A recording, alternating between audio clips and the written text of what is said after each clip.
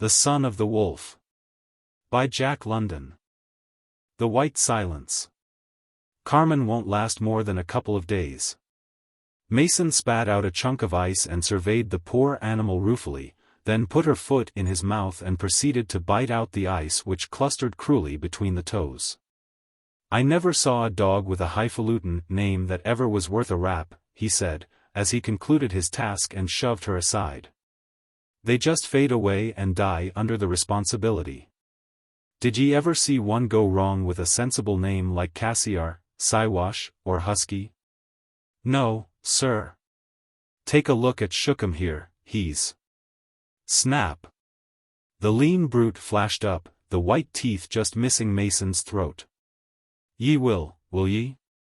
A shrewd clout behind the ear with the butt of the dog whip stretched the animal in the snow, quivering softly, a yellow slaver dripping from its fangs. As I was saying, just look at Shookum, here, he's got the spirit. Bet ye he eats Carmen before the week's out. I'll bank another proposition against that, replied Malamute Kid, reversing the frozen bread placed before the fire to thaw. We'll eat Shookum before the trip is over. What d'ye say, Ruth? The Indian woman settled the coffee with a piece of ice, glanced from Malamute Kid to her husband, then at the dogs, but vouchsafed no reply. It was such a palpable truism that none was necessary. 200 miles of unbroken trail in prospect, with a scant 6 days' grub for themselves and none for the dogs, could admit no other alternative. The two men and the woman grouped about the fire and began their meager meal. The dogs lay in their harnesses, for it was a midday halt, and watched each mouthful enviously. No more lunches after today, said Malamute Kid. And we've got to keep a close eye on the dogs, they're getting vicious. They'd just as soon pull a fellow down as not, if they get a chance. And I was president of an Epworth once, and taught in the Sunday school. Having irrelevantly delivered himself of this, Mason fell into a dreamy contemplation of his steaming moccasins, but was aroused by Ruth filling his cup. Thank God, we've got slathers of tea. I've seen it growing, down in Tennessee. What wouldn't I give for a hot corn pone just now? Never mind, Ruth, you won't starve much longer, nor wear moccasins either. The woman threw off her gloom at this.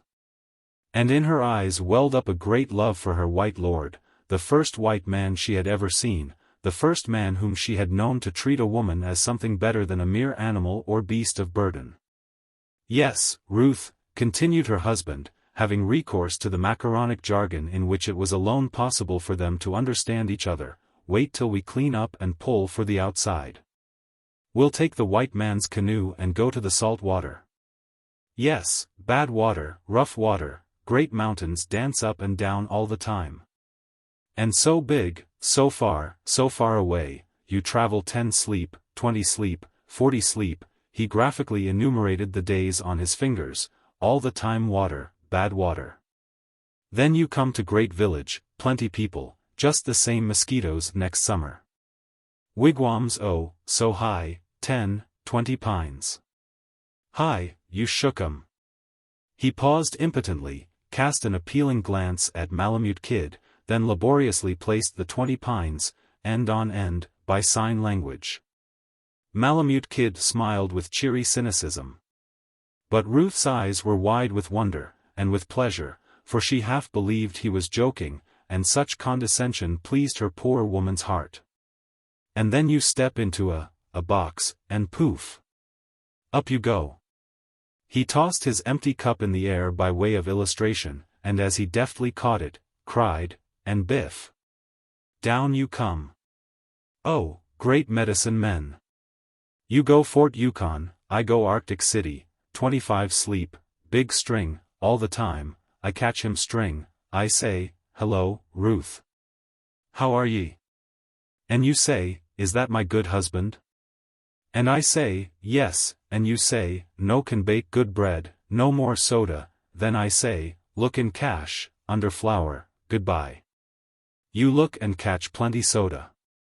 All the time you Fort Yukon, me Arctic City. Hi, you medicine man. Ruth smiled so ingenuously at the fairy story that both men burst into laughter. A row among the dogs cut short the wonders of the outside, and by the time the snarling combatants were separated, she had lashed the sleds and all was ready for the trail. Mush! Baldy! Hi! Mush on! Mason worked his whip smartly, and as the dogs whined low in the traces, broke out the sled with the G-pole. Ruth followed with the second team, leaving Malamute Kid, who had helped her start, to bring up the rear. Strong man, brute that he was, capable of felling an ox at a blow, he could not bear to beat the poor animals, but humored them as a dog driver rarely does, nay, almost wept with them in their misery. "Come, mush on there, you poor sore-footed brutes," he murmured, after several ineffectual attempts to start the load. But his patience was at last rewarded, and though whimpering with pain they hastened to join their fellows. No more conversation, the toil of the trail will not permit such extravagance. And of all deadening labors, that of the Northland Trail is the worst. Happy is the man who can weather a day's travel at the price of silence, and that on a beaten track. And of all heartbreaking labors, that of breaking trail is the worst. At every step the great webbed shoe sinks till the snow is level with the knee.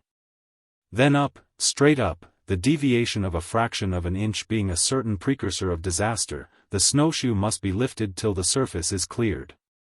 Then forward, down, and the other foot is raised perpendicularly for the matter of half a yard.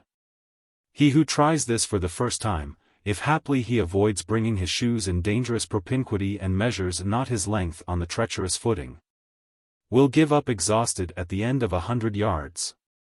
He who can keep out of the way of the dogs for a whole day may well crawl into his sleeping bag with a clear conscience and a pride which passeth all understanding. And he who travels 20 sleeps on the long trail is a man whom the gods may envy. The afternoon wore on, and with the awe, born of the white silence, the voiceless travelers bent to their work. Nature has many tricks wherewith she convinces man of his finity, the ceaseless flow of the tides, the fury of the storm, the shock of the earthquake. The long roll of heaven's artillery, but the most stupendous, the most stupefying of all, is the passive phase of the white silence. All movement ceases, the sky clears, the heavens are as brass, the slightest whisper seems sacrilege, and man becomes timid, affrighted at the sound of his own voice. Sole speck of life journeying across the ghostly wastes of a dead world, he trembles at his audacity, realizes that his is a maggot's life, nothing more. Strange thoughts arise unsummoned, and the mystery of all things strives for utterance. And the fear of death, of God, of the universe, comes over him, the hope of the resurrection and the life, the yearning for immortality, the vain striving of the imprisoned essence. It is then, if ever, man walks alone with God. So wore the day away. The river took a great bend, and Mason headed his team for the cutoff across the narrow neck of land. But the dogs balked at the high bank. Again and again, though Ruth and Malamute Kid were shoving on the sled, they slipped back. Then came the concerted effort. The miserable creatures, weak from hunger, exerted their last strength. Up, up, the sled poised on the top of the bank, but the leader swung the string of dogs behind him to the right, fouling Mason's snowshoes. The result was grievous. Mason was whipped off his feet. One of the dogs fell in the traces, and the sled toppled back, dragging everything to the bottom again. Slash! The whip fell among the dogs savagely, especially upon the one which had fallen. "Don't, Mason," entreated Malamute Kid, "the poor devil's on its last legs. Wait and we'll put my team on." Mason deliberately withheld the whip till the last word had fallen, then out flashed the long lash, completely curling about the offending creature's body. Carmen, for it was Carmen, cowered in the snow, cried piteously, then rolled over on her side. It was a tragic moment, a pitiful incident of the trail, a dying dog, two comrades in anger. Ruth glanced solicitously from man to man. But Malamute Kid restrained himself, though there was a world of reproach in his eyes, and, bending over the dog, cut the traces. No word was spoken. The teams were double-spanned and the difficulty overcome, the sleds were underway again, the dying dog dragging herself along in the rear. As long as an animal can travel, it is not shot, and this last chance is accorded it, the crawling into camp, if it can, in the hope of a moose being killed. Already penitent for his angry action, but too stubborn to make amends, Mason toiled on at the head of the cavalcade, little dreaming that danger hovered in the air. The timber clustered thick in the sheltered bottom, and through this they threaded their way. 50 feet or more from the trail towered a lofty pine. For generations it had stood there, and for generations destiny had had this one end in view. Perhaps the same had been decreed of Mason. He stooped to fasten the loosened thong of his moccasin. The sleds came to a halt, and the dogs lay down in the snow without a whimper. The stillness was weird, not a breath rustled the frost-encrusted forest. The cold and silence of outer space had chilled the heart and smote the trembling lips of nature. A sigh pulsed through the air, they did not seem to actually hear it, but rather felt it, like the premonition of movement in a motionless void. Then the great tree, burdened with its weight of years and snow, played its last part in the tragedy of life. He heard the warning crash and attempted to spring up, but almost erect, caught the blow squarely on the shoulder. The sudden danger, the quick death, how often had Malamute Kid faced it? The pine needles were still quivering as he gave his commands and sprang into action. Nor did the Indian girl faint or raise her voice in idle wailing, as might many of her white sisters. At his order, she threw her weight on the end of a quickly extemporized handspike, easing the pressure and listening to her husband's groans, while Malamute Kid attacked the tree with his axe. The steel rang merrily as it bit into the frozen trunk, each stroke being accompanied by a forced, audible respiration, the huh of the woodsman. At last the kid laid the pitiable thing that was once a man in the snow. But worse than his comrade's pain was the dumb anguish in the woman's face, the blended look of hopeful, hopeless query. Little was said, those of the Northland are early taught the futility of words and the inestimable value of deeds. With the temperature at 65 below zero, a man cannot lie many minutes in the snow and live. So the sled lashings were cut, and the sufferer, rolled in furs, laid on a couch of boughs. Before him roared a fire, built of the very wood which wrought the mishap. Behind and partially over him was stretched the primitive fly, a piece of canvas, which caught the radiating heat and threw it back and down upon him, a trick which men may know who study physics at the fount. And men who have shared their bed with death know when the call is sounded. Mason was terribly crushed. The most cursory examination revealed it. His right arm, leg, and back were broken. His limbs were paralyzed from the hips, and the likelihood of internal injuries was large. An occasional moan was his only sign of life. No hope, nothing to be done. The pitiless night crept slowly by, Ruth's portion, the despairing stoicism of her race, and Malamute Kid adding new lines to his face of bronze. In fact, Mason suffered least of all, for he spent his time in eastern Tennessee, in the Great Smoky Mountains, living over the scenes of his childhood. And most pathetic was the melody of his long-forgotten southern vernacular, as he raved of swimming holes and coon hunts and watermelon raids. It was as Greek to Ruth, but the kid understood and felt as only one can feel who has been shut out for years from all that civilization means. Morning brought consciousness to the stricken man, and Malamute Kid bent closer to catch his whispers. "You remember when we foregathered on the Tanana, for years come next ice run? I didn't care so much for her then.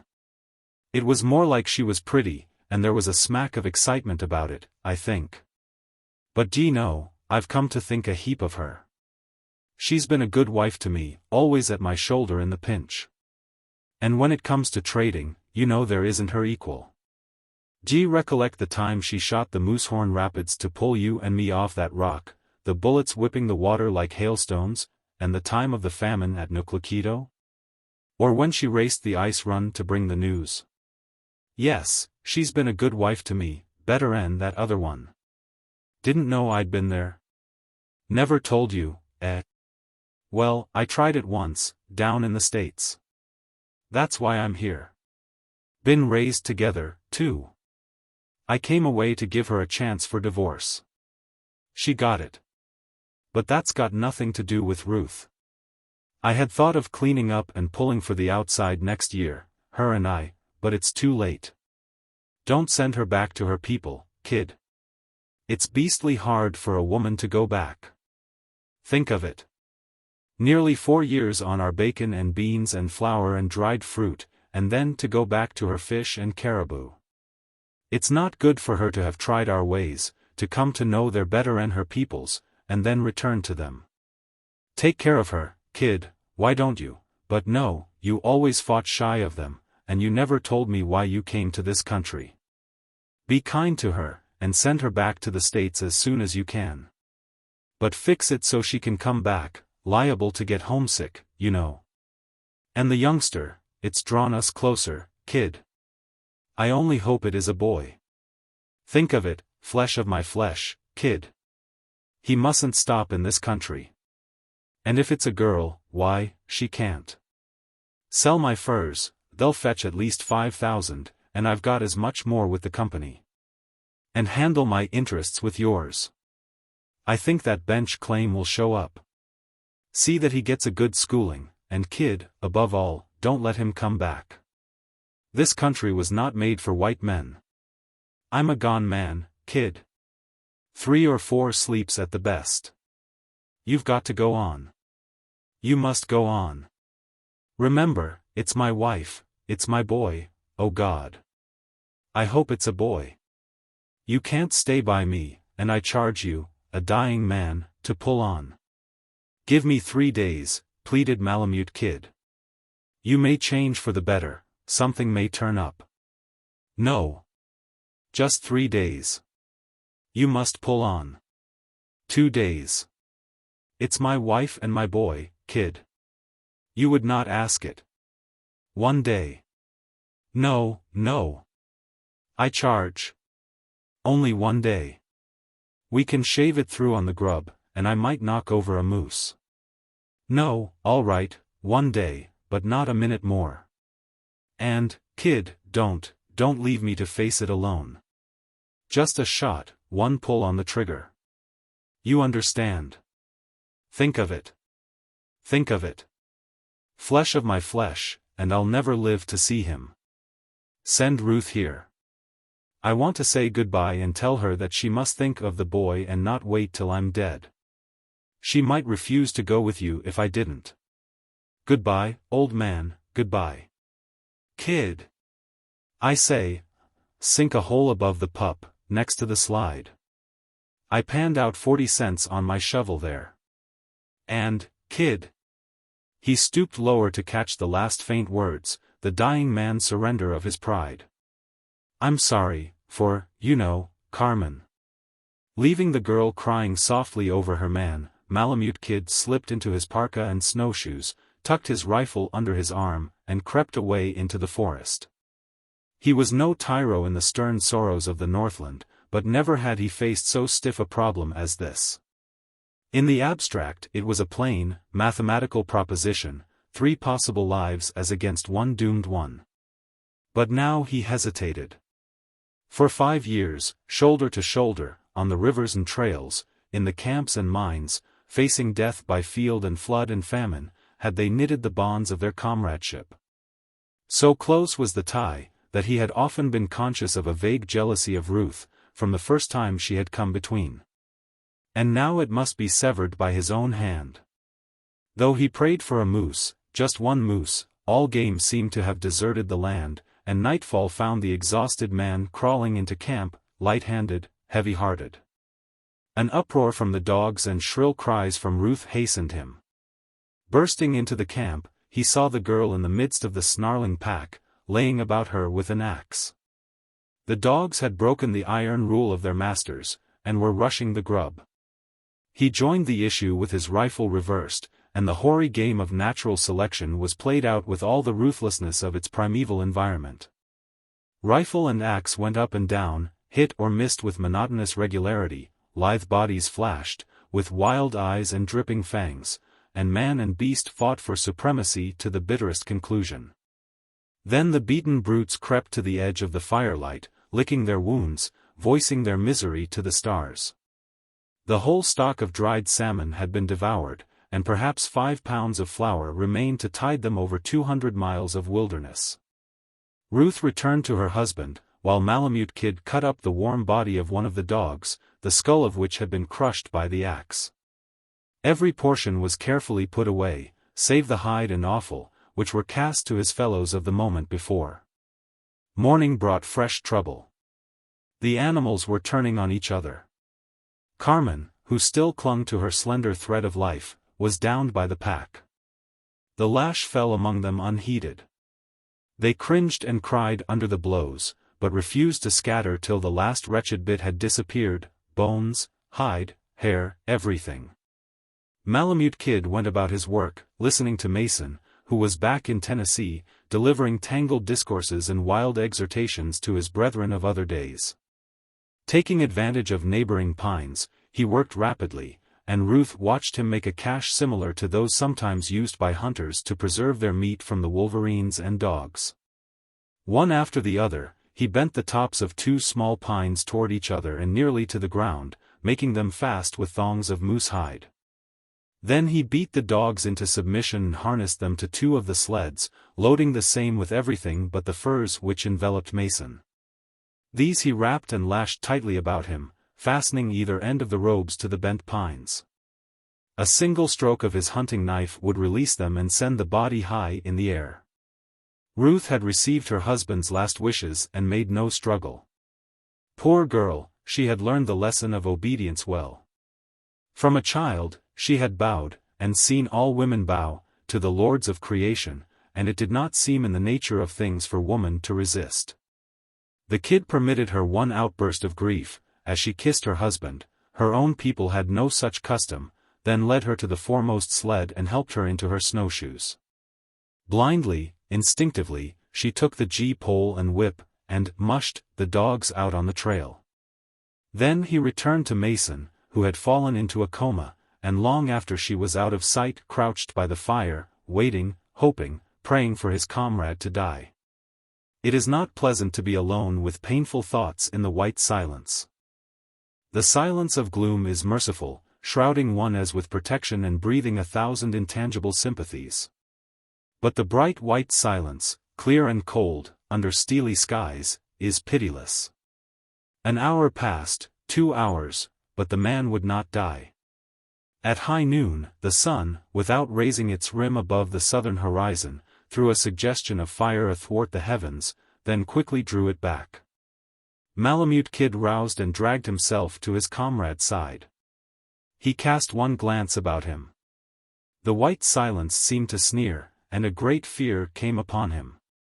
There was a sharp report. Mason swung into his aerial sepulchre, and Malamute Kid lashed the dogs into a wild gallop as he fled across the snow.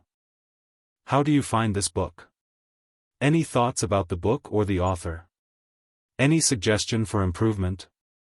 Please take a moment to share your thoughts in a comment. If you like it, share it with your friends who might enjoy it as well. Subscribe to keep in touch. Visit CompleteAudiobooks.com for more quality content. The Son of the Wolf. Man rarely places a proper valuation upon his womankind, at least not until deprived of them.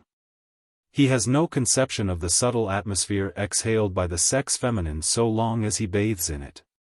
But let it be withdrawn, and an ever-growing void begins to manifest itself in his existence, and he becomes hungry, in a vague sort of way, for a something so indefinite that he cannot characterize it. If his comrades have no more experience than himself, they will shake their heads dubiously and dose him with strong physic. But the hunger will continue and become stronger. He will lose interest in the things of his everyday life and wax morbid, and one day, when the emptiness has become unbearable, a revelation will dawn upon him. In the Yukon country, when this comes to pass, the man usually provisions a poling boat, if it is summer, and if winter, harnesses his dogs, and heads for the Southland. A few months later, supposing him to be possessed of a faith in the country, he returns with a wife to share with him in that faith, and incidentally in his hardships. This but serves to show the innate selfishness of man. It also brings us to the trouble of Scruff McKenzie, which occurred in the old days, before the country was stampeded and staked by a tidal wave of the Chechaquos. And when the Klondike's only claim to notice was its salmon fisheries. Scruff McKenzie bore the earmarks of a frontier birth and a frontier life. His face was stamped with 25 years of incessant struggle with nature in her wildest moods, the last two, the wildest and hardest of all, having been spent in groping for the gold which lies in the shadow of the Arctic Circle. When the yearning sickness came upon him, he was not surprised, for he was a practical man, and had seen other men thus stricken. But he showed no sign of his malady, save that he worked harder. All summer he fought mosquitoes and washed the sure-thing bars of the Stewart River for a double grubstake. Then he floated a raft of house logs down the Yukon to 40 Mile, and put together as comfortable a cabin as any the camp could boast of. In fact, it showed such cozy promise that many men elected to be his partner, and to come and live with him. But he crushed their aspirations with rough speech, peculiar for its strength and brevity, and bought a double supply of grub from the trading post. As has been noted, Scruff McKenzie was a practical man. If he wanted a thing he usually got it, but in doing so, went no farther out of his way than was necessary. Though a son of toil and hardship, he was averse to a journey of 600 miles on the ice, a second of 2,000 miles on the ocean, and still a third 1,000 miles or so to his last stamping grounds, all in the mere quest of a wife. Life was too short. So he rounded up his dogs, lashed a curious freight to his sled, and faced across the divide whose westward slopes were drained by the head reaches of the Tanana. He was a sturdy traveler, and his wolf dogs could work harder and travel farther on less grub than any other team in the Yukon. 3 weeks later he strode into a hunting camp of the upper Tanana sticks. They marveled at his temerity. For they had a bad name, and had been known to kill white men for as trifling a thing as a sharp axe or a broken rifle. But he went among them single-handed, his bearing being a delicious composite of humility, familiarity, sang-froid, and insolence. It required a deft hand and deep knowledge of the barbaric mind effectually to handle such diverse weapons. But he was a past master in the art, knowing when to conciliate and when to threaten with Jove-like wrath. He first made obeisance to the chief Tlingtina, presenting him with a couple of pounds of black tea and tobacco, and thereby winning his most cordial regard. Then he mingled with the men and maidens, and that night gave a potlatch. The snow was beaten down in the form of an oblong, perhaps 100 feet in length, and quarter as many across. Down the center a long fire was built, while either side was carpeted with spruce boughs. The lodges were forsaken, and the 50 or so members of the tribe gave tongue to their folk chants in honor of their guest. Scruff McKenzie's 2 years had taught him the not many hundred words of their vocabulary, and he had likewise conquered their deep gutturals, their Japanese idioms, constructions, and honorific and agglutinative particles. So he made oration after their manner, satisfying their instinctive poetry love with crude flights of eloquence and metaphorical contortions. After Tlingtina and the shaman had responded in kind, he made trifling presents to the menfolk, joined in their singing, and proved an expert in their 52-stick gambling game. And they smoked his tobacco and were pleased. But among the younger men there was a defiant attitude, a spirit of braggadocio, easily understood by the raw insinuations of the toothless squaws and the giggling of the maidens. They had known few white men, sons of the wolf, but from those few they had learned strange lessons. Nor had Scruff McKenzie, for all his seeming carelessness, failed to note these phenomena. In truth, rolled in his sleeping furs, he thought it all over, thought seriously, and emptied many pipes in mapping out a campaign. One maiden only had caught his fancy, none other than Zarinska, daughter to the chief. In features, form, and poise, answering more nearly to the white man's type of beauty, she was almost an anomaly among her tribal sisters. He would possess her, make her his wife, and name her, he would name her Gertrude. Having thus decided, he rolled over on his side and dropped off to sleep, a true son of his all-conquering race, a Samson among the Philistines. It was slow work and a stiff game. But Scruff McKenzie maneuvered cunningly, with an unconcern which served to puzzle the sticks.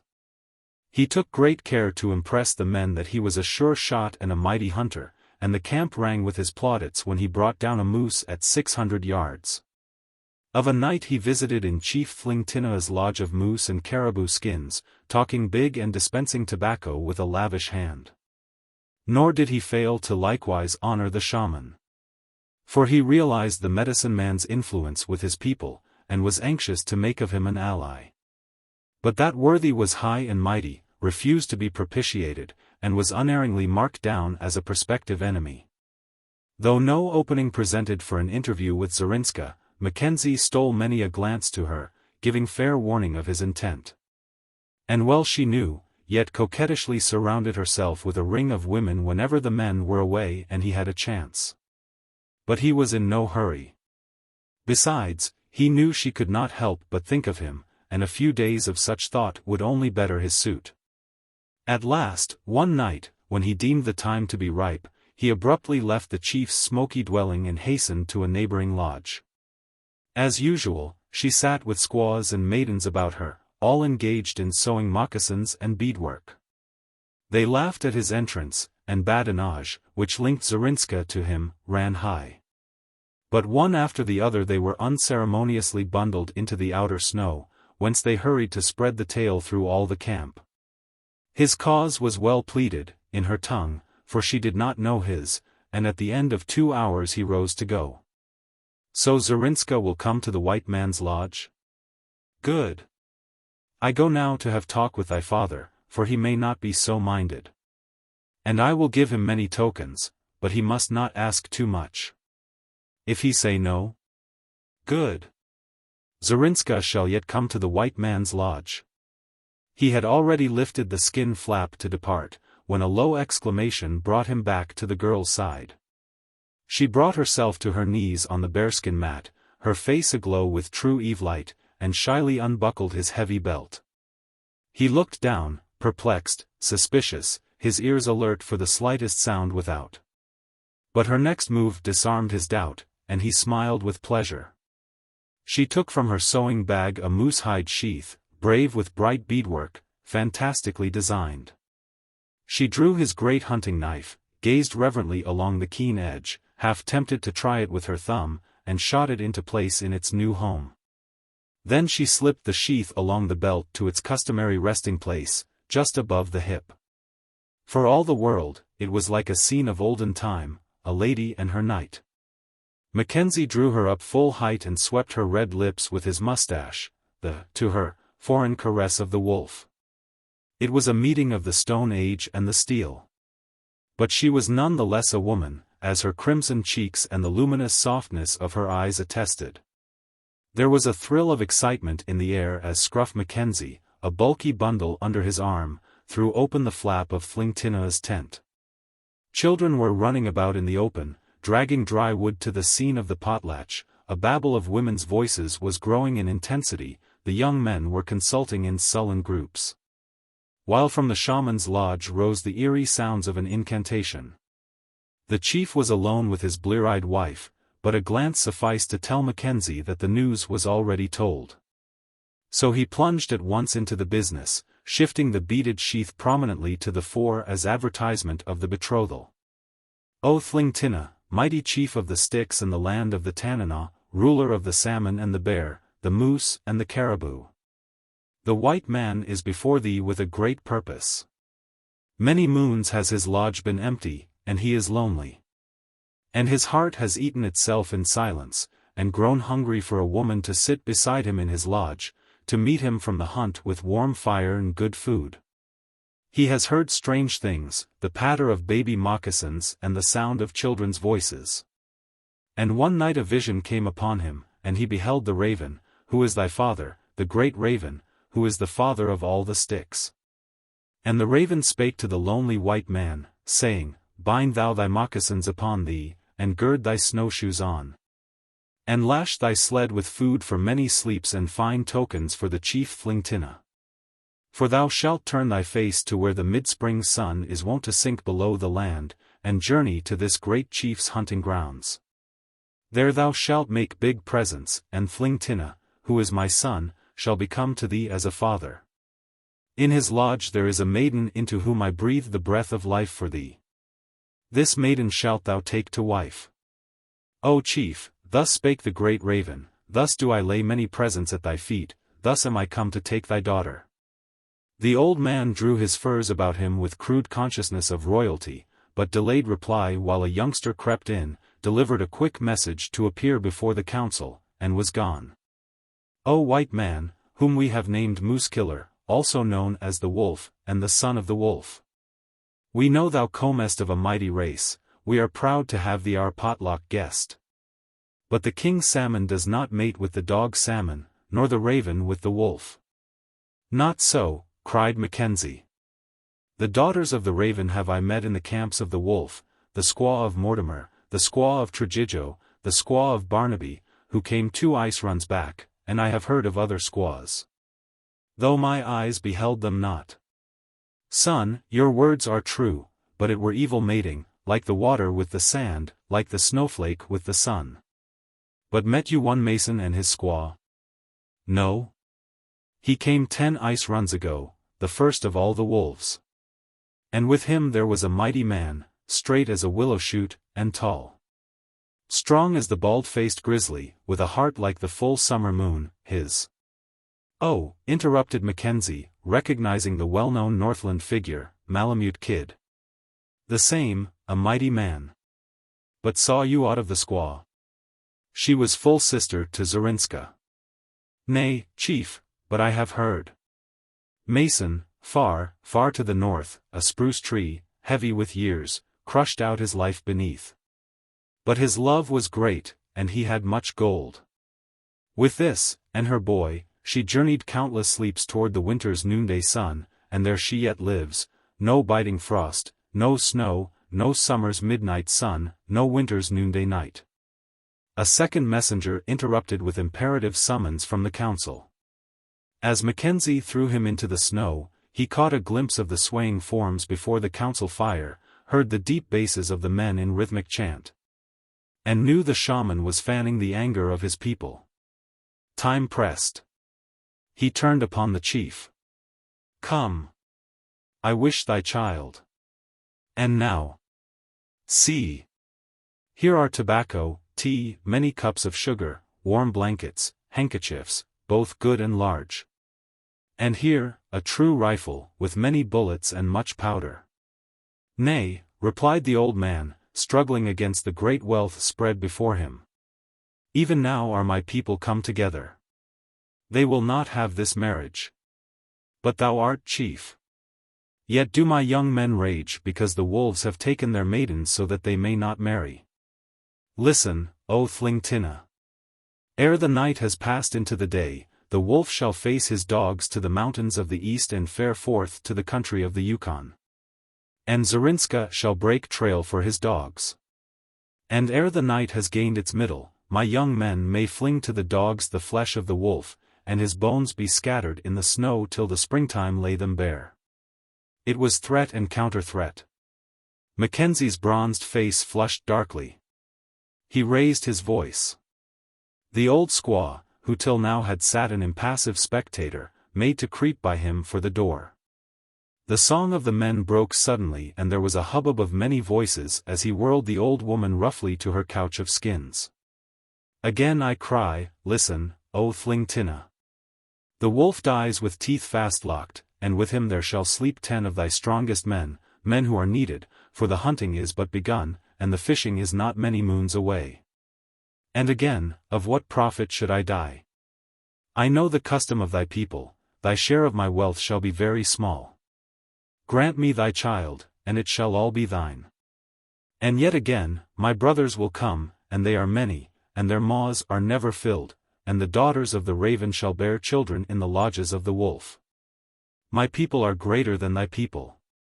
It is destiny. Grant, and all this wealth is thine. Moccasins were crunching the snow without. Mackenzie threw his rifle to cock, and loosened the twin Colts in his belt. "Grant, O chief. And yet will my people say no? Grant, and the wealth is thine. Then shall I deal with thy people after. The wolf will have it so. I will take his tokens, but I would warn him." Mackenzie passed over the goods, taking care to clog the rifle's ejector, and capping the bargain with a kaleidoscopic silk kerchief. The shaman and half a dozen young braves entered, but he shouldered boldly among them and passed out. "Pack!" was his laconic greeting to Zarinska as he passed her lodge and hurried to harness his dogs. A few minutes later he swept into the council at the head of the team, the woman by his side. He took his place at the upper end of the oblong, by the side of the chief. To his left, a step to the rear, he stationed Zarinska, her proper place. Besides, the time was ripe for mischief, and there was need to guard his back. On either side, the men crouched to the fire, their voices lifted in a folk chant out of the forgotten past. Full of strange, halting cadences and haunting recurrences, it was not beautiful. Fearful may inadequately express it. At the lower end, under the eye of the shaman, danced half a score of women. Stern were his reproofs of those who did not wholly abandon themselves to the ecstasy of the rite. Half hidden in their heavy masses of raven hair, all disheveled and falling to their waists, they slowly swayed to and fro, their forms rippling to an ever-changing rhythm. It was a weird scene. An anachronism. To the south, the 19th century was reeling off the few years of its last decade. Here flourished man primeval, a shade removed from the prehistoric cave-dweller, forgotten fragment of the elder world. The tawny wolf dogs sat between their skin-clad masters or fought for room, the firelight cast backward from their red eyes and slavered fangs. The woods, in ghostly shroud, slept on unheeding. The white silence, for the moment driven to the rimming forest, seemed ever crushing inward, the stars danced with great leaps, as is their wont in the time of the great cold. While the spirits of the pole trailed their robes of glory athwart the heavens. Scruff McKenzie dimly realized the wild grandeur of the setting as his eyes ranged down the fur-fringed sides in quest of missing faces. They rested for a moment on a newborn babe, suckling at its mother's naked breast. It was 40 below, 70 and odd degrees of frost. He thought of the tender women of his own race and smiled grimly. Yet from the loins of some such tender woman had he sprung with a kingly inheritance, an inheritance which gave to him and his dominance over the land and sea. Over the animals and the peoples of all the zones. Single-handed against 50, girt by the Arctic winter, far from his own, he felt the prompting of his heritage, the desire to possess the wild danger love, the thrill of battle. The power to conquer or to die. The singing and the dancing ceased, and the shaman flared up in rude eloquence. Through the sinuosities of their vast mythology, he worked cunningly upon the credulity of his people. The case was strong.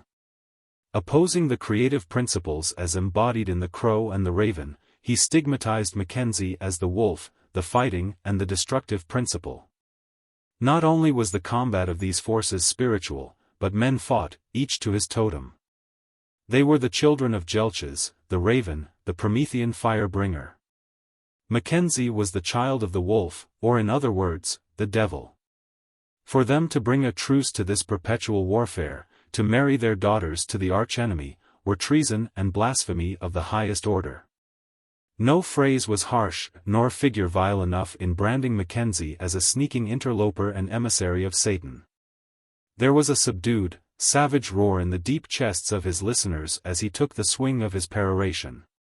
"I, my brothers, Jelches is all-powerful. Did he not bring heaven-born fire that we might be warm?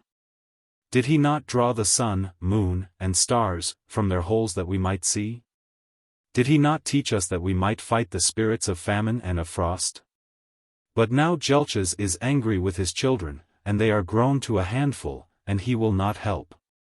For they have forgotten him, and done evil things, and trod bad trails, and taken his enemies into their lodges to sit by their fires.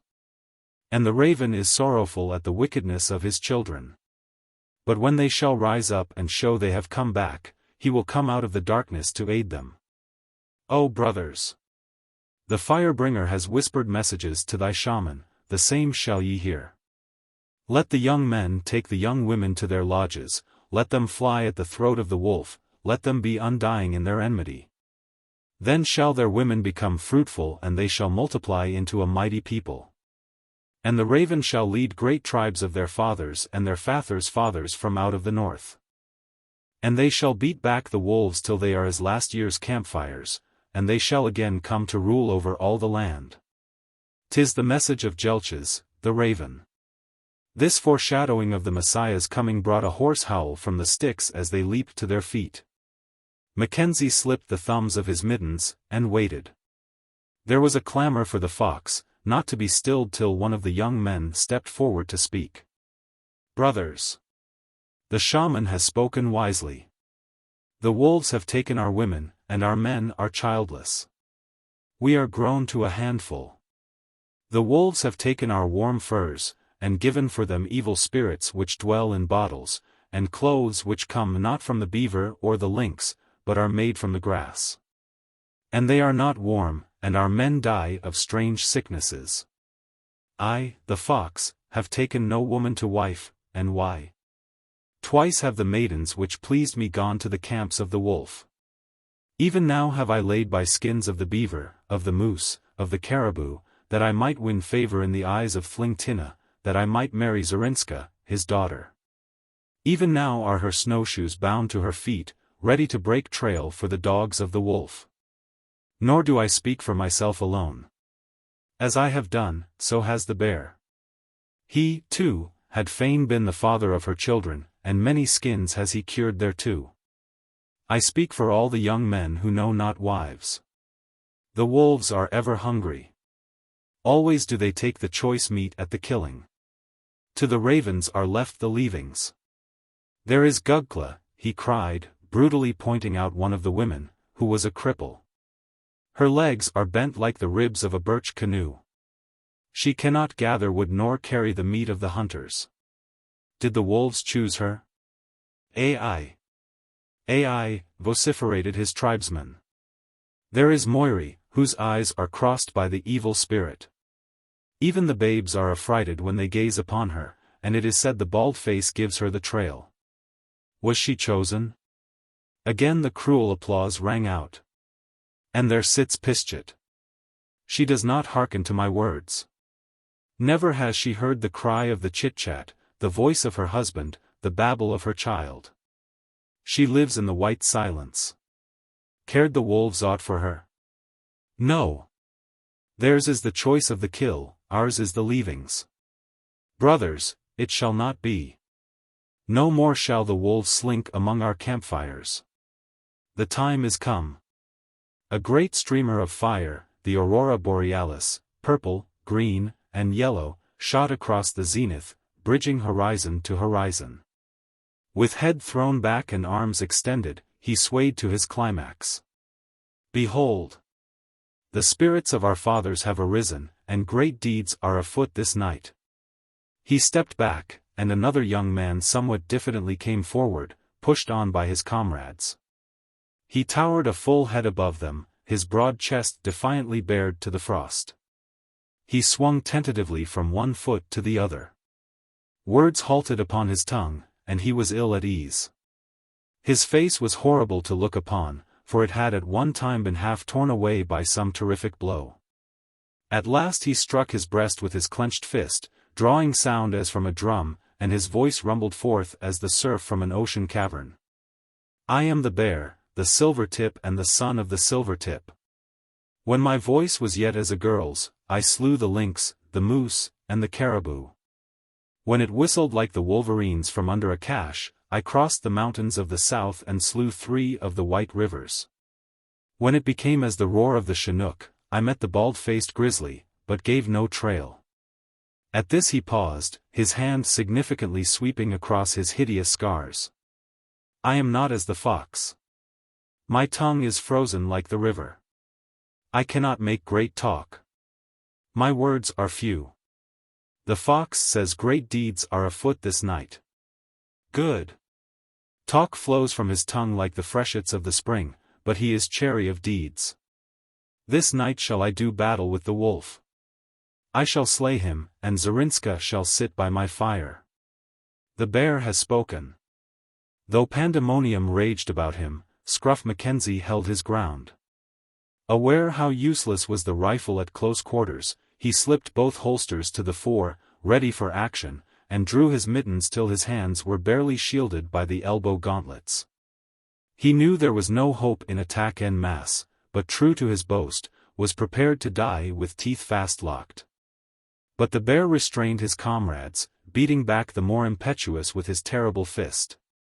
As the tumult began to die away, Mackenzie shot a glance in the direction of Zarinska. It was a superb picture.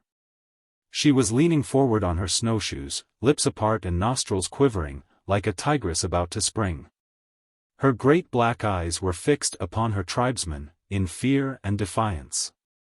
So extreme the tension, she had forgotten to breathe. With one hand pressed spasmodically against her breast and the other as tightly gripped about the dog whip, she was as turned to stone. Even as he looked, relief came to her. Her muscles loosened. With a heavy sigh she settled back, giving him a look of more than love. Tina was trying to speak, but his people drowned his voice. Then Mackenzie strode forward. The fox opened mouth to a piercing yell, but so savagely did Mackenzie whirl upon him that he shrank back, his larynx all a-gurgle with suppressed sound. His discomfiture was greeted with roars of laughter, and served to soothe his fellows to a listening mood. Brothers! The white man, whom ye have chosen to call the wolf, came among you with fair words. He was not like the Inuit, he spoke not lies. He came as a friend, as one who would be a brother. But your men have had their say, and the time for soft words is past. First, I will tell you that the shaman has an evil tongue and is a false prophet, that the messages he spake are not those of the fire-bringer. His ears are locked to the voice of the raven, and out of his own head he weaves cunning fancies, and he has made fools of you. He has no power. When the dogs were killed and eaten, and your stomachs were heavy with untanned hide and strips of moccasins. When the old men died, and the old women died, and the babes at the dry dugs of the mothers died, when the land was dark, and ye perished as do the salmon in the fall. Aye, when the famine was upon you, did the shaman bring reward to your hunters? Did the shaman put meat in your bellies? Again I say, the shaman is without power. Thus I spit upon his face. Though taken aback by the sacrilege, there was no uproar. Some of the women were even frightened, but among the men there was an uplifting, as though in preparation or anticipation of the miracle. All eyes were turned upon the two central figures. The priest realized the crucial moment, felt his power tottering, opened his mouth in denunciation, but fled backward before the truculent advance, upraised fist, and flashing eyes, of Mackenzie. He sneered and resumed. Was I stricken dead? Did the lightning burn me? Did the stars fall from the sky and crush me? Pish! I have done with the dog. Now will I tell you of my people, who are the mightiest of all the peoples, who rule in all the lands. At first we hunt as I hunt, alone. After that we hunt in packs. And at last, like the caribou run, we sweep across all the land. Those whom we take into our lodges live, those who will not come die. Zarinska is a comely maiden, full and strong, fit to become the mother of wolves. Though I die, such shall she become, for my brothers are many, and they will follow the scent of my dogs. Listen to the law of the wolf, whoso taketh the life of one wolf, the forfeit shall 10 of his people pay. In many lands has the price been paid, in many lands shall it yet be paid. Now will I deal with the fox and the bear. It seems they have cast eyes upon the maiden. So, behold, I have bought her. Tina leans upon the rifle, the goods of purchase are by his fire. Yet will I be fair to the young men. To the fox, whose tongue is dry with many words, will I give of tobacco 5 long plugs. Thus will his mouth be wetted that he may make much noise in the council. But to the bear, of whom I am well proud, will I give of blankets 2, of flour, 20 cups, of tobacco, double that of the fox. And if he fare with me over the mountains of the east, then will I give him a rifle, mate to Thlingtina's. If not? Good. The wolf is weary of speech. Yet once again will he say the law, whoso taketh the life of one wolf, the forfeit shall 10 of his people pay. Mackenzie smiled as he stepped back to his old position, but at heart he was full of trouble. The night was yet dark. The girl came to his side, and he listened closely as she told of the bear's battle tricks with the knife. The decision was for war. In a trice, scores of moccasins were widening the space of beaten snow by the fire. There was much chatter about the seeming defeat of the shaman. Some averred he had but withheld his power, while others conned past events and agreed with the wolf. The bear came to the center of the battleground, a long naked hunting knife of Russian make in his hand. The fox called attention to Mackenzie's revolvers. So he stripped his belt, buckling it about Zarinska, into whose hands he also entrusted his rifle. She shook her head that she could not shoot, small chance had a woman to handle such precious things. Then, if danger come by my back, cry aloud, my husband. No, thus, my husband. He laughed as she repeated it, pinched her cheek, and re-entered the circle. Not only in reach and stature had the bear the advantage of him, but his blade was longer by a good 2 inches. Scruff McKenzie had looked into the eyes of men before, and he knew it was a man who stood against him, yet he quickened to the glint of light on the steel, to the dominant pulse of his race.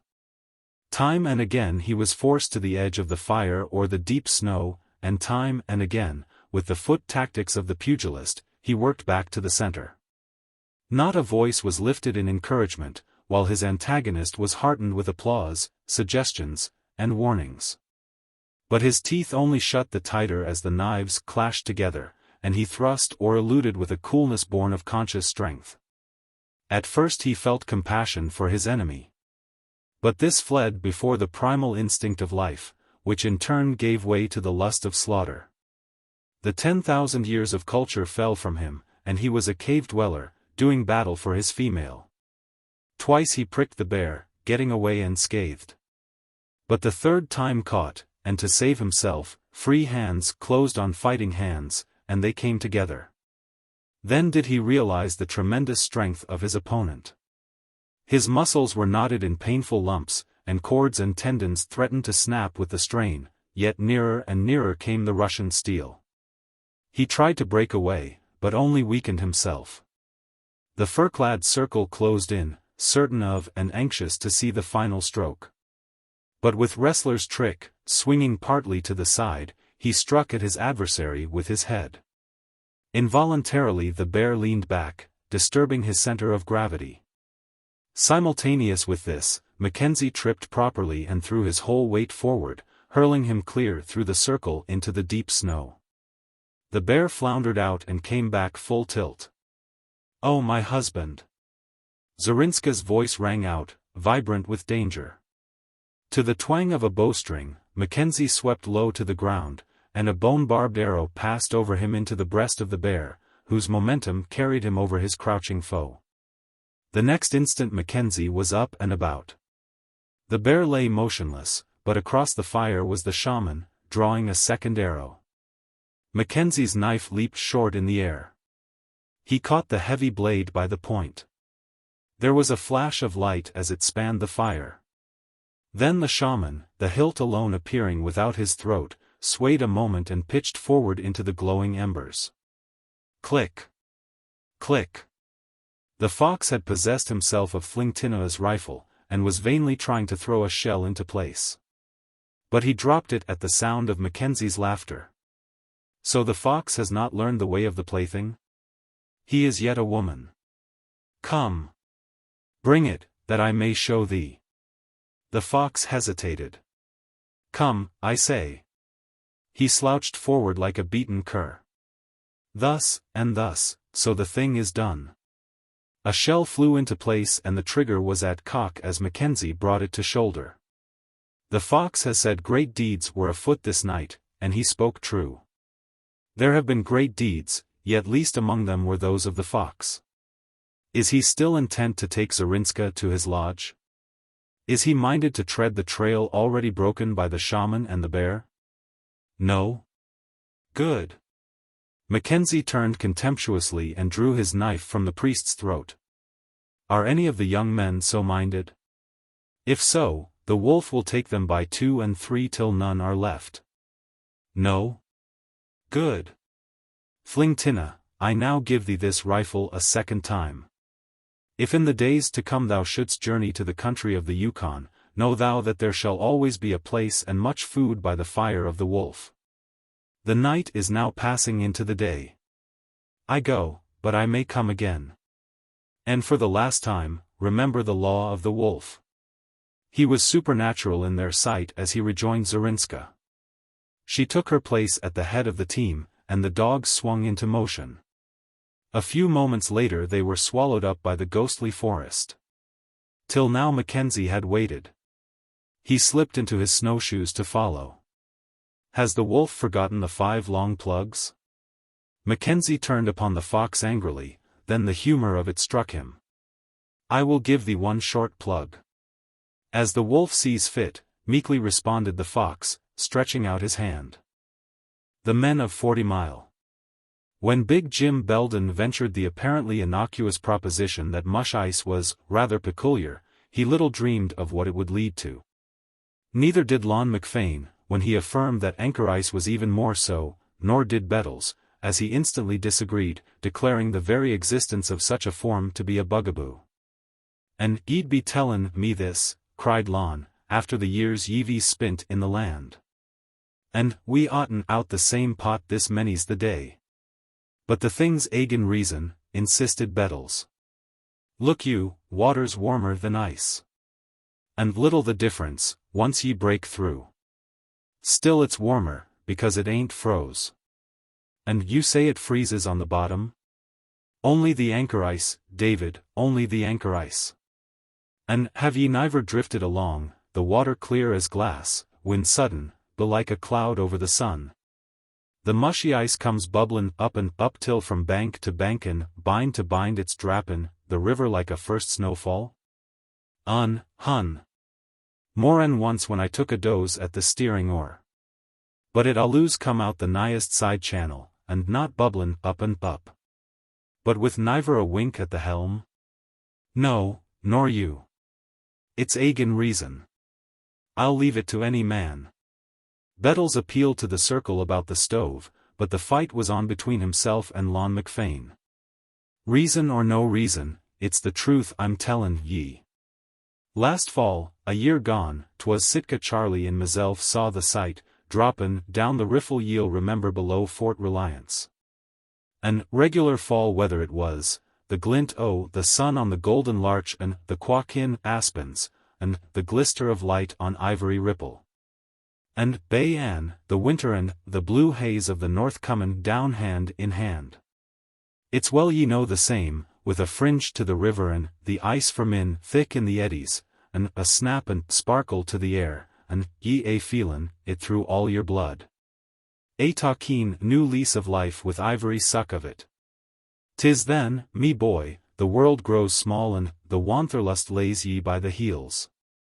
But it's meself as wanders.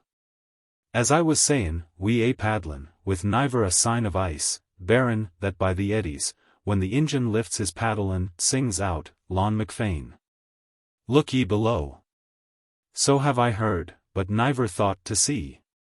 As ye know, Sitka Charlie, like meself, niver drew first breath in the land, so the sight was new.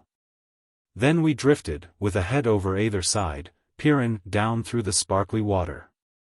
For the world like the days I spent with the pearlers, watchin' the coral banks a growin', the same as so many gardens under the sea. There it was, the anchor ice, clingin' and clusterin' to ivory rock, after the manner of the white coral. But the best of the sight was to come. Just after clearin' the tail of the riffle, the water turns quick the color of milk, and the top of it in wee circles, as when the grey lin rise in the spring. Or there's a splatter of wet from the sky. 'Twas the anchor ice comin' up. To the right, to the lift, as far as e'er a man could see, the water was covered with the same. And, like so much porridge it was, slickin' along the bark of the canoe, stickin' like glue to the paddles. It's many's the time I shot the selfsame riffle before, and it's many's the time after, but never a wink of the same have I seen. 'Twas the sight of a lifetime. Do tell, dryly commented Bettles. D'ye think I'd believe such a yarn? I'd ruther say the glister of light had gone to your eyes, and the snap of the air to your tongue. 'Twas me own eyes that beheld it, and if Sitka Charlie was here, he'd be the lad to back me. But facts is facts, and they ain't no gettin' round 'em. It ain't in the nature of things for the water furthest away from the air to freeze first. But me own eyes. Don't get het up over it, admonished Bettles, as the quick Celtic anger began to mount. Then you're not after bellivin' me? Since you're so blamed forehand about it, no. I'd believe nature first, and facts. Is it the lie ye'd be givin' me? Threatened Lon. Ye'd better be a skin, that Siwash wife of yours. I'll lave it to her, for the truth I spake. Bettles flared up in sudden wrath. The Irishman had unwittingly wounded him. For his wife was the half-breed daughter of a Russian fur trader, married to him in the Greek mission of Nulato, 1,000 miles or so down the Yukon. Thus being of much higher caste than the common Siwash, or native, wife. It was a mere Northland nuance, which none but the Northland adventurer may understand. I reckon you can take it that way, was his deliberate affirmation. The next instant Lon McFain had stretched him on the floor, the circle was broken up, and half a dozen men had stepped between. Bettles came to his feet, wiping the blood from his mouth. It hain't new, this talkeen, and payin' of blows, and don't you never think but that this will be squared. And niver in me life did I take the lie from mortal man, was the retort courteous. An' it's an avil day I'll not be to hand, waitin' and willin' to help ye lift your debts, bearin' no manner of way. Still got that 38-55? Lon nodded. But you'd better get a more likely caliber. Mine'll rip holes through you the size of walnuts. Niver fear. It's me own slugs smell their way with soft noses, and they'll spread like flapjacks against the coming out bayan. And when'll I have the pleasure of waitin' on ye? The Waterhole's a strikin' locality. 'Tain't bad. Jest be there in an hour, and you won't set long on my coming. Both men mittened and left the post, their ears closed to the remonstrances of their comrades. It was such a little thing. Yet with such men, little things, nourished by quick tempers and stubborn natures, soon blossomed into big things. Besides, the art of burning to bedrock still lay in the womb of the future, and the men of 40 Mile, shut in by the long Arctic winter, grew high-stomached with overeating and enforced idleness. And became as irritable as do the bees in the fall of the year when the hives are overstocked with honey. There was no law in the land. The mounted police was also a thing of the future. Each man measured an offense, and meted out the punishment inasmuch as it affected himself. Rarely had combined action been necessary, and never in all the dreary history of the camp had the 8th article of the Decalogue been violated. Big Jim Belden called an impromptu meeting. Scruff McKenzie was placed as temporary chairman, and a messenger dispatched to solicit Father Roubaud's good offices. Their position was paradoxical, and they knew it. By the right of might could they interfere to prevent the duel, yet such action, while in direct line with their wishes, went counter to their opinions. While their rough-hewn, obsolete ethics recognized the individual prerogative of wiping out blow with blow, they could not bear to think of two good comrades, such as Bettles and McFain, meeting in deadly battle. Deeming the man who would not fight on provocation a dastard, when brought to the test it seemed wrong that he should fight. But a scurry of moccasins and loud cries, rounded off with a pistol shot, interrupted the discussion.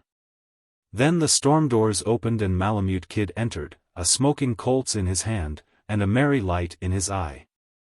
"I got him." He replaced the empty shell, and added, "Your dog, Scruff." "Yellow Fawn?" Mackenzie asked. "No, the lop-eared one." "The devil. Nothing the matter with him. Come out and take a look. That's all right after all. Guess he's got M, too." Yellow Fawn came back this morning and took a chunk out of him, and came near to making a widower of me. Made a rush for Zarinska, but she whisked her skirts in his face and escaped with the loss of the same and a good roll in the snow. Then he took to the woods again. Hope he don't come back. Lost any yourself? One, the best one of the pack, shook 'em. Started amuck this morning, but didn't get very far. Ran foul of Sitka Charlie's team, and they scattered him all over the street. And now 2 of them are loose, and raging mad, so you see he got his work in. The dog census will be small in the spring if we don't do something. And the man census, too. How's that? Who's in trouble now? Oh, Bettles and Lon McFain had an argument, and they'll be down by the waterhole in a few minutes to settle it. The incident was repeated for his benefit, and Malamute Kid, accustomed to an obedience which his fellow men never failed to render, took charge of the affair. His quickly formulated plan was explained, and they promised to follow his lead implicitly. So you see, he concluded, we do not actually take away their privilege of fighting. And yet I don't believe they'll fight when they see the beauty of the scheme. Life's a game and men the gamblers. They'll stake their whole pile on the one chance in 1,000. Take away that one chance, and they won't play. He turned to the man in charge of the post. Storekeeper, wait out 3 fathoms of your best half-inch manila. We'll establish a precedent which will last the men of 40 Mile to the end of time, he prophesied. Then he coiled the rope about his arm and led his followers out of doors, just in time to meet the principals. What dongade righted he to fetch my wife in? Thundered Bettles to the soothing overtures of a friend. "TWAN't called for," he concluded decisively. "TWAN't called for," he reiterated again and again, pacing up and down and waiting for Lon McFain. And Lon McFain, his face was hot and tongue rapid as he flaunted insurrection in the face of the church. Then, "Father," he cried, "it's with an AC heart I'll roll in me flamy blankets, the broad of me back on a bed of coals. Niver shall it be said that Lon McFain took a lie, twixt the teeth without ever liftin' a hand. And I'll not ask a blessin'. The years have been wild, but it's the heart was in the right place." "But it's not the heart, Lon," interposed Father Roubaud, "it's pride that bids you forth to slay your fellow man." "You're French," Lon replied. And then, turning to leave him, "And will ye say a mass if the luck is against me?" But the priest smiled, thrust his moccasined feet to the fore, and went out upon the white breast of the silent river. A packed trail, the width of a 16-inch sled, led out to the waterhole. On either side lay the deep, soft snow. The men trod in single file, without conversation, and the black-stoled priest in their midst gave to the function the solemn aspect of a funeral. It was a warm winter's day for 40 Mile, a day in which the sky, filled with heaviness, drew closer to the earth, and the mercury sought the unwonted level of 20 below. But there was no cheer in the warmth. There was little air in the upper strata, and the clouds hung motionless, giving sullen promise of an early snowfall. And the earth, unresponsive, made no preparation, content in its hibernation.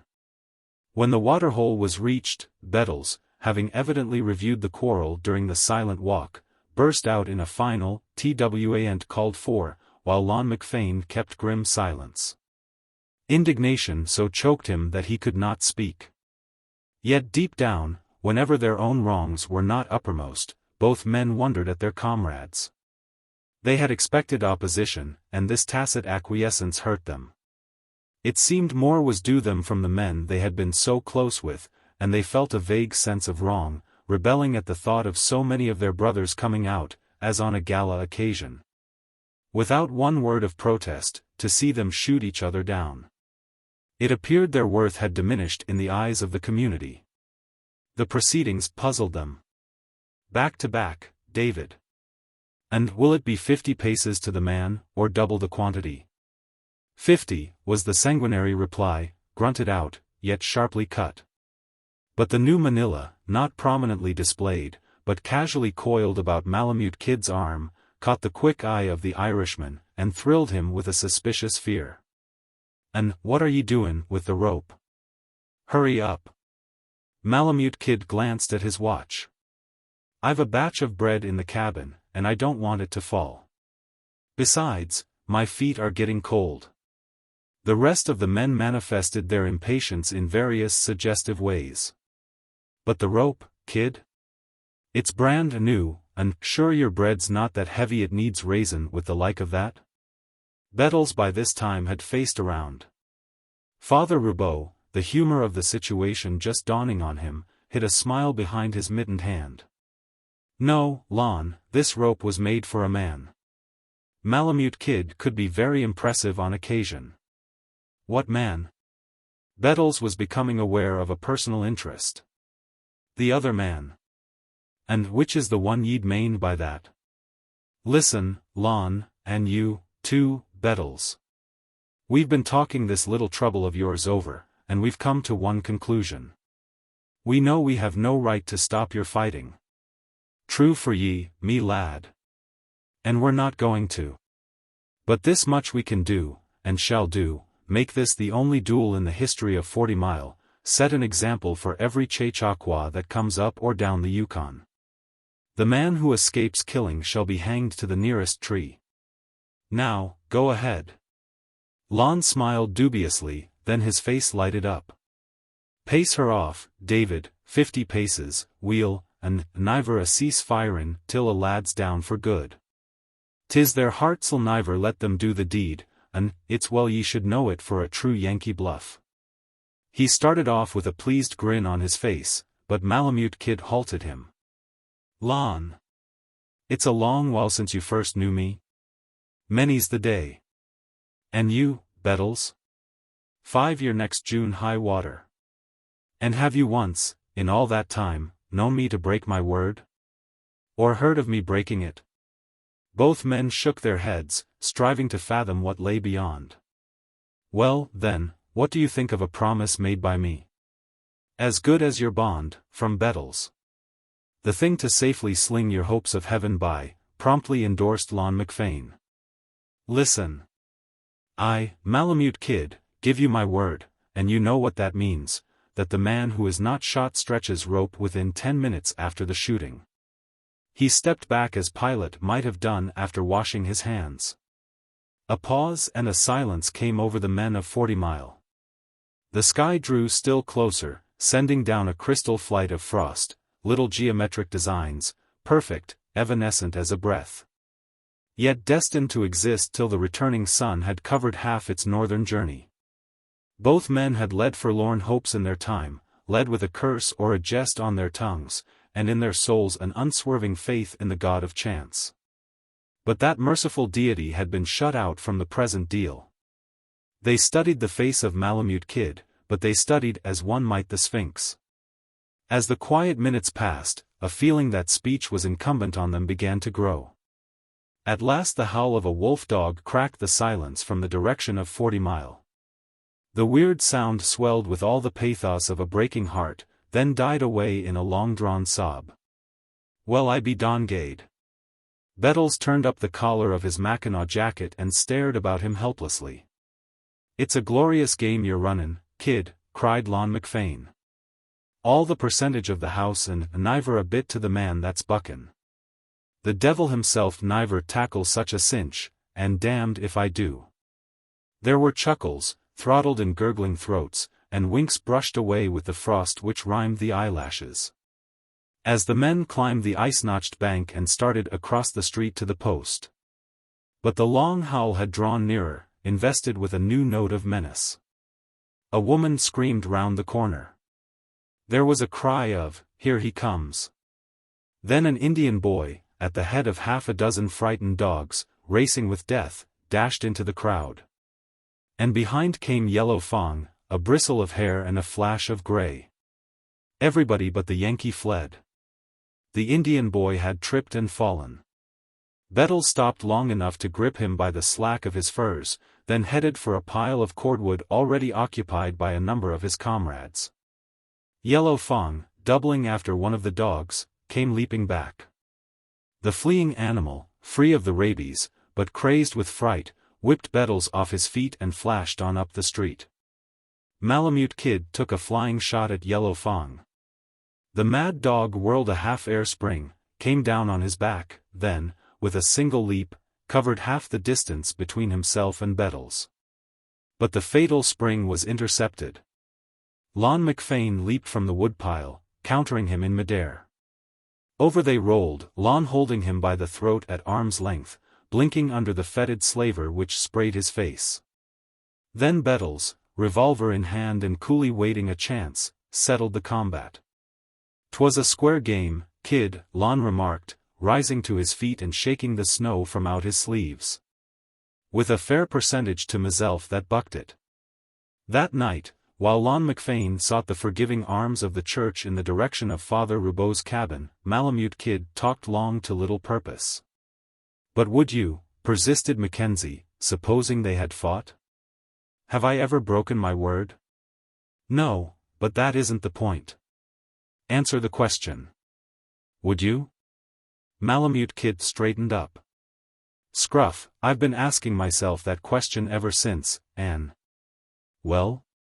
Well, as yet, I haven't found the answer. In a far country. When a man journeys into a far country, he must be prepared to forget many of the things he has learned, and to acquire such customs as are inherent with existence in the new land.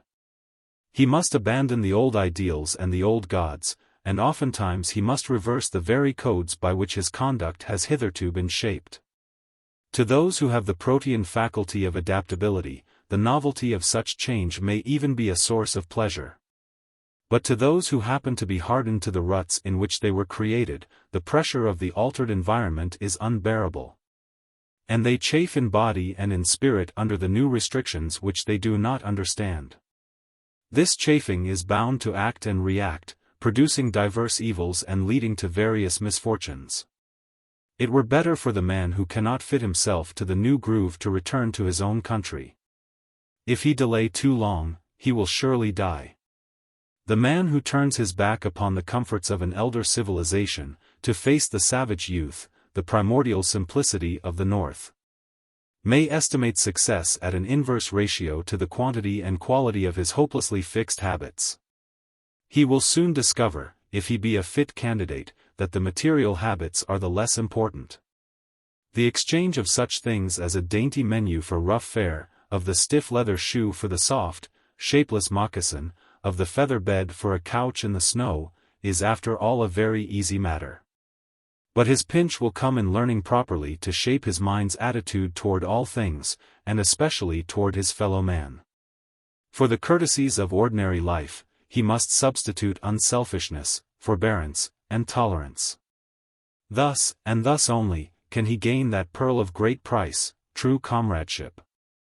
He must not say, "Thank you," he must mean it without opening his mouth, and prove it by responding in kind. In short, he must substitute the deed for the word, the spirit for the letter.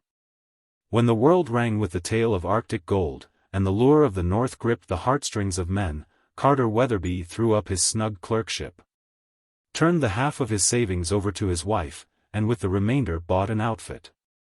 There was no romance in his nature, the bondage of commerce had crushed all that, he was simply tired of the ceaseless grind, and wished to risk great hazards in view of corresponding returns.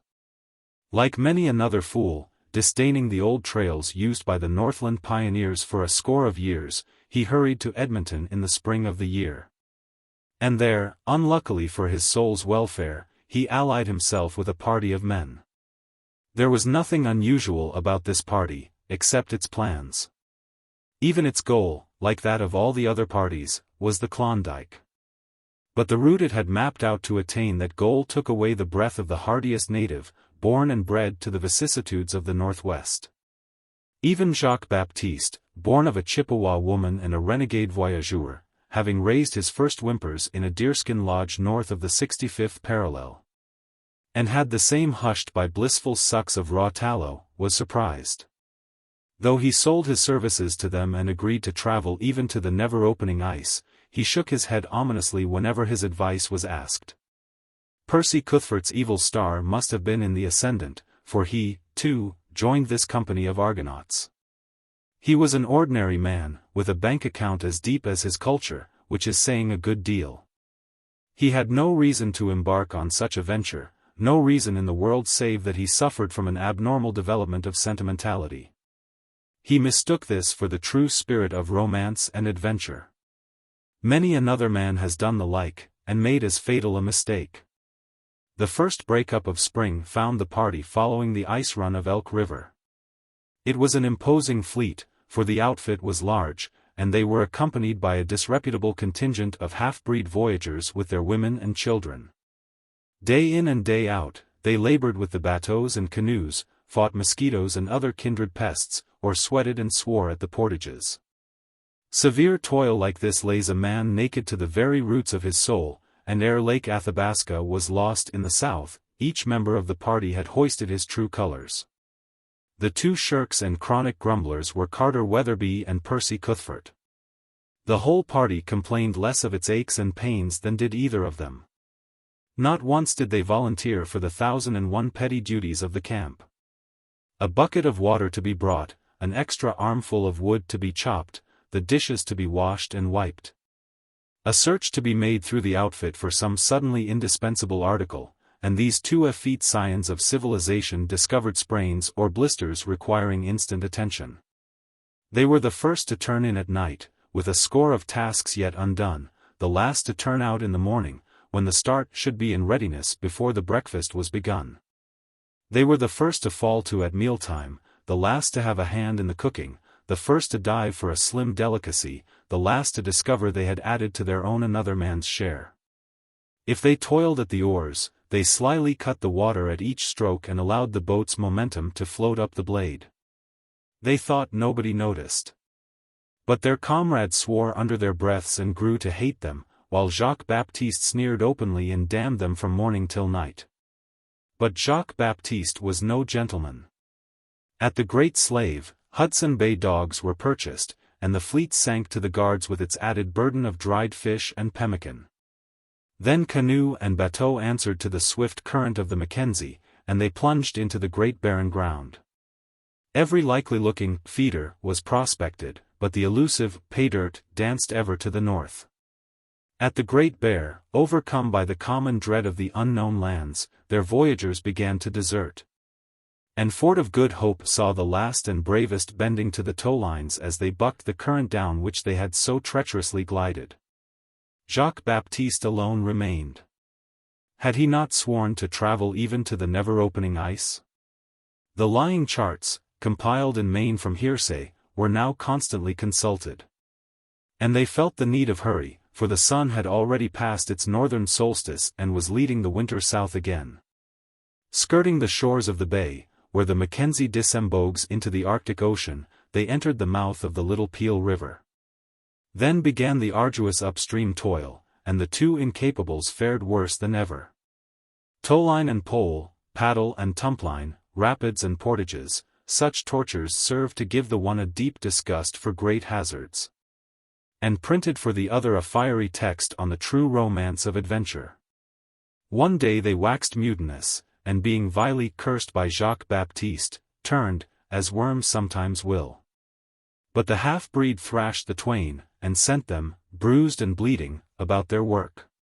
It was the first time either had been manhandled. Abandoning their river craft at the headwaters of the Little Peel, they consumed the rest of the summer in the great portage over the Mackenzie watershed to the West Rat. This little stream fed the Porcupine, which in turn joined the Yukon where that mighty highway of the north countermarches on the Arctic Circle.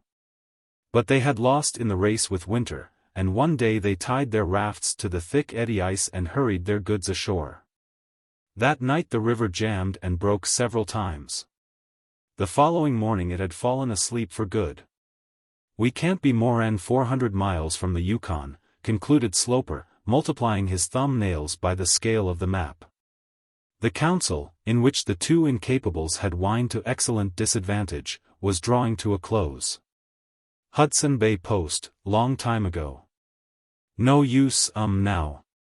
Jacques-Baptiste's father had made the trip for the fur company in the old days, incidentally marking the trail with a couple of frozen toes. "Suffrin', cracky," cried another of the party. "No whites?" "Nary white," Sloper sententiously affirmed, "but it's only 500 more up the Yukon to Dawson. Call it a rough 1,000 from here." Weatherby and Cuthbert groaned in chorus. "How long'll that take, Baptiste?" The half-breed figured for a moment. "Work 'em like hell, no man play out, 10, 20, 40, 50 days. Babies come," designating the incapables, "no can tell. Meb when hell freeze over, meb not then." The manufacture of snowshoes and moccasins ceased. Somebody called the name of an absent member, who came out of an ancient cabin at the edge of the campfire and joined them. The cabin was one of the many mysteries which lurk in the vast recesses of the North. Built when and by whom, no man could tell. Two graves in the open, piled high with stones, perhaps contained the secret of those early wanderers. But whose hand had piled the stones? The moment had come.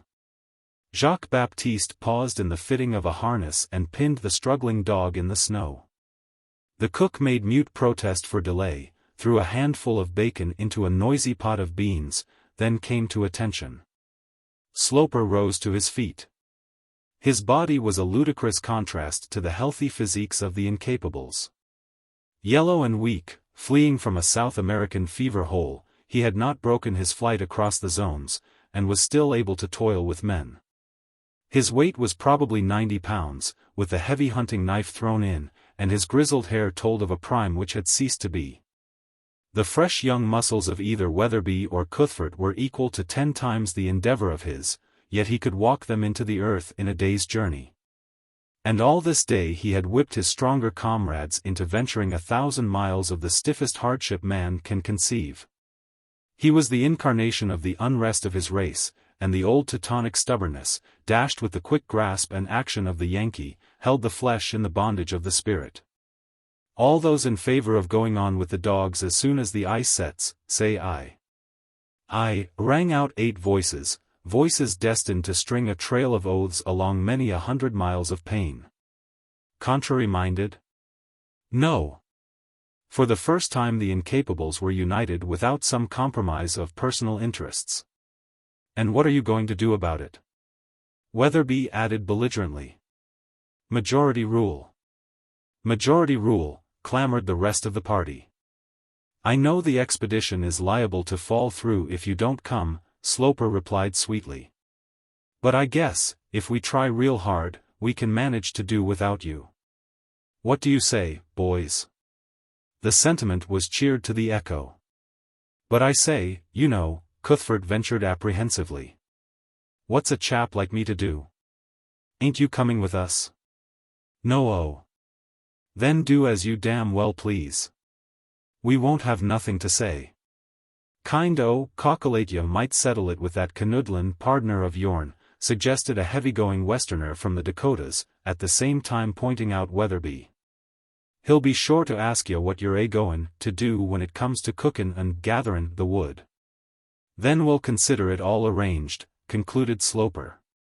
"We'll pull out tomorrow, if we camp within 5 miles, just to get everything in running order and remember if we've forgotten anything." The sleds groaned by on their steel-shod runners, and the dogs strained low in the harnesses in which they were born to die. Jacques-Baptiste paused by the side of Sloper to get a last glimpse of the cabin. The smoke curled up pathetically from the Yukon stovepipe. The two incapables were watching them from the doorway. Sloper laid his hand on the other's shoulder. "Jacques-Baptiste, did you ever hear of the Kilkenny cats?" The half-breed shook his head. "Well, my friend and good comrade, the Kilkenny cats fought till neither hide, nor hair, nor yowl, was left. You understand, till nothing was left. Very good. Now, these two men don't like work. They'll be all alone in that cabin all winter, a mighty long, dark winter. Kilkenny cats, well? The Frenchman in Baptiste shrugged his shoulders, but the Indian in him was silent. Nevertheless, it was an eloquent shrug, pregnant with prophecy. Things prospered in the little cabin at first. The rough badinage of their comrades had made Weatherby and Cuthbert conscious of the mutual responsibility which had devolved upon them. Besides, there was not so much work after all for two healthy men. And the removal of the cruel whip-hand, or in other words the bulldozing half-breed, had brought with it a joyous reaction. At first, each strove to outdo the other.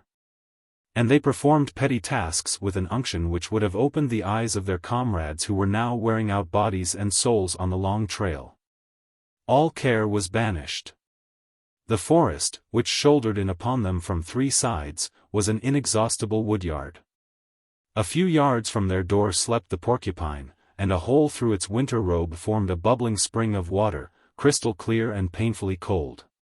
But they soon grew to find fault with even that. The hole would persist in freezing up, and thus gave them many a miserable hour of ice chopping. The unknown builders of the cabin had extended the side logs so as to support a cache at the rear. In this was stored the bulk of the party's provisions. Food there was, without stint, for 3 times the men who were fated to live upon it. But the most of it was the kind which built up brawn and sinew, but did not tickle the palate. True, there was sugar in plenty for 2 ordinary men, but these 2 were little else than children. They early discovered the virtues of hot water judiciously saturated with sugar, and they prodigally swam their flapjacks and soaked their crusts in the rich, white syrup. Then coffee and tea, and especially the dried fruits, made disastrous inroads upon it. The first words they had were over the sugar question. And it is a really serious thing when 2 men, wholly dependent upon each other for company, begin to quarrel. Weatherby loved to discourse blatantly on politics, while Cuthbert, who had been prone to clip his coupons and let the Commonwealth jog on as best it might, either ignored the subject or delivered himself of startling epigrams. But the clerk was too obtuse to appreciate the clever shaping of thought, and this waste of ammunition irritated Cuthbert. He had been used to blinding people by his brilliancy, and it worked him quite a hardship, this loss of an audience. He felt personally aggrieved and unconsciously held his muttonhead companion responsible for it. Save existence, they had nothing in common, came in touch on no single point. Weatherby was a clerk who had known naught but clerking all his life. Cuthbert was a master of arts, a dabbler in oils, and had written not a little. The one was a lower-class man who considered himself a gentleman, and the other was a gentleman who knew himself to be such. From this it may be remarked that a man can be a gentleman without possessing the first instinct of true comradeship. The clerk was as sensuous as the other was aesthetic, and his love adventures, told at great length and chiefly coined from his imagination, affected the supersensitive master of arts in the same way as so many whiffs of sewer gas. He deemed the clerk a filthy, uncultured brute, whose place was in the muck with the swine, and told him so, and he was reciprocally informed that he was a milk-and-water sissy and a cad. Weatherby could not have defined cad for his life, but it satisfied its purpose, which after all seems the main point in life. Weatherby flatted every third note and sang such songs as the Boston Burglar and the Handsome Cabin Boy, for hours at a time, while Cuthbert wept with rage, till he could stand it no longer and fled into the outer cold. But there was no escape. The intense frost could not be endured for long at a time, and the little cabin crowded them, beds, stove, table, and all, into a space of 10 by 12. The very presence of either became a personal affront to the other, and they lapsed into sullen silences which increased in length and strength as the days went by. Occasionally, the flash of an eye or the curl of a lip got the better of them, though they strove to wholly ignore each other during these mute periods. And a great wonder sprang up in the breast of each, as to how God had ever come to create the other. With little to do, time became an intolerable burden to them. This naturally made them still lazier. They sank into a physical lethargy which there was no escaping, and which made them rebel at the performance of the smallest chore. One morning when it was his turn to cook the common breakfast, Weatherby rolled out of his blankets, and to the snoring of his companion, lighted first the slush lamp and then the fire. The kettles were frozen hard, and there was no water in the cabin with which to wash. But he did not mind that. Waiting for it to thaw, he sliced the bacon and plunged into the hateful task of bread-making. Cuthbert had been slyly watching through his half-closed lids. Consequently there was a scene, in which they fervently blessed each other, and agreed, henceforth, that each do his own cooking. A week later, Cuthbert neglected his morning ablutions, but none the less complacently ate the meal which he had cooked. Weatherby grinned. After that the foolish custom of washing passed out of their lives. As the sugar pile and other little luxuries dwindled, they began to be afraid they were not getting their proper shares, and in order that they might not be robbed, they fell to gorging themselves. The luxuries suffered in this gluttonous contest, as did also the men. In the absence of fresh vegetables and exercise, their blood became impoverished, and a loathsome, purplish rash crept over their bodies. Yet they refused to heed the warning. Next, their muscles and joints began to swell, the flesh turning black, while their mouths, gums, and lips took on the color of rich cream. Instead of being drawn together by their misery, each gloated over the other's symptoms as the scurvy took its course. They lost all regard for personal appearance, and for that matter, common decency. The cabin became a pig-pen, and never once were the beds made or fresh pine boughs laid underneath. Yet they could not keep to their blankets, as they would have wished, for the frost was inexorable, and the firebox consumed much fuel. The hair of their heads and faces grew long and shaggy, while their garments would have disgusted a ragpicker. But they did not care. They were sick, and there was no one to see. Besides, it was very painful to move about.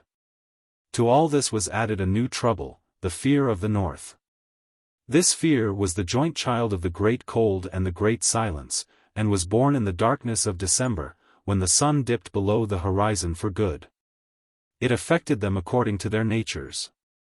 Weatherby fell prey to the grosser superstitions, and did his best to resurrect the spirits which slept in the forgotten graves.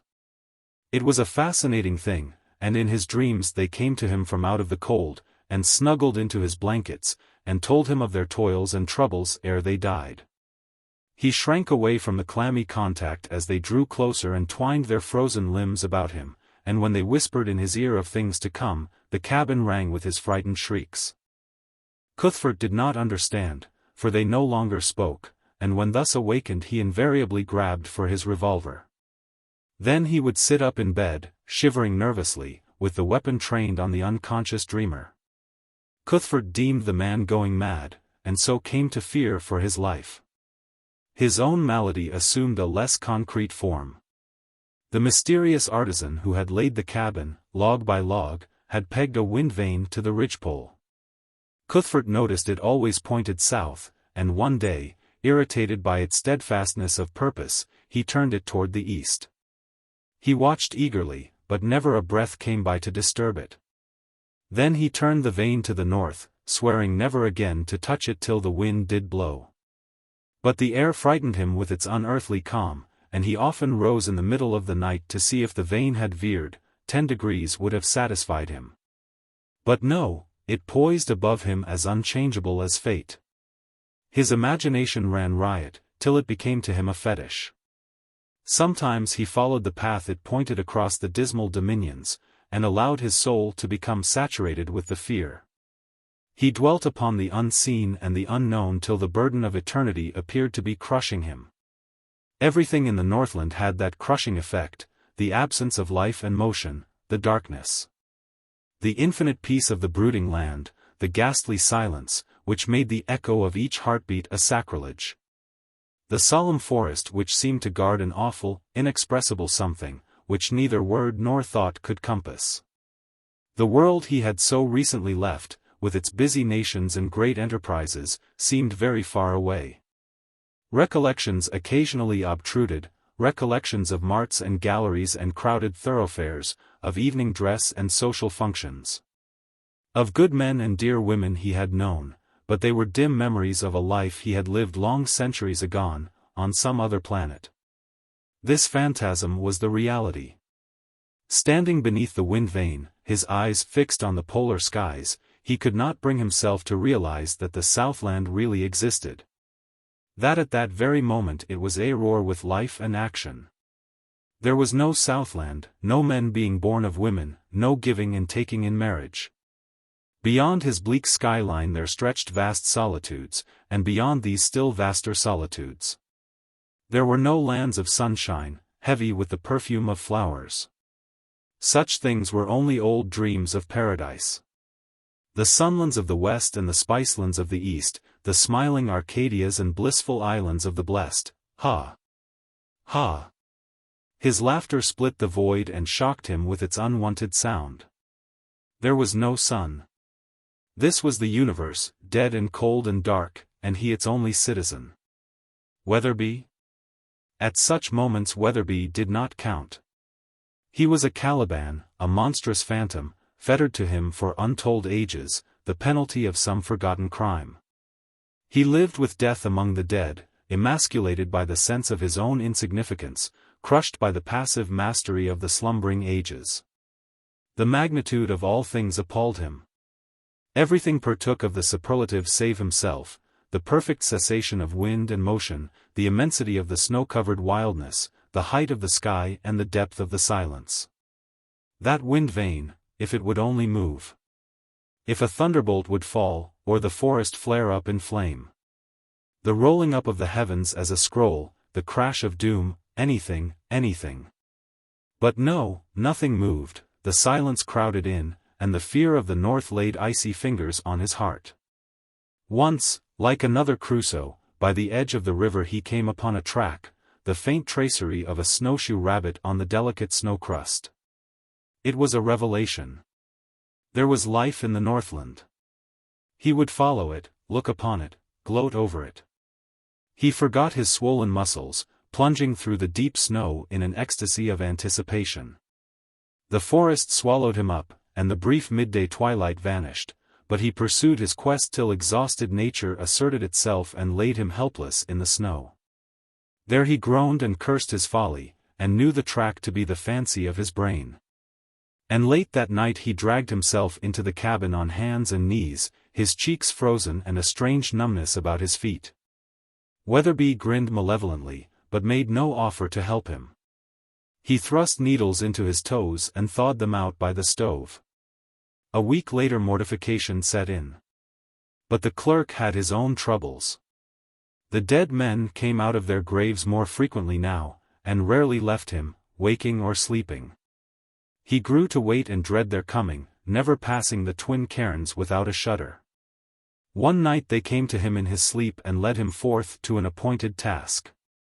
Frightened into inarticulate horror, he awoke between the heaps of stones and fled wildly to the cabin. But he had lain there for some time, for his feet and cheeks were also frozen. Sometimes he became frantic at their insistent presence, and danced about the cabin, cutting the empty air with an axe, and smashing everything within reach. During these ghostly encounters, Cuthbert huddled into his blankets and followed the madman about with a cocked revolver, ready to shoot him if he came too near. But, recovering from one of these spells, the clerk noticed the weapon trained upon him. His suspicions were aroused, and thenceforth he, too, lived in fear of his life. They watched each other closely after that, and faced about in startled fright whenever either passed behind the other's back. The apprehensiveness became a mania which controlled them even in their sleep. Through mutual fear they tacitly let the slush lamp burn all night, and saw to a plentiful supply of bacon grease before retiring. The slightest movement on the part of one was sufficient to arouse the other, and many a still watched their gazes countered as they shook beneath their blankets with fingers on the trigger guards. What with the fear of the north, the mental strain, and the ravages of the disease, they lost all semblance of humanity, taking on the appearance of wild beasts, hunted and desperate. Their cheeks and noses, as an aftermath of the freezing, had turned black. Their frozen toes had begun to drop away at the first and second joints. Every movement brought pain, but the firebox was insatiable, wringing a ransom of torture from their miserable bodies. Day in, day out, it demanded its food, a veritable pound of flesh, and they dragged themselves into the forest to chop wood on their knees. Once, crawling thus in search of dry sticks, unknown to each other they entered a thicket from opposite sides. Suddenly, without warning, two peering death's heads confronted each other. Suffering had so transformed them that recognition was impossible. They sprang to their feet, shrieking with terror, and dashed away on their mangled stumps. And falling at the cabin's door, they clawed and scratched like demons till they discovered their mistake. Occasionally they lapsed normal, and during one of these sane intervals, the chief bone of contention, the sugar, had been divided equally between them. They guarded their separate sacks, stored up in the cache, with jealous eyes, for there were but a few cupfuls left, and they were totally devoid of faith in each other. But one day Cuthbert made a mistake. Hardly able to move, sick with pain, with his head swimming and eyes blinded, he crept into the cache, sugar canister in hand, and mistook Weatherby's sack for his own. January had been born but a few days when this occurred. The sun had some time since passed its lowest southern declination, and at meridian now threw flaunting streaks of yellow light upon the northern sky. On the day following his mistake with the sugar bag, Cuthbert found himself feeling better, both in body and in spirit. As noontime drew near and the day brightened, he dragged himself outside to feast on the evanescent glow, which was to him an earnest of the sun's future intentions. Weatherby was also feeling somewhat better, and crawled out beside him. They propped themselves in the snow beneath the moveless wind vane, and waited. The stillness of death was about them. In other climes, when nature falls into such moods, there is a subdued air of expectancy, a waiting for some small voice to take up the broken strain. Not so in the north. The two men had lived seeming eons in this ghostly peace. They could remember no song of the past, they could conjure no song of the future. This unearthly calm had always been, the tranquil silence of eternity. Their eyes were fixed upon the north. Unseen, behind their backs, behind the towering mountains to the south, the sun swept toward the zenith of another sky than theirs. Sole spectators of the mighty canvas, they watched the false dawn slowly grow. A faint flame began to glow and smolder. It deepened in intensity, ringing the changes of reddish yellow, purple, and saffron. So bright did it become that Cuthbert thought the sun must surely be behind it, a miracle, the sun rising in the north. Suddenly, without warning and without fading, the canvas was swept clean. There was no color in the sky. The light had gone out of the day. They caught their breaths in half-sobs. But lo! The air was aglint with particles of scintillating frost, and there, to the north, the wind vane lay in vague outline of the snow. A shadow. A shadow. It was exactly midday. They jerked their heads hurriedly to the south. A golden rim peeped over the mountain's snowy shoulder, smiled upon them an instant, then dipped from sight again. There were tears in their eyes as they sought each other. A strange softening came over them. They felt irresistibly drawn toward each other. The sun was coming back again. It would be with them tomorrow, and the next day, and the next. And it would stay longer every visit, and a time would come when it would ride their heaven day and night, never once dropping below the skyline. There would be no night. The ice-locked winter would be broken, the winds would blow and the forests answer, the land would bathe in the blessed sunshine, and life renew. Hand in hand, they would quit this horrid dream and journey back to the Southland. They lurched blindly forward, and their hands met, their poor maimed hands, swollen and distorted beneath their mittens. But the promise was destined to remain unfulfilled. The Northland is the Northland, and men work out their souls by strange rules, which other men, who have not journeyed into far countries, cannot come to understand. An hour later, Cuthbert put a pan of bread into the oven, and fell to speculating on what the surgeons could do with his feet when he got back. Home did not seem so very far away now. Weatherby was rummaging in the cache. Of a sudden, he raised a whirlwind of blasphemy, which in turn ceased with startling abruptness. The other man had robbed his sugar sack. Still, things might have happened differently, had not the two dead men come out from under the stones and hushed the hot words in his throat. They led him quite gently from the cache, which he forgot to close. That consummation was reached, that something they had whispered to him in his dreams was about to happen. They guided him gently, very gently, to the woodpile, where they put the axe in his hands. Then they helped him shove open the cabin door, and he felt sure they shut it after him. At least he heard it slam and the latch fall sharply into place. And he knew they were waiting just without, waiting for him to do his task. Carter. I say, Carter. Percy Cuthbert was frightened at the look on the clerk's face, and he made haste to put the table between them. Carter Weatherby followed, without haste and without enthusiasm.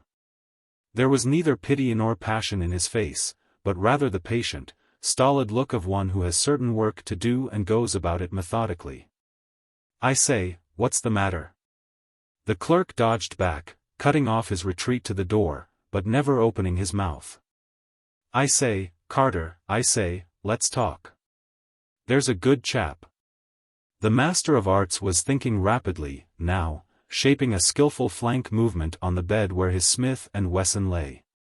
Keeping his eyes on the madman, he rolled backward on the bunk, at the same time clutching the pistol.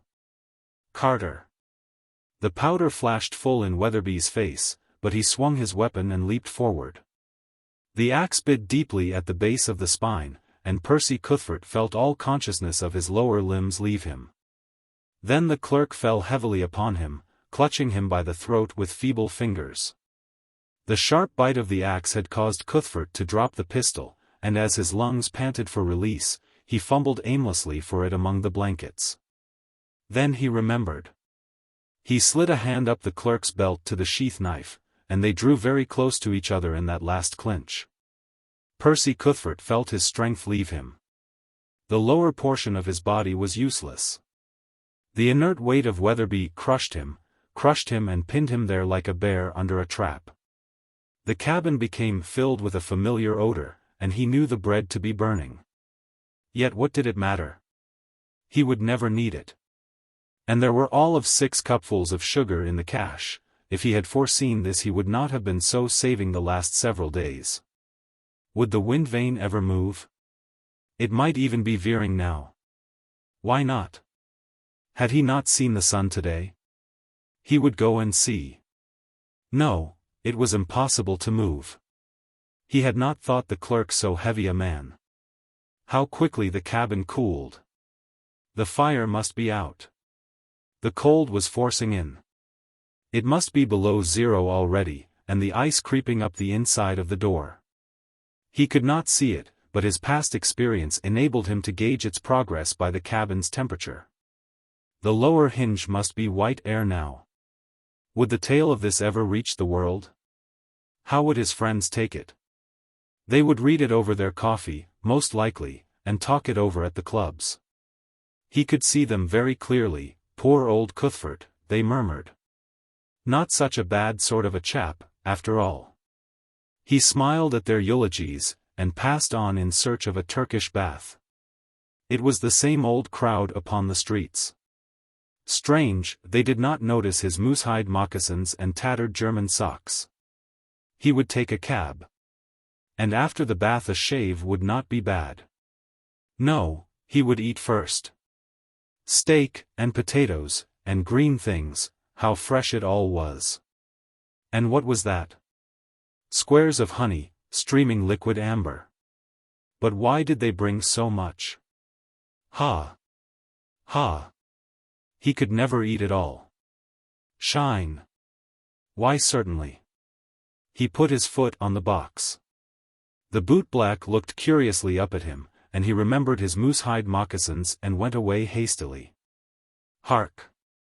The wind vane must be surely spinning. No. A mere singing in his ears. That was all, a mere singing. The ice must have passed the latch by now. More likely the upper hinge was covered. Between the moss-chinked roof poles, little points of frost began to appear. How slowly they grew. No, not so slowly.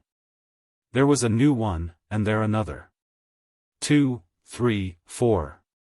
They were coming too fast to count. There were 2 growing together. And there, a third had joined them. Why, there were no more spots. They had run together and formed a sheet. Well, he would have company. If Gabriel ever broke the silence of the north, they would stand together, hand in hand, before the great white throne. And God would judge them, God would judge them. Then Percy Cuthbert closed his eyes and dropped off to sleep. To the man on trail. Dump it in. But I say, kid, isn't that going it a little too strong? Whiskey and alcohol's bad enough, but when it comes to brandy and pepper sauce and dump it in. Who's making this punch, anyway? And Malamute Kid smiled benignantly through the clouds of steam. By the time you've been in this country as long as I have, my son, and lived on rabbit tracks and salmon belly, you'll learn that Christmas comes only once per annum. And a Christmas without punch is sinking a hole to bedrock with nary a pay streak. Stack up on that fare a high-sired, approved Big Jim Belden, who had come down from his claim on Maisie May to spend Christmas, and who, as everyone knew, had been living the 2 months past on straight moose meat. Hain't forget the hooch we uns made on the Tanana, hey yeah? Well, I guess yes. Boys, it would have done your hearts good to see that whole tribe fighting drunk, and all because of a glorious ferment of sugar and sourdough. That was before your time, Malamute Kid said as he turned to Stanley Prince, a young mining expert who had been in 2 years. No white women in the country then, and Mason wanted to get married. Ruth's father was chief of the Tananas, and objected, like the rest of the tribe. Stiff? Why, I used my last pound of sugar, finest work in that line I ever did in my life. You should have seen the chase, down the river and across the portage. But the squaw? Asked Louis Savoy, the tall French-Canadian, becoming interested. For he had heard of this wild deed when at 40 Mile the preceding winter.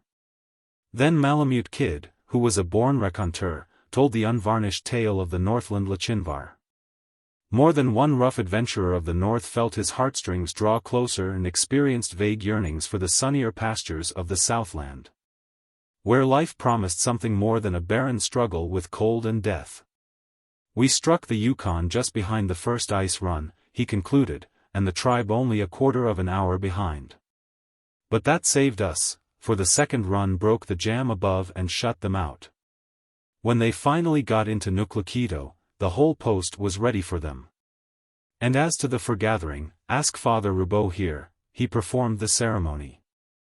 The Jesuit took the pipe from his lips but could only express his gratification with patriarchal smiles, while Protestant and Catholic vigorously applauded. By gar! Ejaculated Louis Savoy, who seemed overcome by the romance of it. La petite squaw, mon mason brave. By gar! Then, as the first tin cups of punch went round, Bettles the unquenchable sprang to his feet and struck up his favorite drinking song. There's Henry Ward Beecher. And Sunday school teachers. All drink of the sassafras root. But you bet all the same. If it had its right name. It's the juice of the forbidden fruit. Oh, the juice of the forbidden fruit. Roared out the bacchanalian chorus. Oh, the juice of the forbidden fruit. But you bet all the same. If it had its right name. It's the juice of the forbidden fruit. Malamute Kid's frightful concoction did its work, the men of the camps and trails unbent in its genial glow, and jest and song and tales of past adventure went round the board. Aliens from a dozen lands, they toasted each and all. It was the Englishman, Prince, who pledged Uncle Sam, the precocious infant of the New World. The Yankee, Bettles, who drank to the Queen, God bless her, and together, Savoy and Myers, the German trader, clanged their cups to Alsace and Lorraine. Then Malamute Kid arose, cup in hand, and glanced at the greased paper window, where the frost stood full 3 inches thick. A health to the man on trail this night, may his grub hold out. May his dogs keep their legs, may his matches never miss fire. Crack! Crack! They heard the familiar music of the dog whip, the whining howl of the Malamutes, and the crunch of a sled as it drew up to the cabin. Conversation languished while they waited the issue. An old-timer. Cares for his dogs and then himself.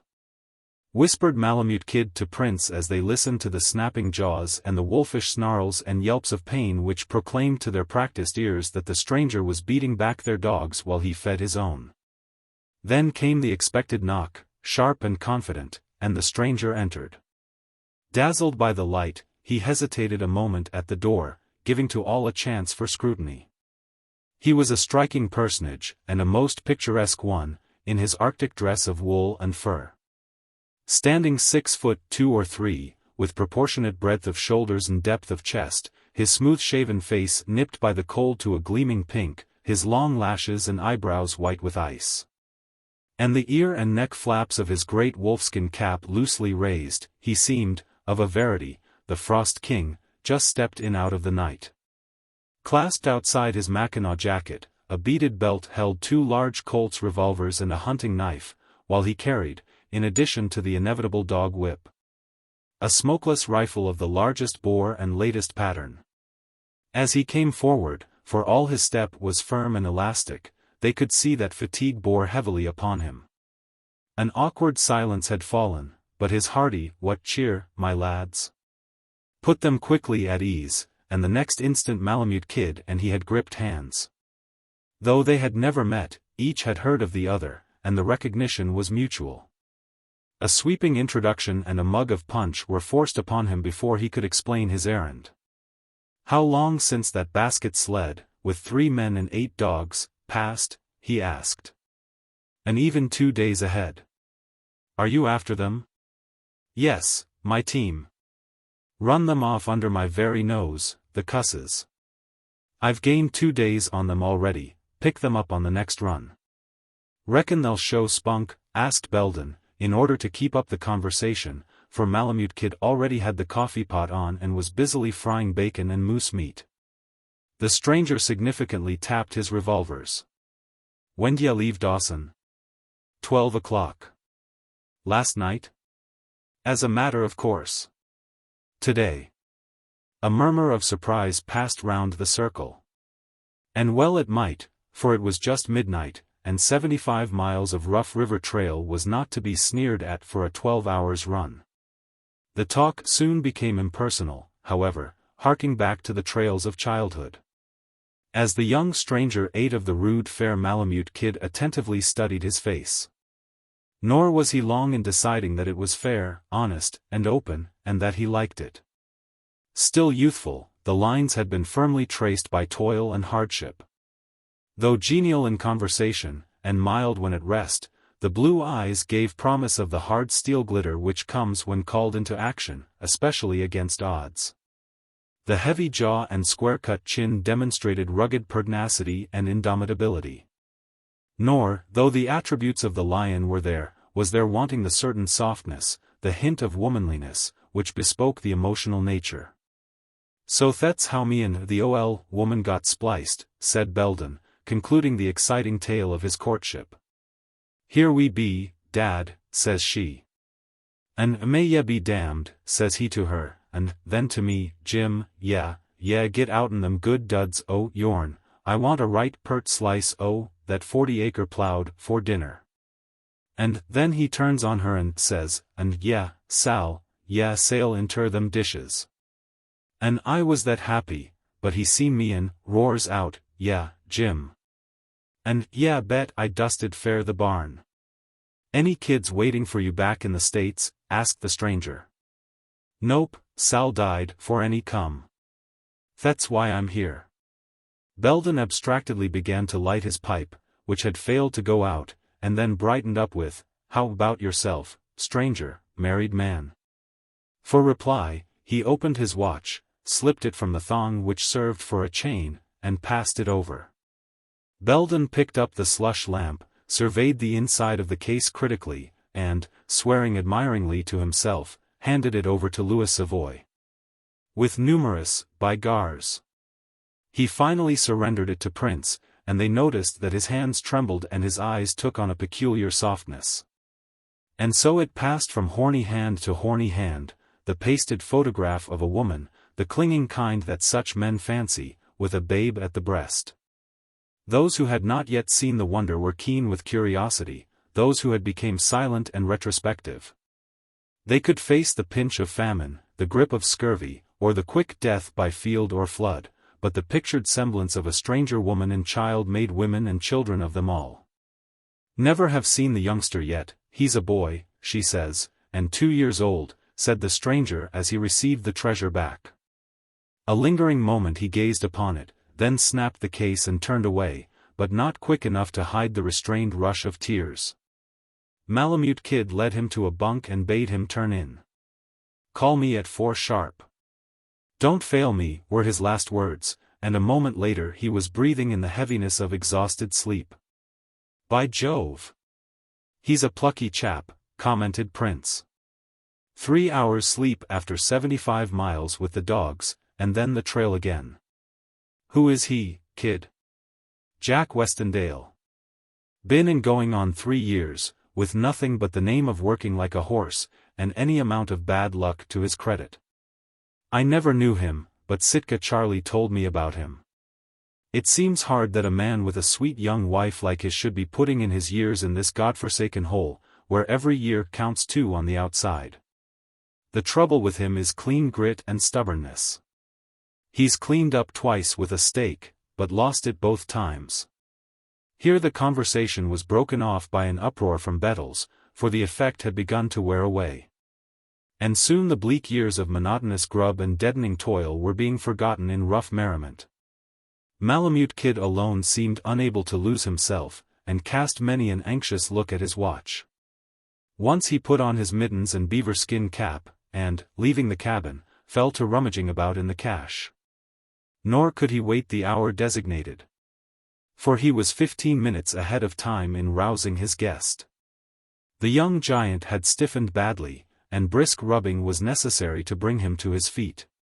He tottered painfully out of the cabin, to find his dogs harnessed and everything ready for the start. The company wished him good luck and a short chase, while Father Roubaud, hurriedly blessing him, led the stampede for the cabin. And small wonder, for it is not good to face 74 degrees below zero with naked ears and hands. Malamute Kid saw him to the main trail, and there, gripping his hand heartily, gave him advice. "You'll find 100 pounds of salmon eggs on the sled," he said.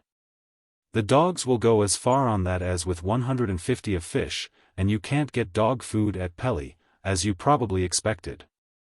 The stranger started, and his eyes flashed, but he did not interrupt. "You can't get an ounce of food for dog or man till you reach 5 fingers, and that's a stiff 200 miles. Watch out for open water on the 30-mile river, and be sure you take the big cutoff above Lobarge." "How did you know it?" "Surely the news can't be ahead of me already?" "I don't know it. And what's more, I don't want to know it." "But you never owned that team you're chasing." "Sitka Charlie sold it to them last spring.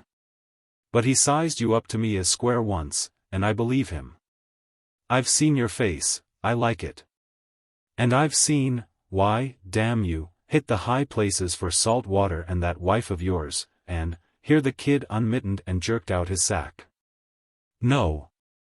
I don't need it," and the tears froze on his cheeks as he convulsively gripped Malamute Kid's hand. "Then don't spare the dogs, cut them out of the traces as fast as they drop. Buy them, and think they're cheap at $10 a pound. You can get them at 5 fingers, little salmon, and hootalinqua. And watch out for wet feet," was his parting advice. "Keep traveling up to 25, but if it gets below that, build a fire and change your socks." 15 minutes had barely elapsed and the jingle of bells announced new arrivals. The door opened, and a mounted policeman of the Northwest Territory entered, followed by 2 half-breed dog drivers. Like Westendale, they were heavily armed and showed signs of fatigue. The half-breeds had been born to the trail and bore it easily, but the young policeman was badly exhausted. Still, the dogged obstinacy of his race held him to the pace he had set, and would hold him till he dropped in his tracks. "When did Westendale pull out?" he asked. "He stopped here, didn't he?" This was supererogatory, for the tracks told their own tale too well. Malamute Kid had caught Belden's eye, and he, scenting the wind, replied evasively, "A right pert while back." "Come, my man. Speak up," the policeman admonished. "Ya seem to want him right smart. Hez he been gittin' cantankerous down Dawson way?" "Held up Harry McFarlane's for 40,000, exchanged it at the PC store for a check on Seattle, and who's to stop the cashing of it if we don't overtake him?" "When did he pull out?" Every eye suppressed its excitement, for Malamute Kid had given the cue, and the young officer encountered wooden faces on every hand. Striding over to Prince, he put the question to him. Though it hurt him, gazing into the frank, earnest face of his fellow countryman, he replied inconsequentially on the state of the trail. Then he espied Father Roubaud, who could not lie. "A quarter of an hour ago," the priest answered, but he had 4 hours rest for himself and dogs. 15 minutes start, and he's fresh. My God! The poor fellow staggered back, half fainting from exhaustion and disappointment, murmuring something about the run from Dawson in 10 hours and the dogs being played out. Malamute Kid forced a mug of punch upon him, then he turned for the door, ordering the dog drivers to follow. But the warmth and promise of rest were too tempting, and they objected strenuously. The kid was conversant with their French patois, and followed it anxiously. They swore that the dogs were gone up, that Siwash and Babette would have to be shot before the first mile was covered. That the rest were almost as bad, and that it would be better for all hands to rest up. "Lend me 5 dogs, he asked, turning to Malamute Kid. But the kid shook his head. "I'll sign a check on Captain Constantine for 5,000, here's my papers, I'm authorized to draw at my own discretion." Again the silent refusal. "Then I'll requisition them in the name of the Queen." Smiling incredulously, the kid glanced at his well-stocked arsenal, and the Englishman, realizing his impotency, turned for the door. But the dog drivers still objecting, he whirled upon them fiercely, calling them women and curs. The swart face of the older half-breed flushed angrily as he drew himself up and promised in good, round terms that he would travel his leader off his legs, and would then be delighted to plant him in the snow. The young officer, and it required his whole will, walked steadily to the door, exhibiting a freshness he did not possess. But they all knew and appreciated his proud effort. Nor could he veil the twinges of agony that shot across his face. Covered with frost, the dogs were curled up in the snow, and it was almost impossible to get them to their feet. The poor brutes whined under the stinging lash, for the dog drivers were angry and cruel, nor till Babette, the leader, was cut from the traces, could they break out the sled and get under way. A dirty scoundrel and a liar. By gar! Him no good. A thief. Worse than an Indian.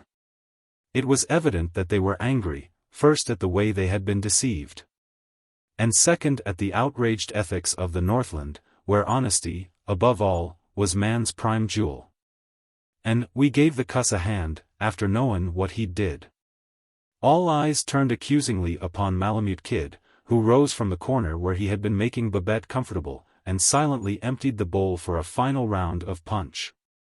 "It's a cold night, boys, a bitter cold night," was the irrelevant commencement of his defense. "You've all traveled trail, and know what that stands for. Don't jump a dog when he's down. You've only heard one side.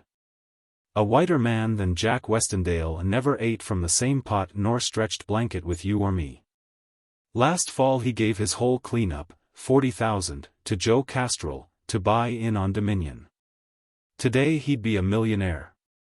But, while he stayed behind at Circle City, taking care of his partner with the scurvy, what does Castell do? Goes into McFarlane's, jumps the limit, and drops the whole sack. Found him dead in the snow the next day.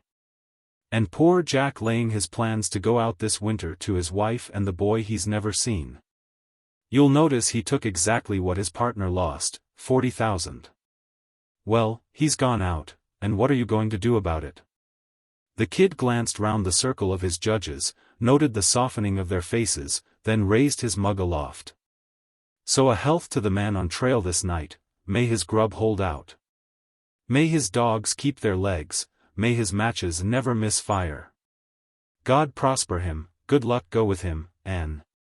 Confusion to the mounted police, cried Bettles, to the crash of the empty cups. The priestly prerogative.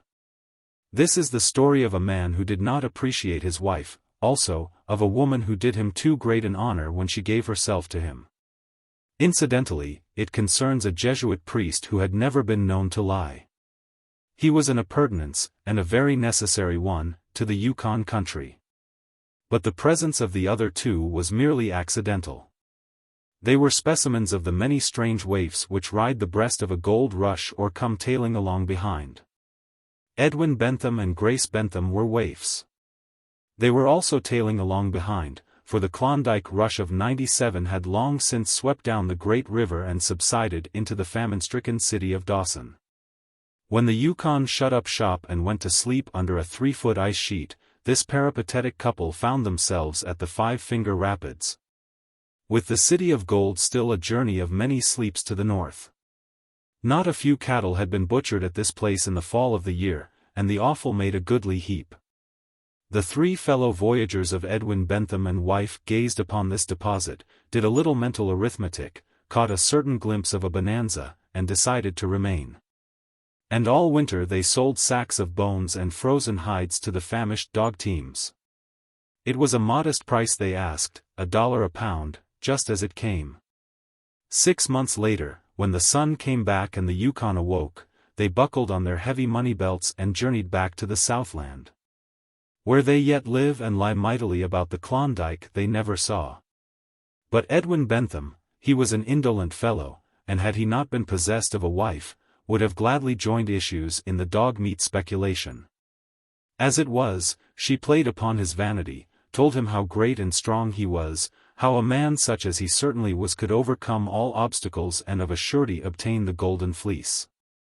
So he squared his jaw, sold his share in the bones and hides for a sled and 1 dog, and turned his snowshoes to the north. Needless to state, Grace Bentham's snowshoes never allowed his tracks to grow cold. Nay, ere their tribulations had seen 3 days, it was the man who followed in the rear, and the woman who broke trail in advance. Of course, if anybody hove in sight, the position was instantly reversed. Thus did his manhood remain virgin to the travelers who passed like ghosts on the silent trail. There are such men in this world. How such a man and such a woman came to take each other for better and for worse is unimportant to this narrative. These things are familiar to us all, and those people who do them, or even question them too closely, are apt to lose a beautiful faith which is known as eternal fitness. Edwin Bentham was a boy, thrust by mischance into a man's body, a boy who could complacently pluck a butterfly, wing from wing, or cower in abject terror before a lean, nervy fellow. Not half his size. He was a selfish crybaby, hidden behind a man's mustache and stature, and glossed over with a skin-deep veneer of culture and conventionality. Yes. He was a clubman and a society man, the sort that grace social functions and utter inanities with a charm and unction which is indescribable, the sort that talk big, and cry over a toothache. The sort that put more hell into a woman's life by marrying her than can the most graceless libertine that ever browsed in forbidden pastures. We meet these men every day, but we rarely know them for what they are. Second to marrying them, the best way to get this knowledge is to eat out of the same pot and crawl under the same blanket with them for, well, say a week. No greater margin is necessary. To see Grace Bentham, was to see a slender, girlish creature. To know her, was to know a soul which dwarfed your own, yet retained all the elements of the eternal feminine. This was the woman who urged and encouraged her husband in his Northland quest, who broke trail for him when no one was looking, and cried in secret over her weakling woman's body. So journeyed this strangely assorted couple down to old Fort Selkirk, then through 50 miles of dismal wilderness to Stewart River. And when the short day left them, and the man lay down in the snow and blubbered, it was the woman who lashed him to the sled, bit her lips with the pain of her aching limbs, and helped the dog haul him to Malamute Kid's cabin. Malamute Kid was not at home, but Myers, the German trader, cooked great moose steaks and shook up a bed of fresh pine boughs. Lake, Langham, and Parker were excited, and not unduly so when the cause was taken into account. "Oh, Sandy.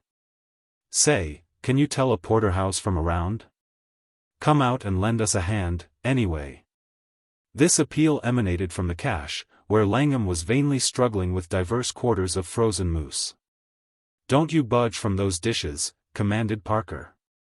"I say, Sandy, there's a good fellow, just run down to the Missouri camp and borrow some cinnamon," begged Lake.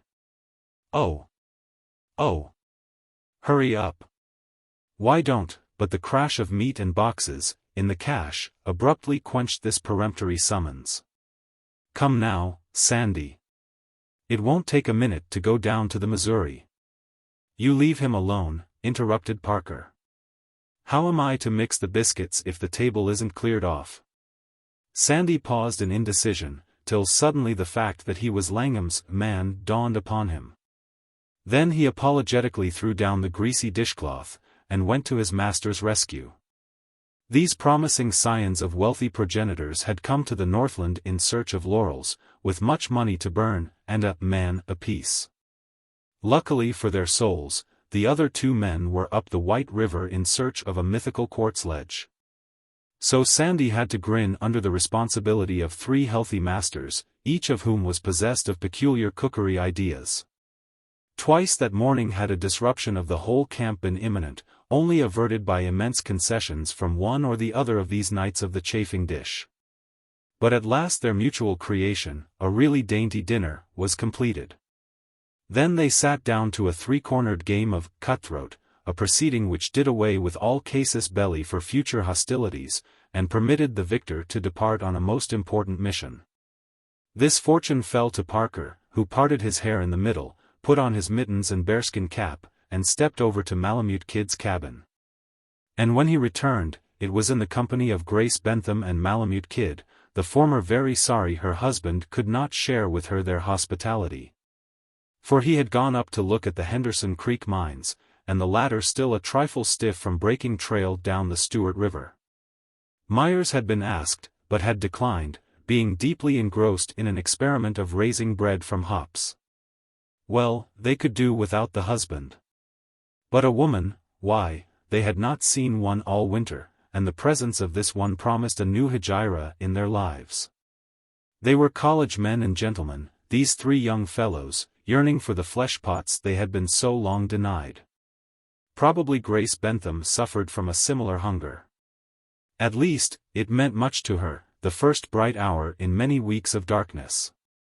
But that wonderful first course, which claimed the versatile Lake for its parent, had no sooner been served than there came a loud knock at the door.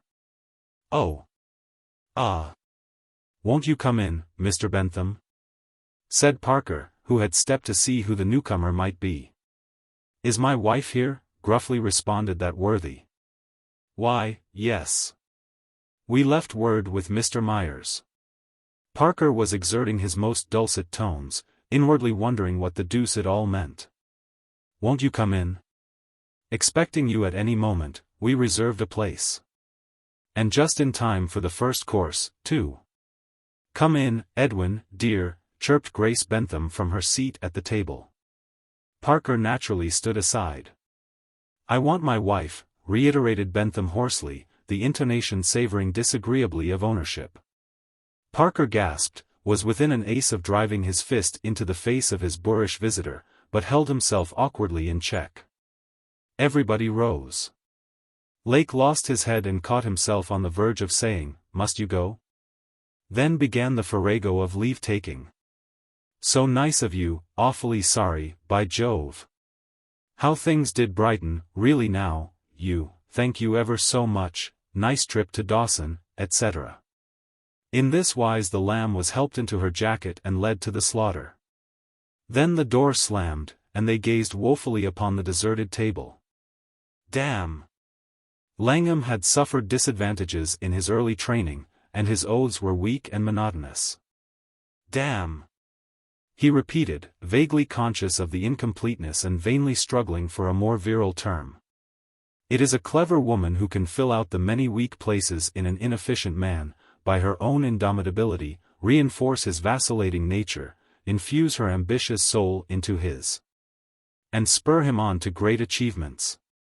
And it is indeed a very clever and tactful woman who can do all this. And do it so subtly that the man receives all the credit and believes in his inmost heart that everything is due to him and him alone. This is what Grace Bentham proceeded to do. Arriving in Dawson with a few pounds of flour and several letters of introduction, she at once applied herself to the task of pushing her big baby to the fore. It was she who melted the stony heart and wrung credit from the rude barbarian who presided over the destiny of the P.C. Company. Yet it was Edwin Bentham to whom the concession was ostensibly granted. It was she who dragged her baby up and down creeks, over benches and divides, and on a dozen wild stampedes. Yet everybody remarked what an energetic fellow that Bentham was.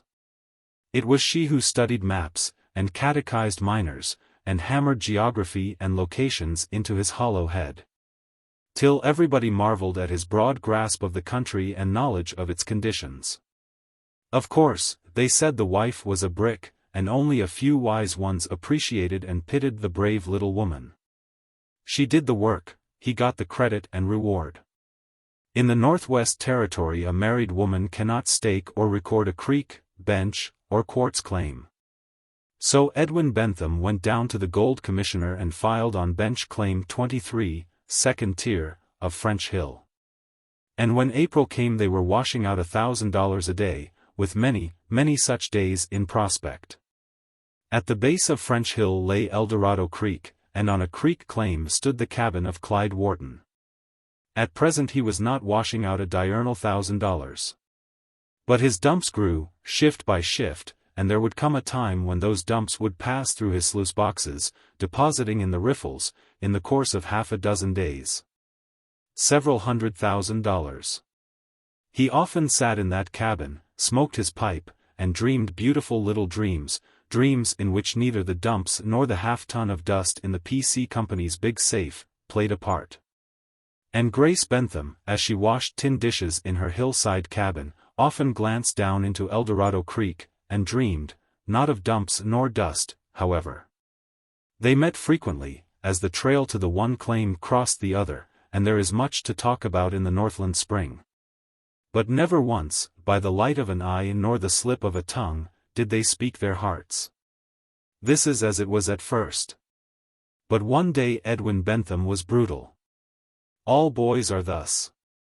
Besides, being a French Hill king now, he began to think a great deal of himself and to forget all he owed to his wife.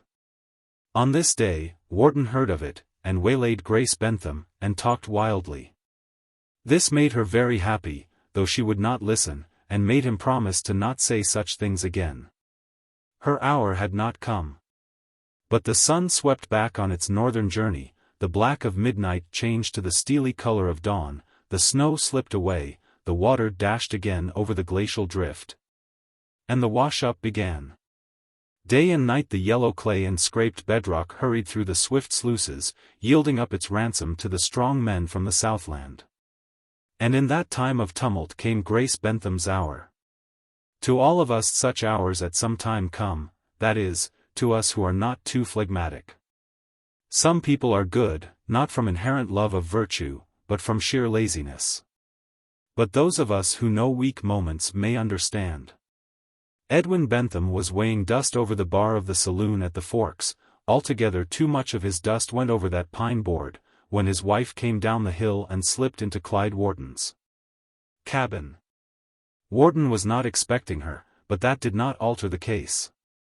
And much subsequent misery and idle waiting might have been avoided, had not Father Roubaud seen this and turned aside from the main creek trail.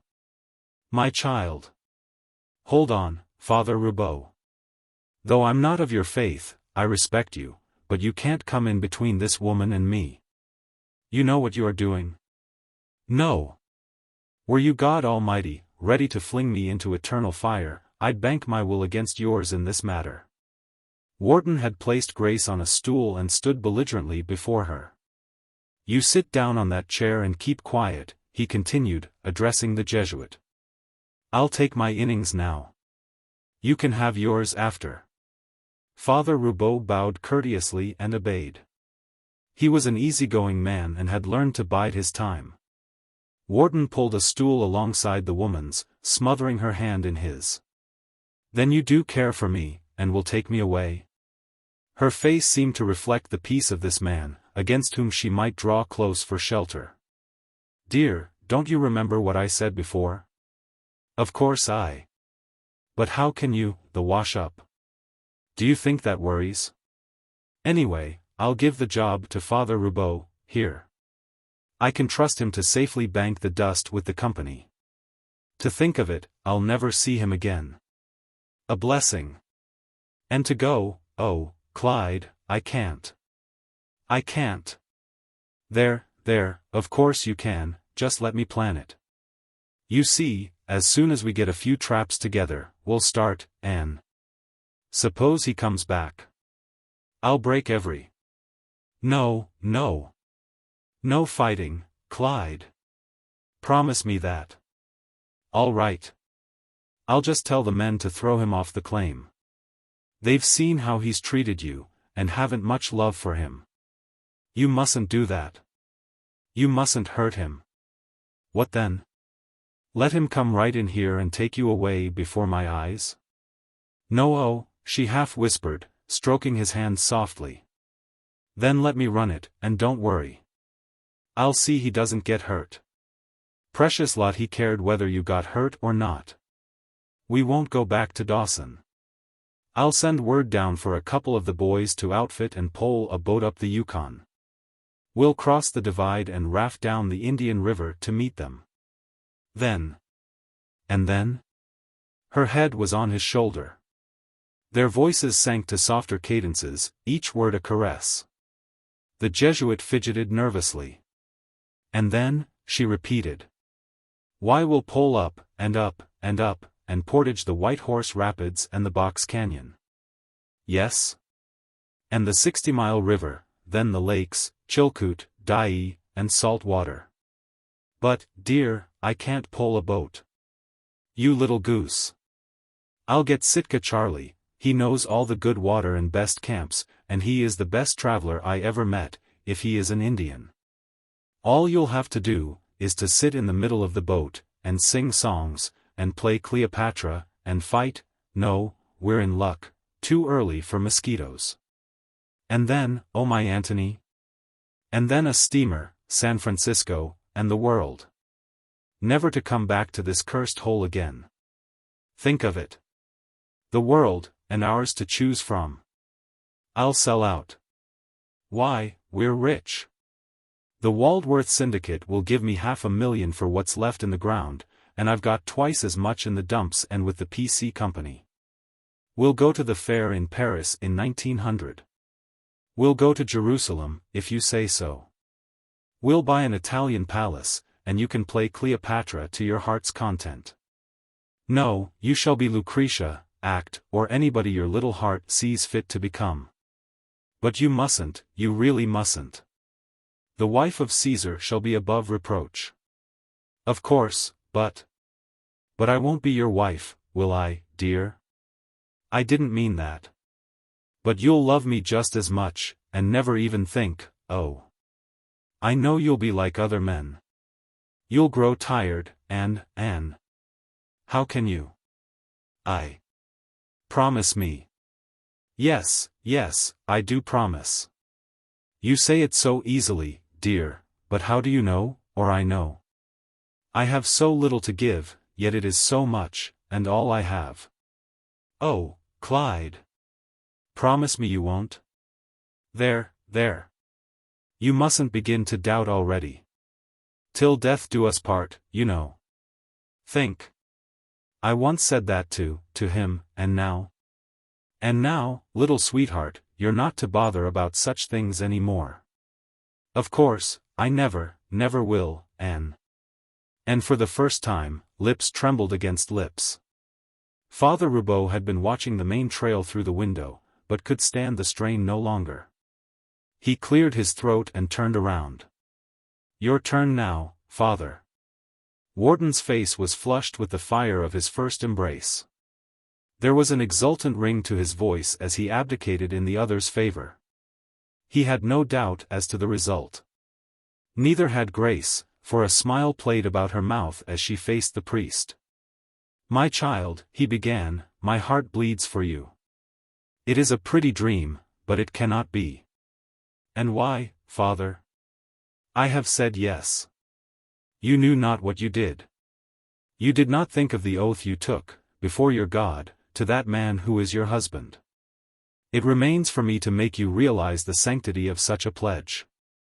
And if I do realize, and yet refuse? Then God. Which God? My husband has a God which I care not to worship. There must be many such. Child. Unsay those words. Ah. You do not mean them. I understand. I, too, have had such moments.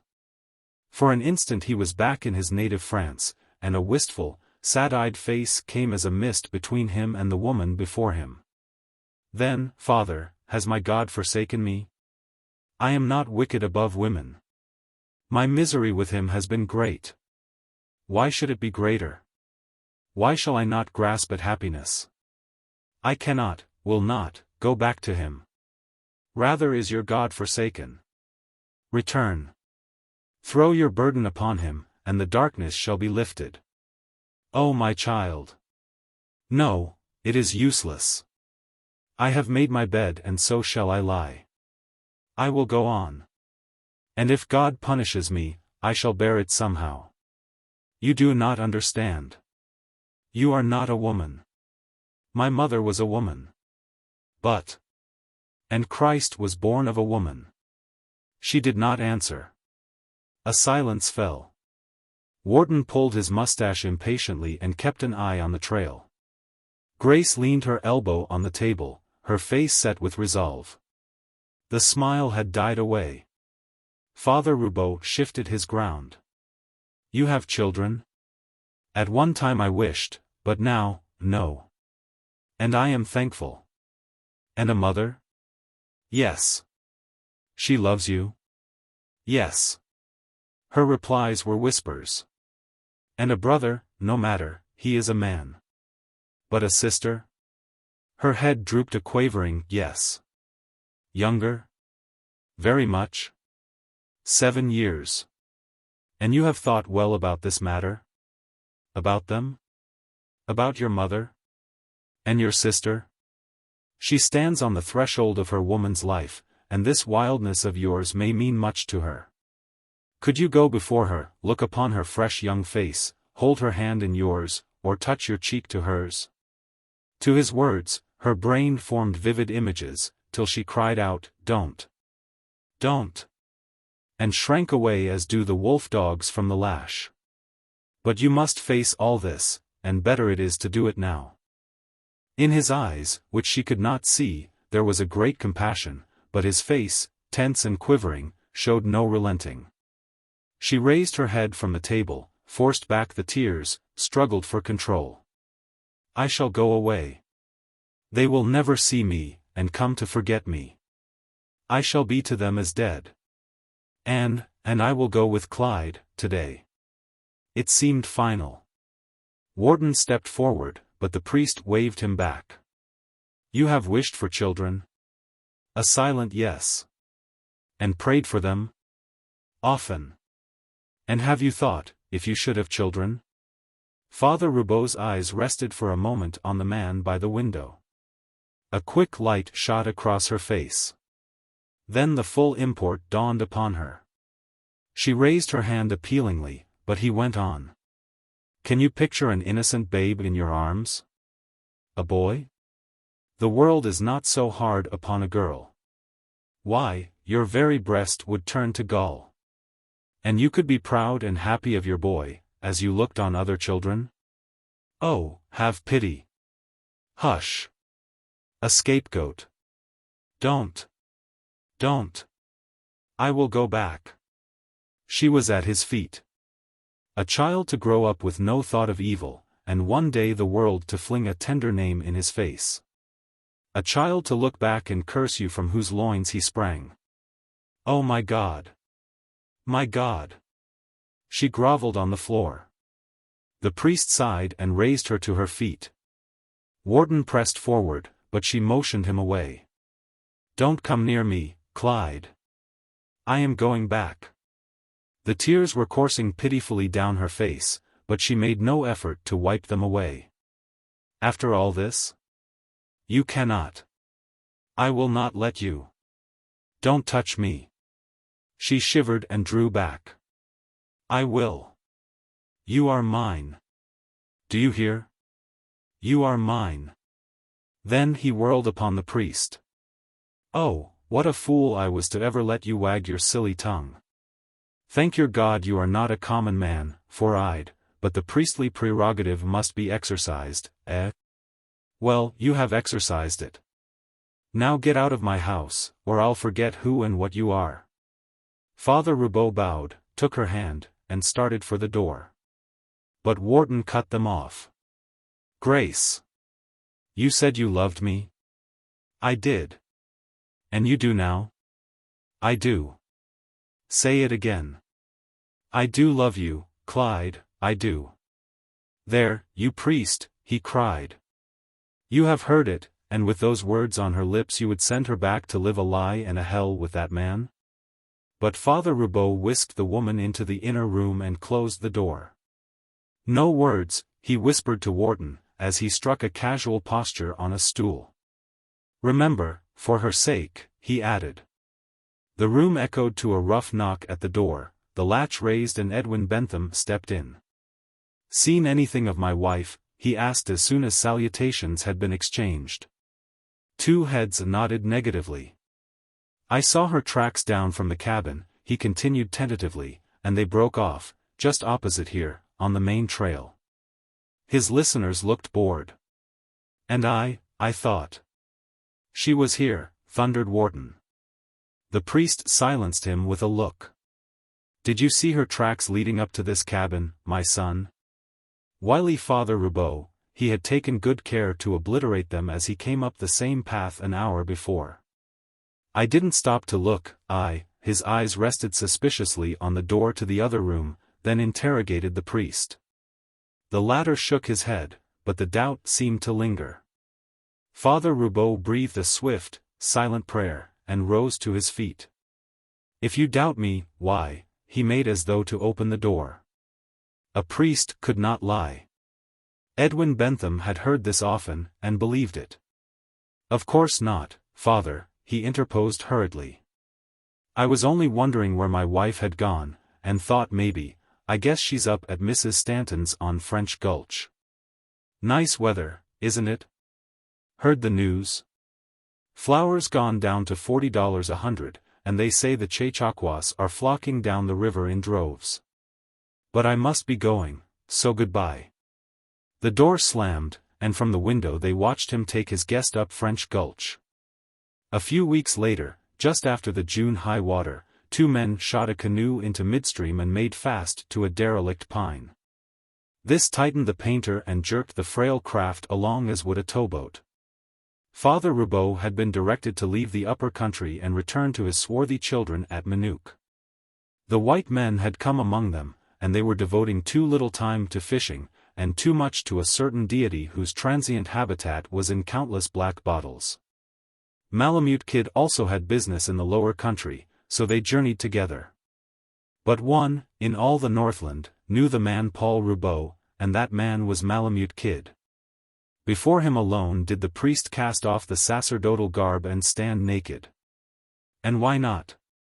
These two men knew each other.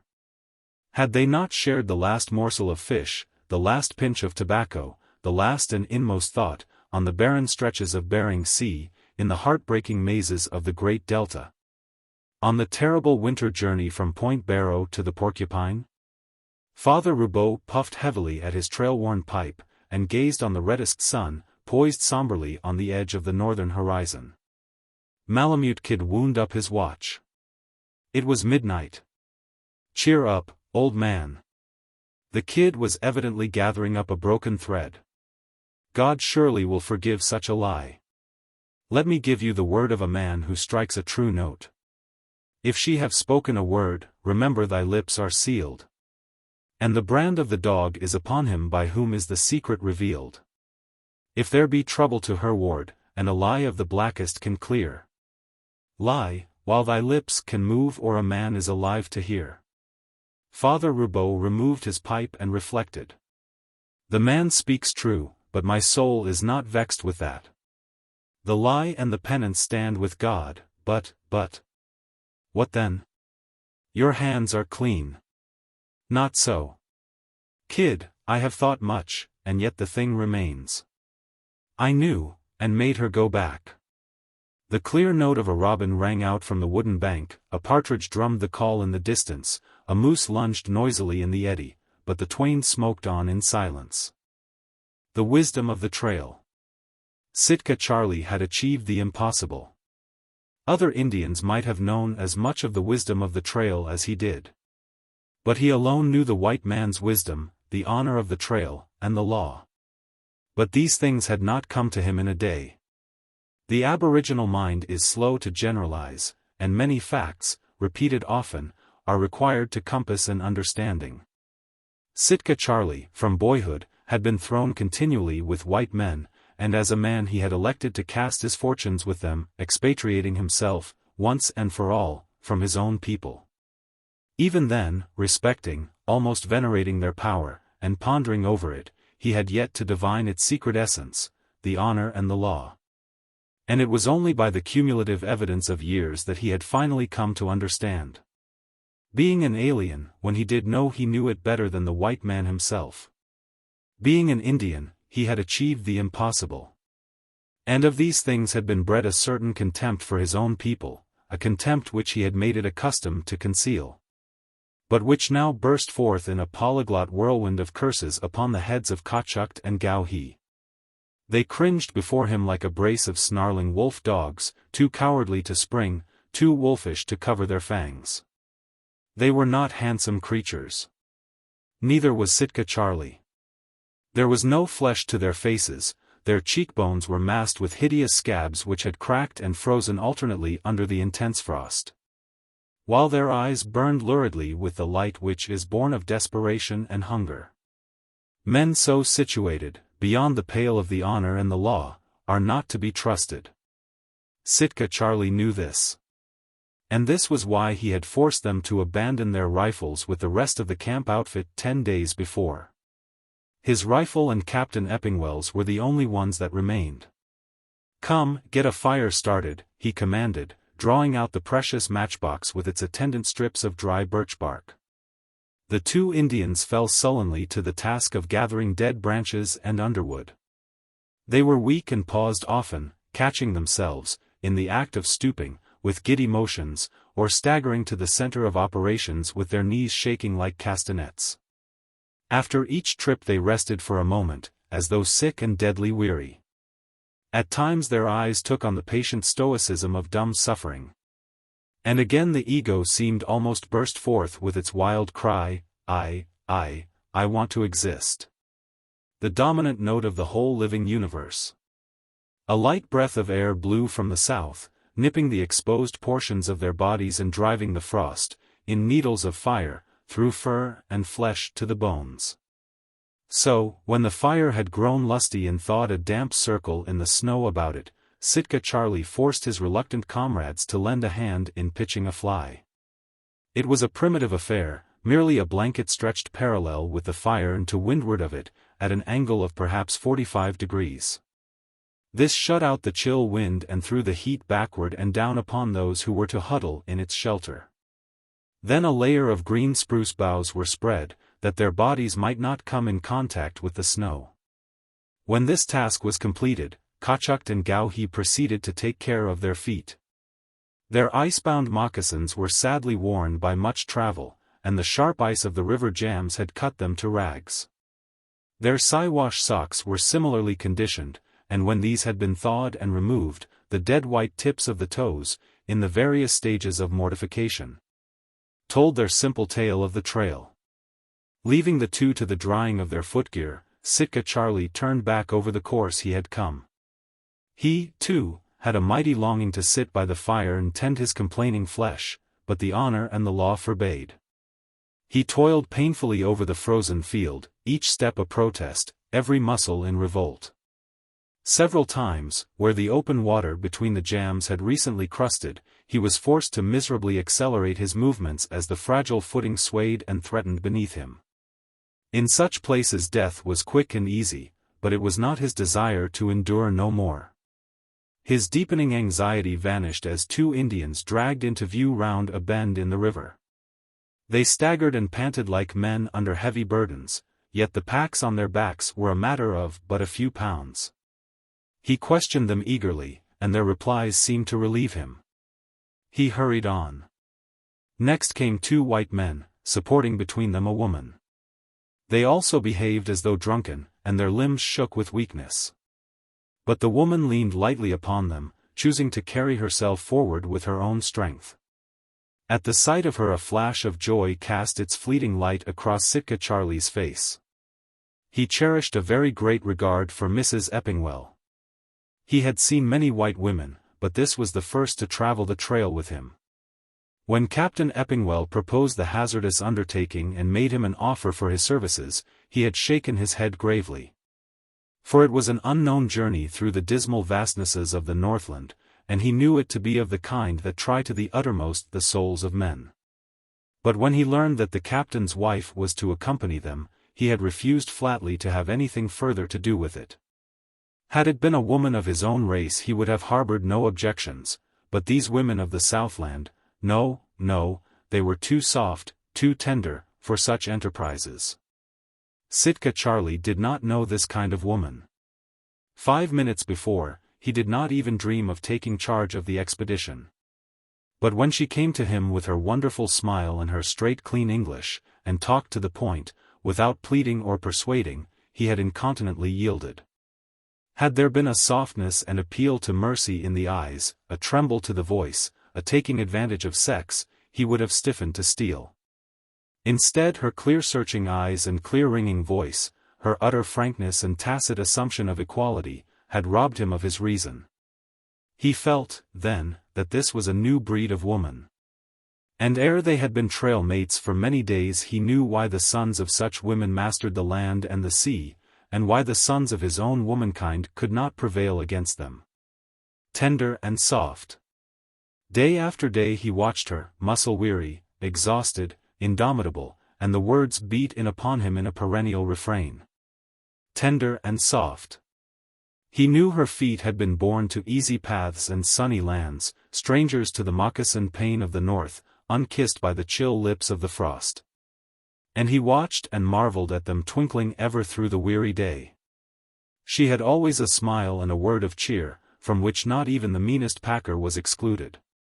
As the way grew darker she seemed to stiffen and gather greater strength, and when Kachuk and Gauhi, who had bragged that they knew every landmark of the way as a child did the skin bales of the teepee, acknowledged that they knew not where they were.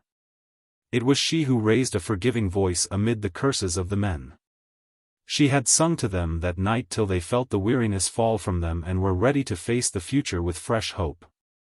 And when the food failed and each scant stint was measured jealously, she it was who rebelled against the machinations of her husband and Sitka Charlie, and demanded and received a share neither greater nor less than that of the others.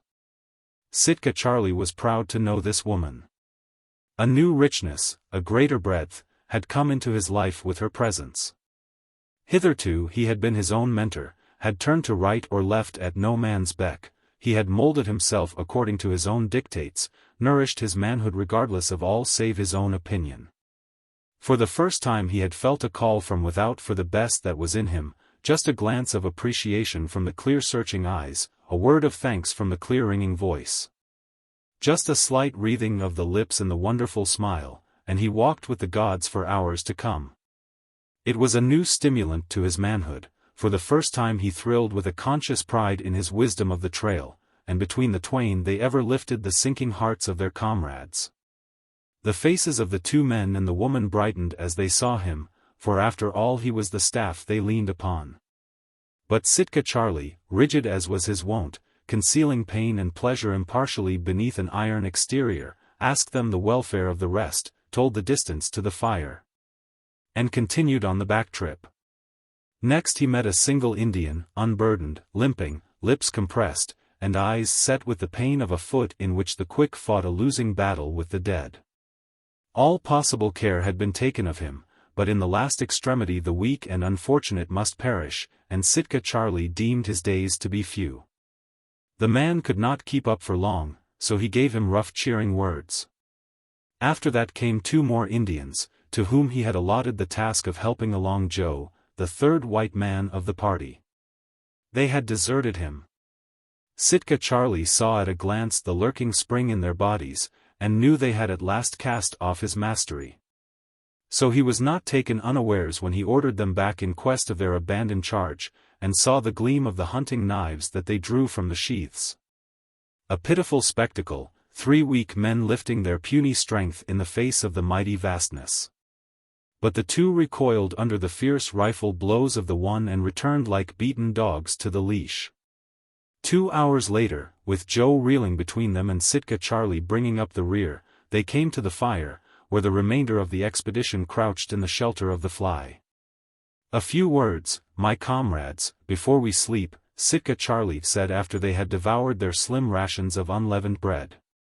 He was speaking to the Indians in their own tongue, having already given the import to the whites.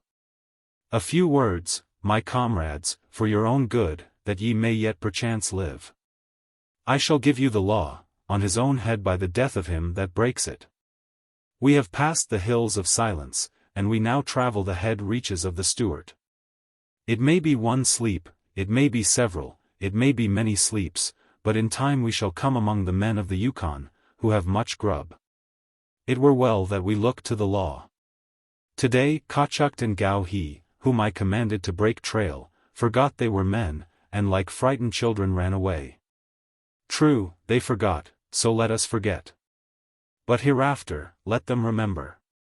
If it should happen they do not," he touched his rifle carelessly, grimly. "Tomorrow they shall carry the flour and see that the white man Joe lies not down by the trail. The cups of flour are counted, should so much as an ounce be wanting at nightfall, do ye understand? Today there were others that forgot. Moosehead and 3 salmon left the white man Joe to lie in the snow. Let them forget no more. With the light of day shall they go forth and break trail. Ye have heard the law. Look well, lest ye break it." Sitka Charlie found it beyond him to keep the line close up.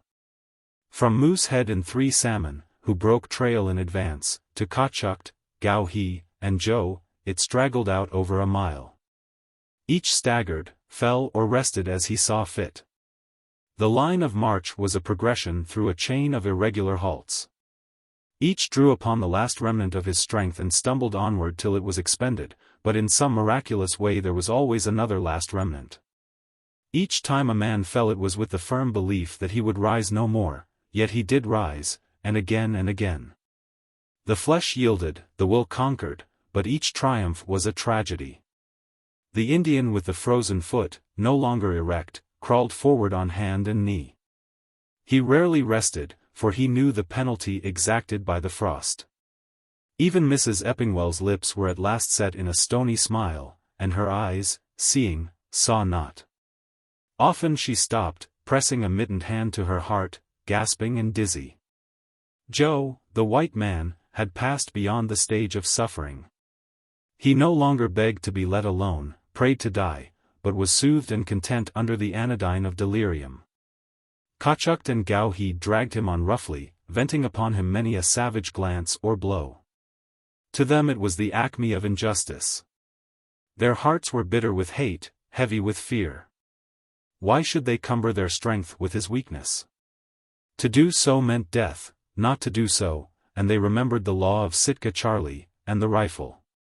Joe fell with greater frequency as the daylight waned, and so hard was he to raise that they dropped farther and farther behind. Sometimes all three pitched into the snow, so weak had the Indians become. Yet on their backs was life, and strength, and warmth. Within the flour sacks were all the potentialities of existence. They could not but think of this, and it was not strange, that which came to pass. They had fallen by the side of a great timber jam where 1,000 cords of firewood weighted the match. Nearby was an air hole through the ice. Kachuk looked on the wood and the water, as did Gao-he, then they looked at each other. Never a word was spoken. Gao-he struck a fire. Kachuk filled a tin cup with water and heated it. Joe babbled of things in another land, in a tongue they did not understand. They mixed flour with the warm water till it was a thin paste, and of this they drank many cups. They did not offer any to Joe, but he did not mind. He did not mind anything, not even his moccasins, which scorched and smoked among the coals. A crystal mist of snow fell about them, softly, caressingly, wrapping them in clinging robes of white.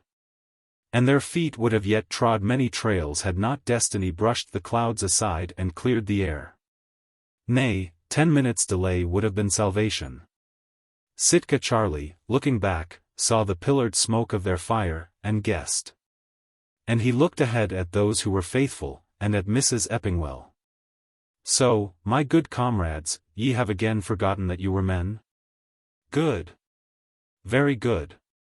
There will be fewer bellies to feed.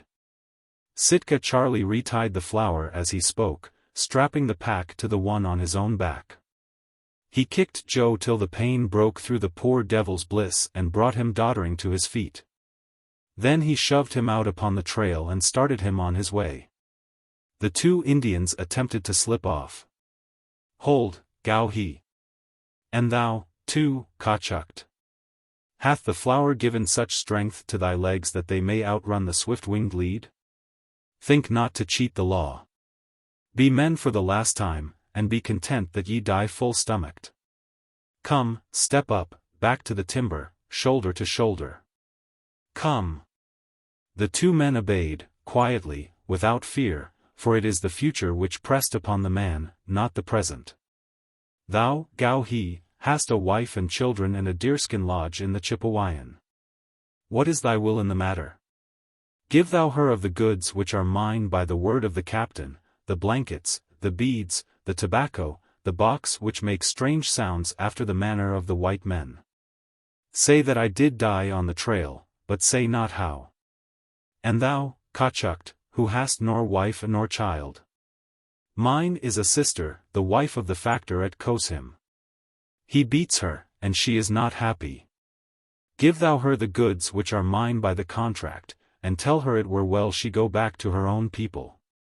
Shouldst thou meet the man, and be so minded, it were a good deed that he should die. He beats her, and she is afraid. Are ye content to die by the law? We are.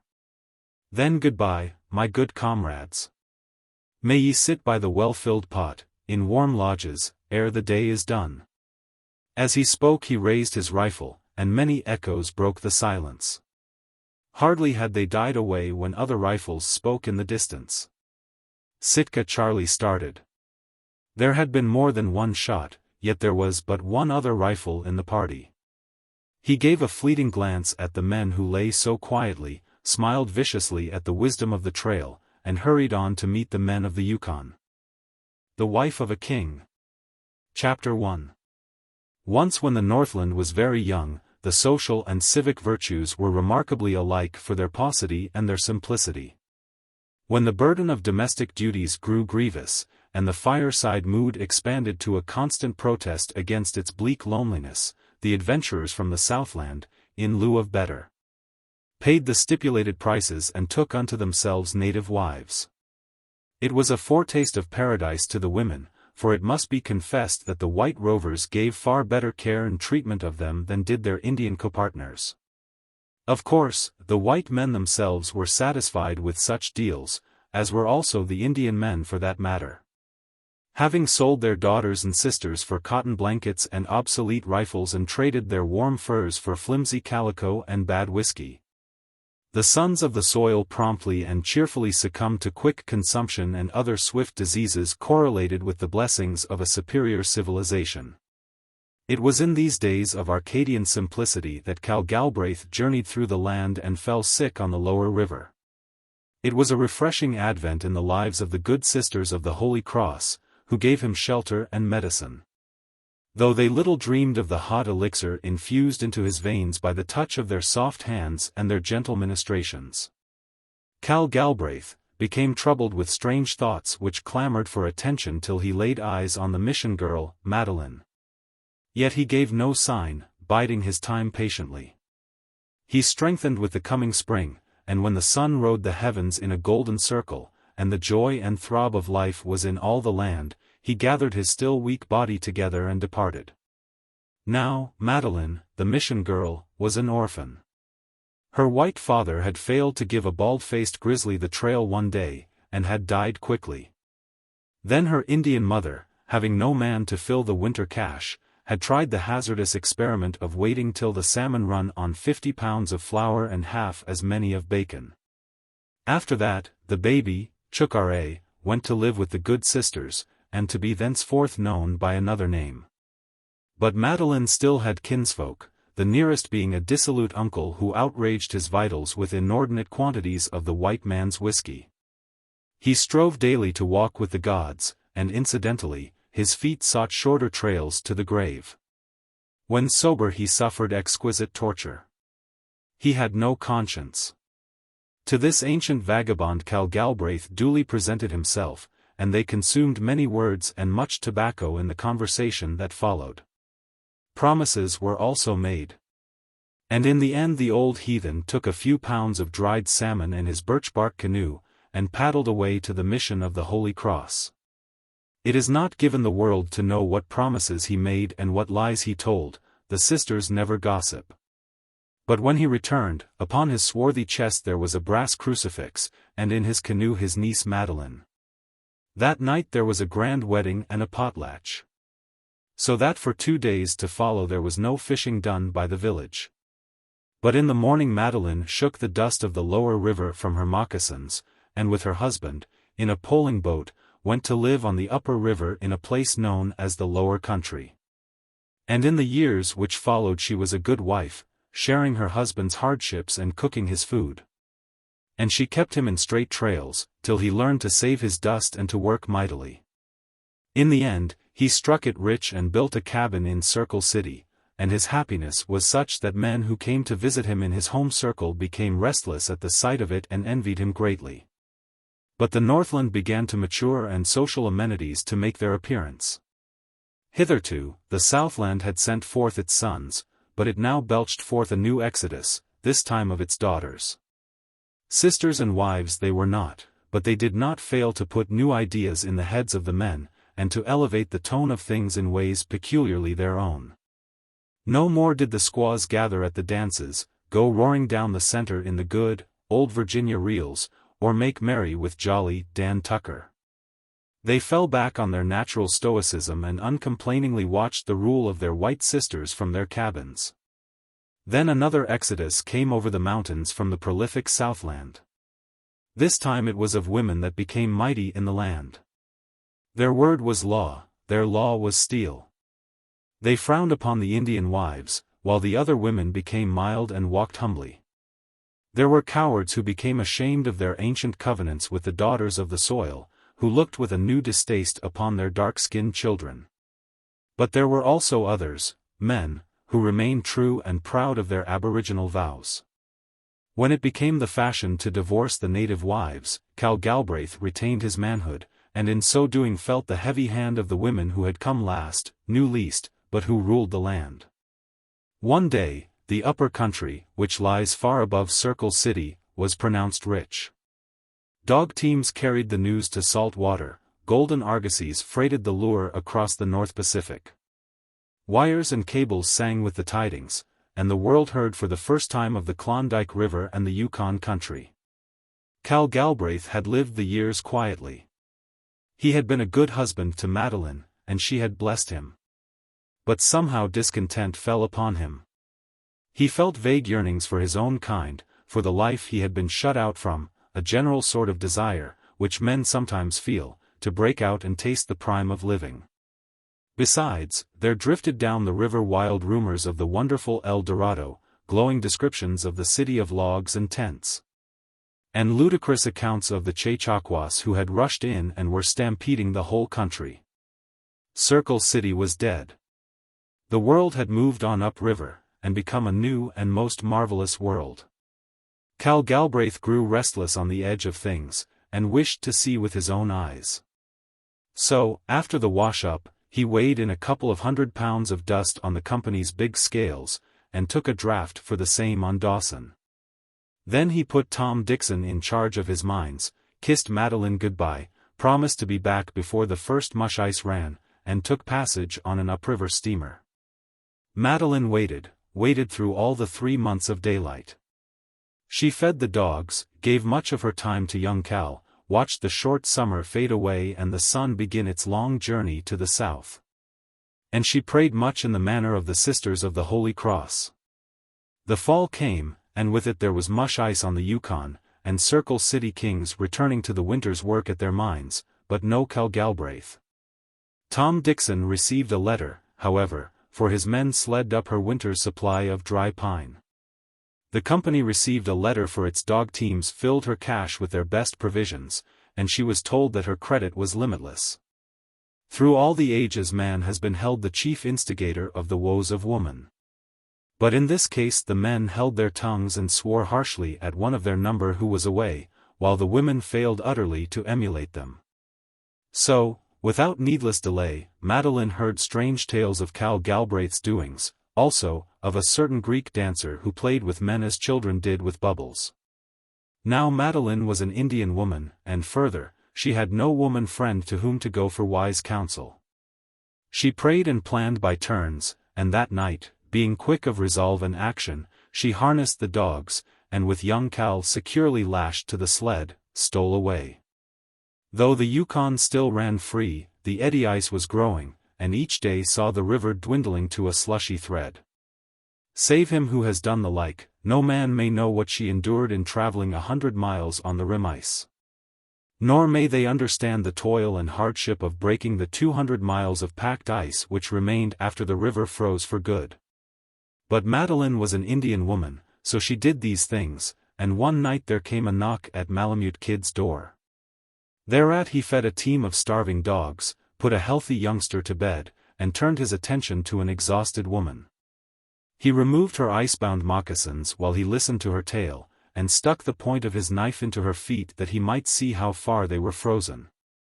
Despite his tremendous virility, Malamute Kid was possessed of a softer, womanly element, which could win the confidence of a snarling wolf dog or draw confessions from the most wintry heart.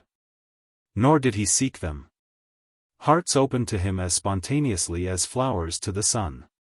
Even the priest, Father Roubaud, had been known to confess to him, while the men and women of the Northland were ever knocking at his door, a door from which the latch-string hung always out. To Madeline, he could do no wrong, make no mistake. She had known him from the time she first cast her lot among the people of her father's race. And to her half-barbaric mind it seemed that in him was centered the wisdom of the ages, that between his vision and the future there could be no intervening veil. There were false ideals in the land. The social strictures of Dawson were not synonymous with those of the previous era, and the swift maturity of the Northland involved much wrong. Malamute Kid was aware of this, and he had Cal Galbraith's measure accurately. He knew a hasty word was the father of much evil. Besides, he was minded to teach a great lesson and bring shame upon the man. So Stanley Prince, the young mining expert, was called into the conference the following night, as was also Lucky Jack Harrington and his violin. That same night, Bettles, who owed a great debt to Malamute Kid, harnessed up Cal Galbraith's dogs, lashed Cal Galbraith, Jr., to the sled, and slipped away in the dark for Stewart River. Chapter 2. So, 1, 2, 3, 1, 2, 3. Now reverse. No, no. Start up again, Jack. See, this way. Prince executed the movement as one should who has led the cotillion. Now. 1, 2, 3, 1, 2, 3. Reverse. Ah. That's better. Try it again. I say, you mustn't look at your feet. 1, 2, 3, 1, 2, 3. Shorter steps. You are not hanging to the G-pole just now. Try it over. There. That's the way. 1, 2, 3, 1, 2, 3. Round and round went Prince and Madeline in an interminable waltz. The table and stools had been shoved over against the wall to increase the room. Malamute Kid sat on the bunk, chin to knees, greatly interested. Jack Harrington sat beside him, scraping away on his violin and following the dancers. It was a unique situation, the undertaking of these three men with the woman. The most pathetic part, perhaps, was the businesslike way in which they went about it. No athlete was ever trained more rigidly for a coming contest, nor wolf-dog for the harness, than was she.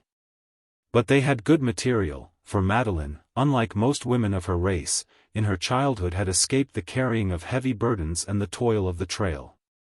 Besides, she was a clean-limbed, willowy creature, possessed of much grace which had not hitherto been realized. It was this grace which the men strove to bring out and knock into shape. Trouble with her, she learned to dance all wrong, Prince remarked to the bunk after having deposited his breathless pupil on the table. She's quick at picking up. Yet I could do better had she never danced a step. But say, kid, I can't understand this. Prince imitated a peculiar movement of the shoulders and head, a weakness Madeline suffered from in walking. Lucky for her she was raised in the mission, Malamute Kid answered. Packing, the head strap. Other Indian women have it bad, but she didn't do any packing till after she married, and then only at first. Saw hard lines with that husband of hers. They went through the 40-mile famine together. But can we break it? Don't know. Perhaps long walks with her trainers will make the riffle. Anyway, they'll take it out some, won't they, Madeline? The girl nodded assent. If Malamute Kid, who knew all things, said so, why it was so. That was all there was about it. She had come over to them, anxious to begin again. Harrington surveyed her in quest of her points much in the same manner men usually do horses. It certainly was not disappointing, for he asked with sudden interest, "What did that beggarly uncle of yours get anyway?" 1 rifle, 1 blanket, 20 bottles of hooch. Rifle broke. She said this last scornfully, as though disgusted at how low her maiden value had been rated. She spoke fair English, with many peculiarities of her husband's speech, but there was still perceptible the Indian accent, the traditional groping after strange gutturals. Even this her instructors had taken in hand, and with no small success, too. At the next intermission, Prince discovered a new predicament. "I say, kid," he said, "we're wrong, all wrong. She can't learn in moccasins. Put her feet into slippers, and then onto that waxed floor, phew." Madeline raised a foot and regarded her shapeless house moccasins dubiously. In previous winters, both at Circle City and 40 Mile, she had danced many a night away with similar footgear, and there had been nothing the matter. But now, well, if there was anything wrong it was for Malamute Kid to know what it was. But Malamute Kid did know, and he had a good eye for measures. So he put on his cap and mittens and went down the hill to pay Mrs. Eppingwell a call. Her husband, Clove Eppingwell, was prominent in the community as one of the great government officials. The kid had noted her slender little foot one night, at the governor's ball. And as he also knew her to be as sensible as she was pretty, it was no task to ask of her a certain small favor. On his return, Madeline withdrew for a moment to the inner room. When she reappeared Prince was startled. "By Jove, he gasped. Who'd have thought it? The little witch. Why, my sister is an English girl, interrupted Malamute Kid, with an English foot. This girl comes of a small-footed race. Moccasins just broadened her feet healthily, while she did not misshape them by running with the dogs in her childhood. But this explanation failed utterly to allay Prince's admiration. Harrington's commercial instinct was touched, and as he looked upon the exquisitely turned foot and ankle, there ran through his mind the sordid list: 1 rifle, 1 blanket, 20 bottles of hooch. Madeline was the wife of a king whose yellow treasure could buy outright a score of fashion's puppets, yet in all her life her feet had known no gear save red-tanned moose hide. At first she had looked in awe at the tiny white satin slippers, but she had quickly understood the admiration which shone, manlike, in the eyes of the men. Her face flushed with pride. For the moment she was drunken with her woman's loveliness, then she murmured, with increased scorn, and 1 rifle, broke. So the training went on. Every day Malamute Kid led the girl out on long walks devoted to the correction of her carriage and the shortening of her stride. There was little likelihood of her identity being discovered, for Cal Galbraith and the rest of the old-timers were like lost children among the many strangers who had rushed into the land. Besides, the frost of the north has a bitter tongue, and the tender women of the south, to shield their cheeks from its biting caresses, were prone to the use of canvas masks. With faces obscured and bodies lost in squirrel skin parkas, a mother and daughter, meeting on trail, would pass as strangers. The coaching progressed rapidly. At first it had been slow, but later a sudden acceleration had manifested itself. This began from the moment Madeline tried on the white satin slippers, and in so doing found herself. The pride of her renegade father, apart from any natural self-esteem she might possess, at that instant received its birth. Hitherto, she had deemed herself a woman of an alien breed, of inferior stock, purchased by her lord's favor. Her husband had seemed to her a god, who had lifted her, through no essential virtues on her part, to his own godlike level. But she had never forgotten, even when young Cal was born, that she was not of his people. As he had been a god, so had his womenkind been goddesses. She might have contrasted herself with them, but she had never compared. It might have been that familiarity bred contempt. However, be that as it may, she had ultimately come to understand these roving white men, and to weigh them. True, her mind was dark to deliberate analysis, but she yet possessed her woman's clarity of vision in such matters. On the night of the slippers she had measured the bold, open admiration of her 3-man friends, and for the first time comparison had suggested itself. It was only a foot and an ankle, but comparison could not, in the nature of things, cease at that point. She judged herself by their standards till the divinity of her white sisters was shattered. After all, they were only women, and why should she not exalt herself to their midst? In doing these things she learned where she lacked, and with the knowledge of her weakness came her strength. And so mightily did she strive that her 3 trainers often marveled late into the night over the eternal mystery of woman. In this way Thanksgiving night drew near. At irregular intervals Bettles sent word down from Stewart River regarding the welfare of young Cal. The time of their return was approaching. More than once a casual caller, hearing dance music and the rhythmic pulse of feet, entered. Only to find Harrington scraping away and the other 2 beating time or arguing noisily over a mooted step. Madeline was never in evidence, having precipitately fled to the inner room. On one of these nights Cal Galbraith dropped in. Encouraging news had just come down from Stewart River, and Madeline had surpassed herself, not in walk alone, and carriage and grace, but in womanly roguishness. They had indulged in sharp repartee and she had defended herself brilliantly. And then, yielding to the intoxication of the moment, and of her own power, she had bullied, and mastered, and wheedled, and patronized them with most astonishing success. And instinctively, involuntarily, they had bowed, not to her beauty, her wisdom, her wit, but to that indefinable something in woman to which man yields yet cannot name. The room was dizzy with sheer delight as she and Prince whirled through the last dance of the evening. Harrington was throwing in inconceivable flourishes, while Malamute Kid, utterly abandoned, had seized the broom and was executing mad gyrations on his own account. At this instant the door shook with a heavy rap-rap, and their quick glances noted the lifting of the latch. But they had survived similar situations before. Harrington never broke a note. Madeline shot through the waiting door to the inner room. The broom went hurtling under the bunk, and by the time Cal Galbraith and Louis Savoy got their heads in, Malamute Kid and Prince were in each other's arms, wildly shottishing down the room. As a rule, Indian women do not make a practice of fainting on provocation, but Madeline came as near to it as she ever had in her life. For an hour she crouched on the floor, listening to the heavy voices of the men rumbling up and down in mimic thunder.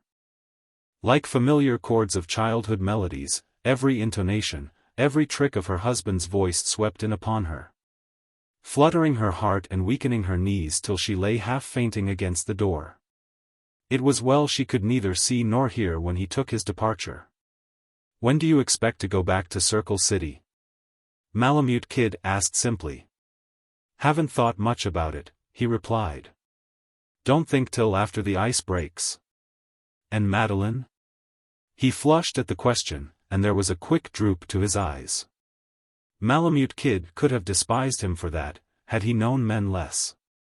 As it was, his gorge rose against the wives and daughters who had come into the land, and not satisfied with usurping the place of the native women, had put unclean thoughts in the heads of the men and made them ashamed. "I guess she's all right," the Circle City King answered hastily, and in an apologetic manner.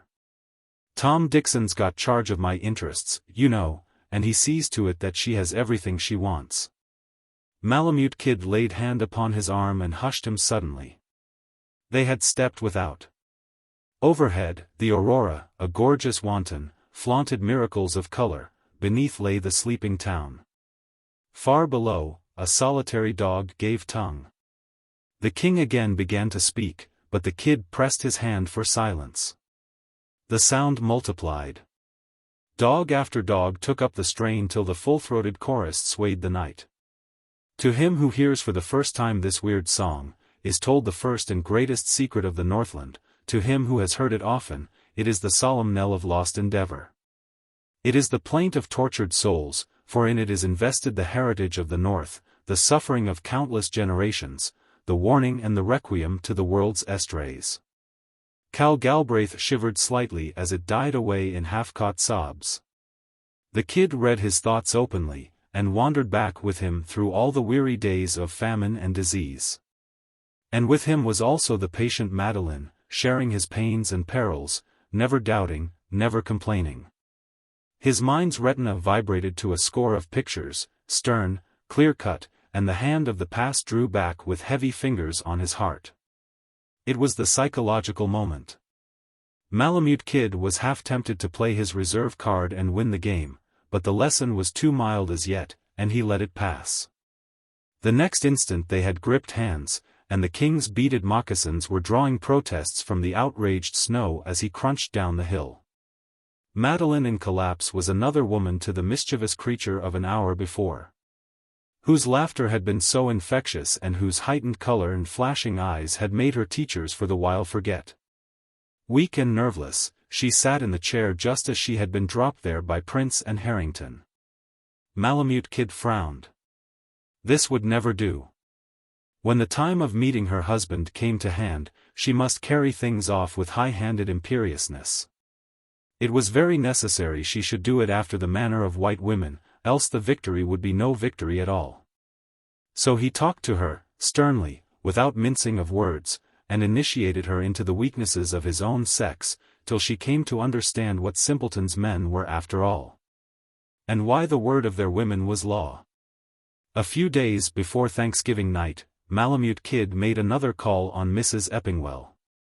She promptly overhauled her feminine fripperies, paid a protracted visit to the dry goods department of the P.C. Company, and returned with the kid to make Madeline's acquaintance. After that came a period such as the cabin had never seen before, and what with cutting, and fitting, and basting, and stitching, and numerous other wonderful and unknowable things. The male conspirators were more often banished the premises than not. At such times the opera house opened its double storm doors to them. So often did they put their heads together, and so deeply did they drink to curious toasts, that the loungers scented unknown creeks of incalculable richness. And it is known that several Chechaquas and at least one old-timer kept their stampeding packs stored behind the bar, ready to hit the trail at a moment's notice. Mrs. Eppingwell was a woman of capacity, so, when she turned Madeline over to her trainers on Thanksgiving night, she was so transformed that they were almost afraid of her. Prince wrapped a Hudson Bay blanket about her with a mock reverence more real than feigned, while Malamute Kid, whose arm she had taken, found it a severe trial to resume his wonted mentorship. Harrington, with the list of purchases still running through his head, dragged along in the rear, nor opened his mouth once all the way down into the town. When they came to the back door of the opera house, they took the blanket from Madeline's shoulders and spread it on the snow. Slipping out of Prince's moccasins, she stepped upon it in new satin slippers. The masquerade was at its height. She hesitated, but they jerked open the door and shoved her in. Then they ran around to come in by the front entrance. Chapter 3. "Where is Frida?" the old-timers questioned, while the Chechaquas were equally energetic in asking who Frida was. The ballroom buzzed with her name. It was on everybody's lips. Grizzled, sourdough boys, day laborers at the mines but proud of their degree. Either patronized the spruce-looking tenderfeet and lied eloquently, the sourdough boys being specially created to toy with truth, or gave them savage looks of indignation because of their ignorance. Perhaps 40 kings of the upper and lower countries were on the floor, each deeming himself hot on the trail and sturdily backing his judgment with the yellow dust of the realm. An assistant was sent to the man at the scales, upon whom had fallen the burden of weighing up the sacks, while several of the gamblers, with the rules of chance at their finger ends, made up alluring books on the field and favorites. Which was Frida? Time and again the Greek dancer was thought to have been discovered, but each discovery brought panic to the betting ring and a frantic registering of new wagers by those who wished to hedge. Malamute Kid took an interest in the hunt, his advent being hailed uproariously by the revelers, who knew him to a man. The Kid had a good eye for the trick of a step, an ear for the lilt of a voice, and his private choice was a marvelous creature who scintillated as the aurora borealis. But the Greek dancer was too subtle for even his penetration. The majority of the gold hunters seemed to have centered their verdict on the Russian princess, who was the most graceful in the room, and hence could be no other than Frida Maloof. During a quadrille a roar of satisfaction went up. She was discovered. At previous balls, in the figure, all hands round, Frida had displayed an inimitable step and variation peculiarly her own. As the figure was called, the Russian princess gave the unique rhythm to limb and body. A chorus of "I told you so's" shook the squared roof beams, when lo! It was noticed that Aurora Borealis and another mask, the Spirit of the Pole, were performing the same trick equally well. And when 2 twin sun dogs and a Frost Queen followed suit, a second assistant was dispatched to the aid of the man at the scales. Bettles came off trail in the midst of the excitement, descending upon them in a hurricane of frost. His rhymed brows turned to cataracts as he whirled about. His mustache, still frozen, seemed gemmed with diamonds and turned the light in varicolored rays. While the flying feet slipped on the chunks of ice which rattled from his moccasins and German socks. A Northland dance is quite an informal affair, the men of the creeks and trails having lost whatever fastidiousness they might have at one time possessed. And only in the high official circles are conventions at all observed. Here, caste carried no significance. Millionaires and paupers, dog drivers and mounted policemen joined hands with ladies in the center, and swept around the circle performing most remarkable capers. Primitive in their pleasure, boisterous and rough, they displayed no rudeness, but rather a crude chivalry more genuine than the most polished courtesy. In his quest for the Greek dancer, Cal Galbraith managed to get into the same set with the Russian princess, toward whom popular suspicion had turned. But by the time he had guided her through one dance, he was willing not only to stake his millions that she was not Frida, but that he had had his arm about her waist before. When or where he could not tell, but the puzzling sense of familiarity so wrought upon him that he turned his attention to the discovery of her identity. Malamute Kid might have aided him instead of occasionally taking the princess for a few turns and talking earnestly to her in low tones. But it was Jack Harrington who paid the Russian princess the most assiduous court. Once he drew Cal Galbraith aside and hazarded wild guesses as to who she was, and explained to him that he was going in to win.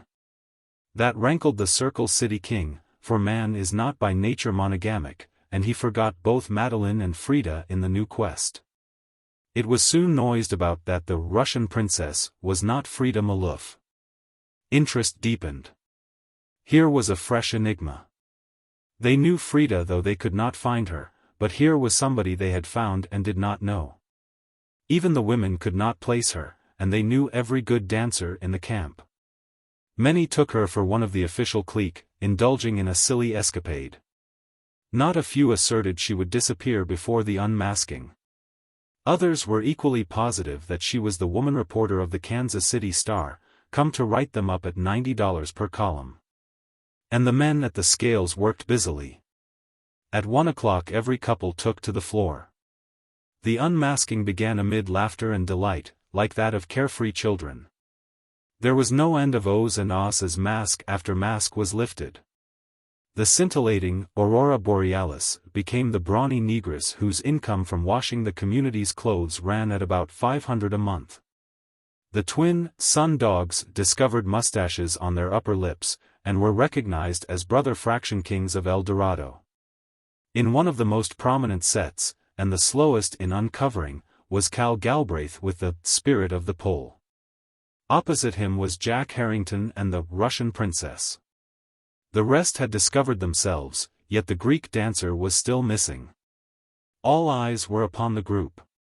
Cal Galbraith, in response to their cries, lifted his partner's mask. Frida's wonderful face and brilliant eyes flashed out upon them. A roar went up, to be squelched suddenly in the new and absorbing mystery of the Russian princess. Her face was still hidden, and Jack Harrington was struggling with her. The dancers tittered on the tiptoes of expectancy. He crushed her dainty costume roughly, and then the revelers exploded. The joke was on them. They had danced all night with a tabooed native woman. But those that knew, and they were many, ceased abruptly, and a hush fell upon the room. Cal Galbraith crossed over with great strides, angrily, and spoke to Madeline in polyglot Chinook. But she retained her composure, apparently oblivious to the fact that she was the cynosure of all eyes, and answered him in English. She showed neither fright nor anger, and Malamute Kid chuckled at her well-bred equanimity. The king felt baffled, defeated, his common Siwash wife had passed beyond him. "Come," he said finally. "Come on home." "I beg pardon," she replied, "I have agreed to go to supper with Mr. Harrington. Besides, there's no end of dances promised." Harrington extended his arm to lead her away.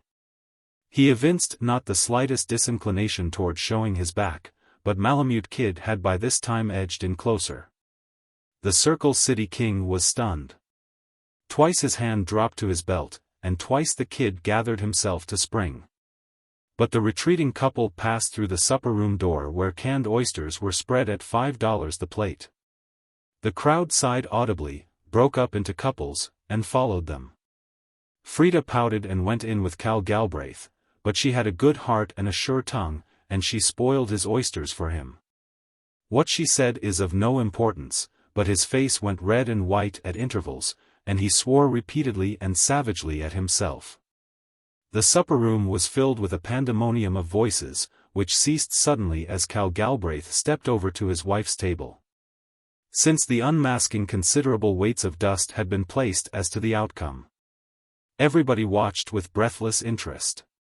Harrington's blue eyes were steady, but under the overhanging tablecloth a Smith & Wesson balanced on his knee. Madeline looked up, casually, with little interest. May I have the next round dance with you?" the king stuttered. The wife of the king glanced at her card and inclined her head. An Odyssey of the North. Chapter 1. The sleds were singing their eternal lament to the creaking of the harness and the tinkling bells of the leaders. But the men and dogs were tired and made no sound. The trail was heavy with new-fallen snow, and they had come far, and the runners, burdened with flint-like quarters of frozen moose, clung tenaciously to the unpacked surface and held back with a stubbornness almost human. Darkness was coming on, but there was no camp to pitch that night. The snow fell gently through the pulseless air, not in flakes, but in tiny frost crystals of delicate design.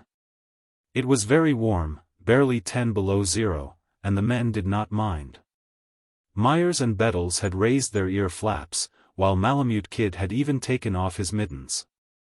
The dogs had been faggied out early in the afternoon, but they now began to show new vigor. Among the more astute there was a certain restlessness, an impatience at the restraint of the traces, an indecisive quickness of movement, a sniffing of snouts and pricking of ears. These became incensed at their more phlegmatic brothers, urging them on with numerous sly nips on their hinder quarters. Those, thus chidden, also contracted and helped spread the contagion. At last the leader of the foremost sled uttered a sharp whine of satisfaction, crouching lower in the snow and throwing himself against the collar. The rest followed suit. There was an ingathering of backhands, a tightening of traces. The sleds leaped forward, and the men clung to the G-poles, violently accelerating the uplift of their feet that they might escape going under the runners. The weariness of the day fell from them, and they whooped encouragement to the dogs. The animals responded with joyous yelps. They were swinging through the gathering darkness at a rattling gallop. "Gee! Gee!" the men cried, each in turn, as their sleds abruptly left the main trail, heeling over on single runners like luggers on the wind. Then came 100 yards dash to the lighted parchment window, which told its own story of the home cabin, the roaring Yukon stove, and the steaming pots of tea. But the home cabin had been invaded. 80 huskies chorused defiance, and as many furry forms precipitated themselves upon the dogs which drew the first sled. The door was flung open, and a man, clad in the scarlet tunic of the Northwest Police, waded knee-deep among the furious brutes, calmly and impartially dispensing soothing justice with the butt end of a dog whip. After that the men shook hands, and in this wise was Malamute Kid welcomed to his own cabin by a stranger. Stanley Prince, who should have welcomed him, and who was responsible for the Yukon stove and hot tea aforementioned, was busy with his guests. There were a dozen or so of them, as nondescript a crowd as ever served the Queen in the enforcement of her laws or the delivery of her mails. They were of many breeds, but their common life had formed of them a certain type, a lean and wiry type, with trail-hardened muscles, and sun-browned faces, and untroubled souls which gazed frankly forth, clear-eyed and steady. They drove the dogs of the Queen, wrought fear in the hearts of her enemies, ate of her meager fare, and were happy. They had seen life, and done deeds, and lived romances, but they did not know it. And they were very much at home. 2 of them were sprawled upon Malamute Kid's bunk, singing chansons which their French forebears sang in the days when first they entered the Northwest land and mated with its Indian women. Bettles' bunk had suffered a similar invasion. And 3 or 4 lusty voyagers worked their toes among its blankets as they listened to the tale of one who had served on the boat brigade with Wolseley when he fought his way to Khartoum. And when he tired, a cowboy told of courts and kings and lords and ladies he had seen when Buffalo Bill toured the capitals of Europe. In a corner 2 half-breeds, ancient comrades in a lost campaign, mended harnesses and talked of the days when the Northwest flamed with insurrection and Louis Riel was king.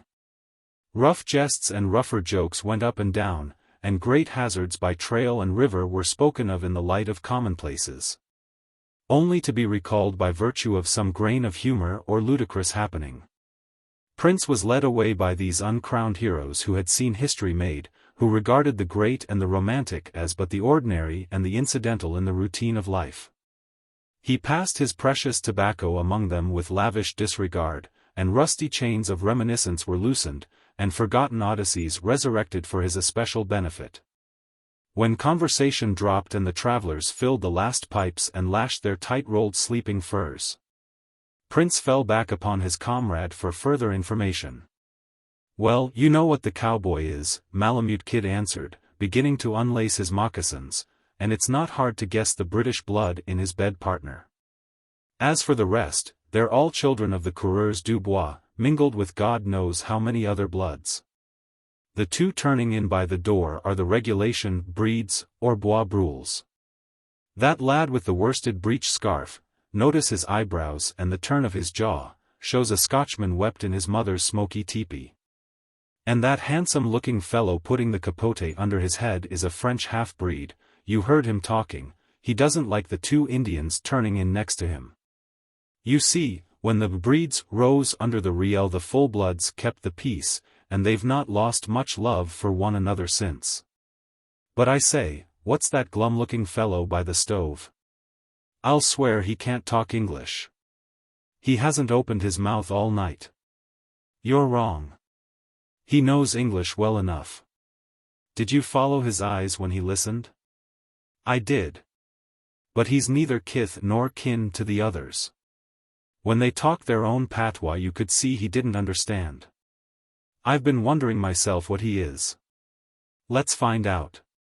Fire a couple of sticks into the stove," Malamute Kid commanded, raising his voice and looking squarely at the man in question. He obeyed at once. Had discipline knocked into him somewhere? Prince commented in a low tone. Malamute Kid nodded, took off his socks, and picked his way among recumbent men to the stove. There he hung his damp footgear among a score or so of mates. "When do you expect to get to Dawson?" he asked tentatively. The man studied him a moment before replying. "They say 75 mile. So? Maybe 2 days." The very slightest accent was perceptible, while there was no awkward hesitancy or groping for words. "Been in the country before?"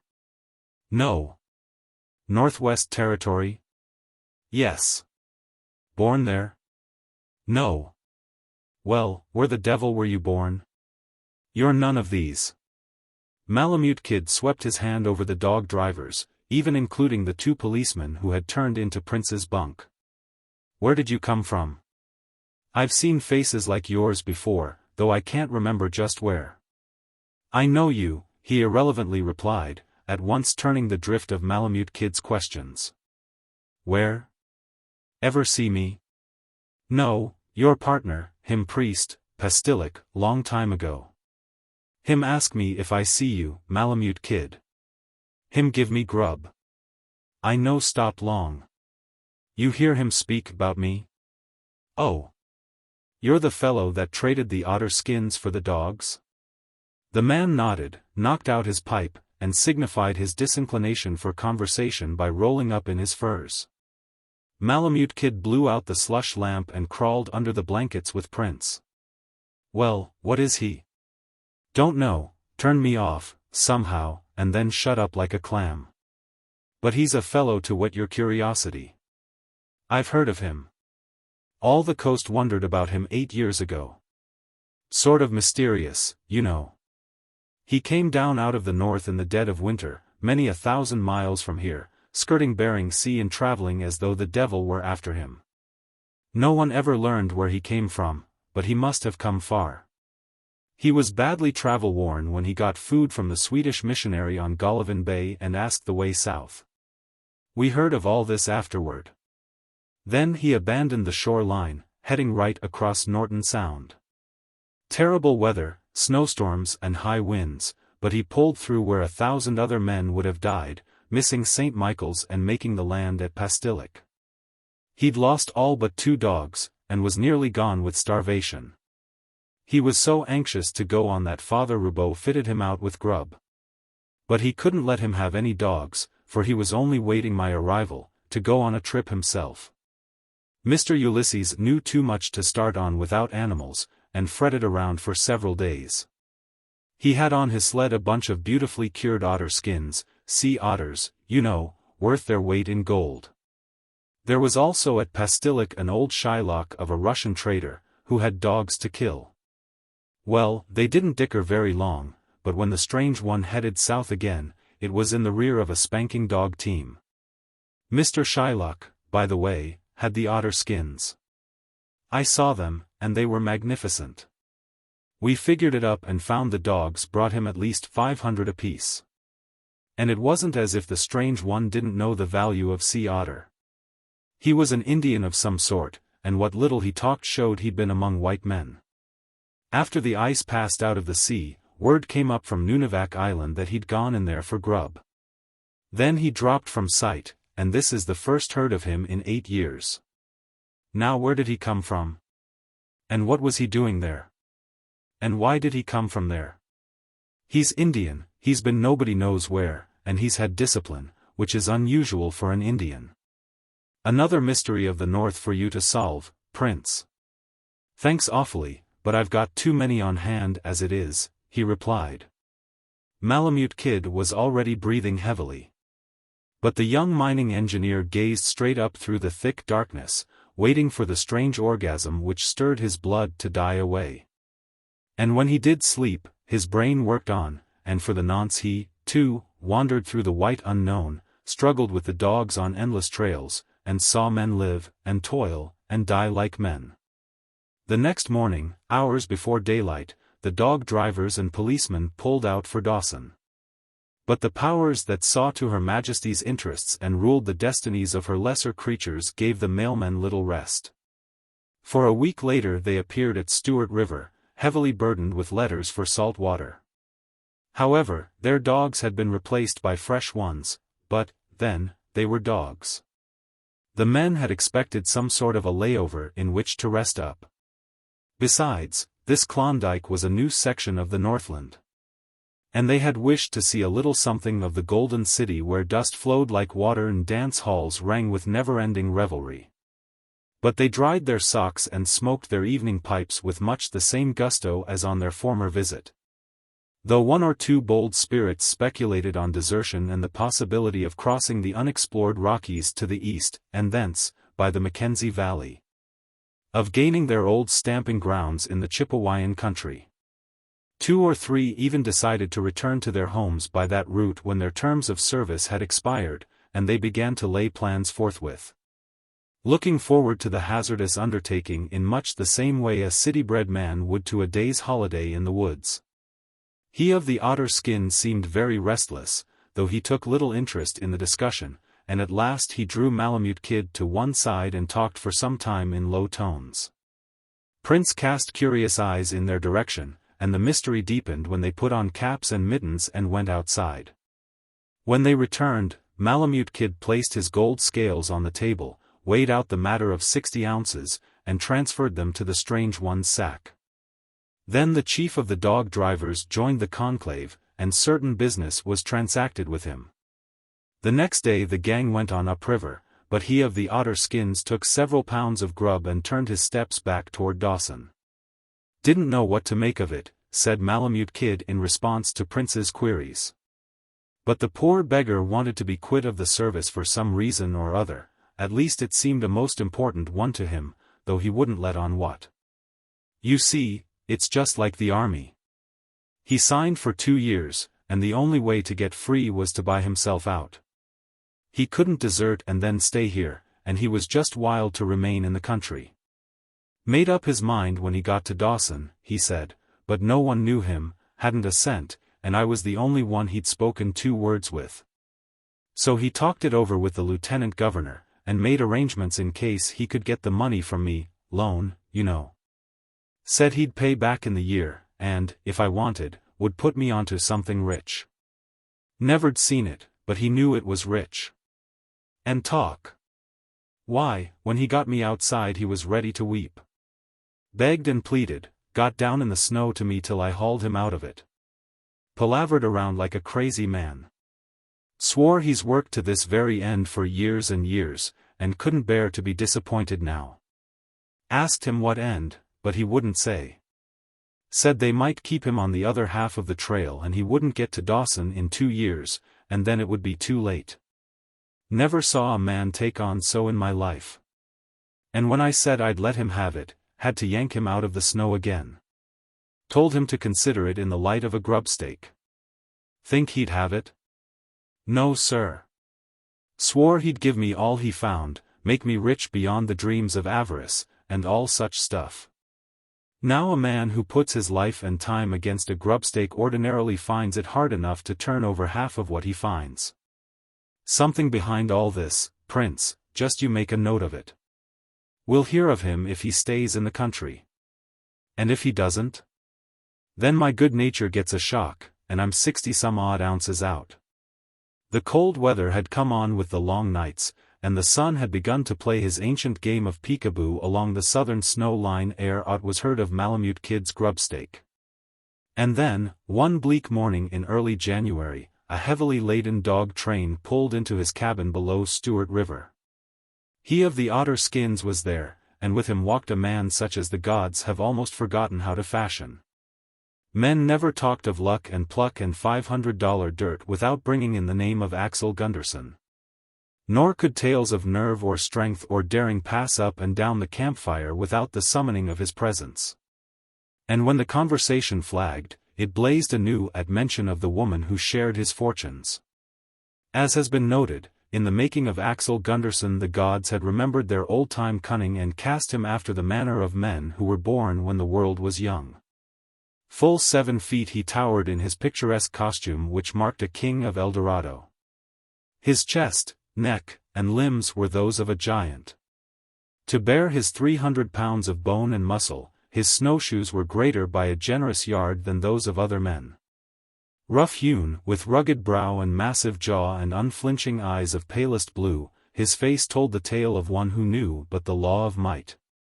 Of the yellow of ripe corn silk, his frost-encrusted hair swept like day across the night and fell far down his coat of bearskin. A vague tradition of the sea seemed to cling about him as he swung down the narrow trail in advance of the dogs. And he brought the butt of his dog whip against Malamute Kid's door as a North Sea rover, on southern foray, might thunder for admittance at the castle gate. Prince bared his womanly arms and kneaded sourdough bread, casting, as he did so, many a glance at the 3 guests the like of which might never come under a man's roof in a lifetime. The strange one, whom Malamute Kid had surnamed Ulysses, still fascinated him, but his interest chiefly gravitated between Axel Gunderson and Axel Gunderson's wife.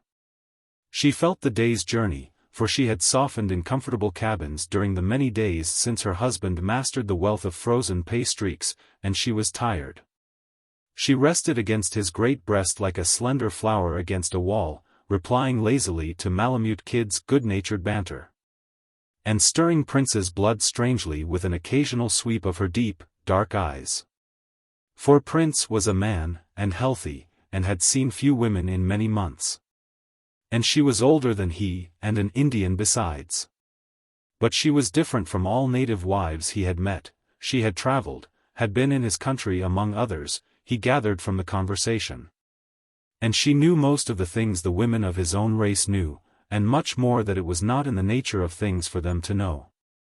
She could make a meal of sun-dried fish or a bed in the snow.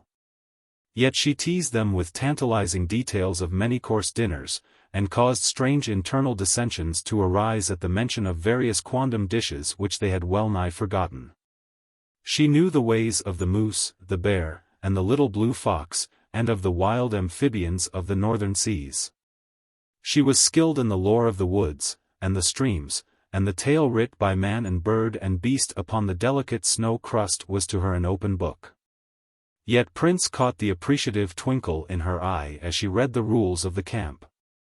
These rules had been fathered by the unquenchable Bettles at a time when his blood ran high, and were remarkable for the terse simplicity of their humor. Prince always turned them to the wall before the arrival of ladies, but who could suspect that this native wife, well, it was too late now. This, then, was the wife of Axel Gunderson, a woman whose name and fame had traveled with her husband's, hand in hand, through all the Northland. At table, Malamute Kid baited her with the assurance of an old friend, and Prince shook off the shyness of first acquaintance and joined in. But she held her own in the unequal contest, while her husband, slower in wit, ventured naught but applause. And he was very proud of her. His every look and action revealed the magnitude of the place she occupied in his life. He of the otter skins ate in silence, forgotten in the merry battle. And long ere the others were done he pushed back from the table and went out among the dogs. Yet all too soon his fellow travelers drew on their mittens and parkas and followed him. There had been no snow for many days, and the sled slipped along the hard-packed Yukon trail as easily as if it had been glare ice. Ulysses led the first sled. With the second came Prince and Axel Gunderson's wife, while Malamute Kid and the yellow-haired giant brought up the third. "It's only a hunch, kid," he said, "but I think it's straight. He's never been there, but he tells a good story, and shows a map I heard of when I was in the Kootenai country years ago. I'd like to have you go along. But he's a strange one, and swore point blank to throw it up if anyone was brought in. But when I come back you'll get first tip, and I'll stake you next to me, and give you a half share in the town site besides." "No. No," he cried, as the other strove to interrupt. "I'm running this, and before I'm done it'll need 2 heads. If it's all right, why, it'll be a second Cripple Creek, man, do you hear, a second Cripple Creek. It's quartz, you know, not placer. And if we work it right we'll corral the whole thing, millions upon millions. I've heard of the place before, and so have you. We'll build a town, thousands of workmen, good waterways, steamship lines, big carrying trade, light draft steamers for head reaches, survey a railroad. Perhaps, sawmills, electric light plant, do our own banking, commercial company, syndicate, say. Just you hold your hush till I get back." The sleds came to a halt where the trail crossed the mouth of Stewart River. An unbroken sea of frost, its wide expanse stretched away into the unknown east. The snowshoes were withdrawn from the lashings of the sleds. Axel Gunderson shook hands and stepped to the fore, his great webbed shoes sinking a fair half-yard into the feathery surface and packing the snow so the dogs should not wallow. His wife fell in behind the last sled, betraying long practice in the art of handling the awkward footgear. The stillness was broken with cheery farewells, the dogs whined. And he of the otter skins talked with his whip to a recalcitrant wheeler. An hour later the train had taken on the likeness of a black pencil crawling in a long, straight line across a mighty sheet of foolscap. Chapter 2. One night, many weeks later, Malamute Kid and Prince fell to solving chess problems from the torn page of an ancient magazine. The kid had just returned from his bonanza properties and was resting up preparatory to a long moose hunt. Prince, too, had been on creek and trail nearly all winter, and had grown hungry for a blissful week of cabin life. Interposed the Black Knight, and forced the king. "No, that won't do. See, the next move. Why advance the pawn 2 squares? Bound to take it in transit, and with the bishop out of the way.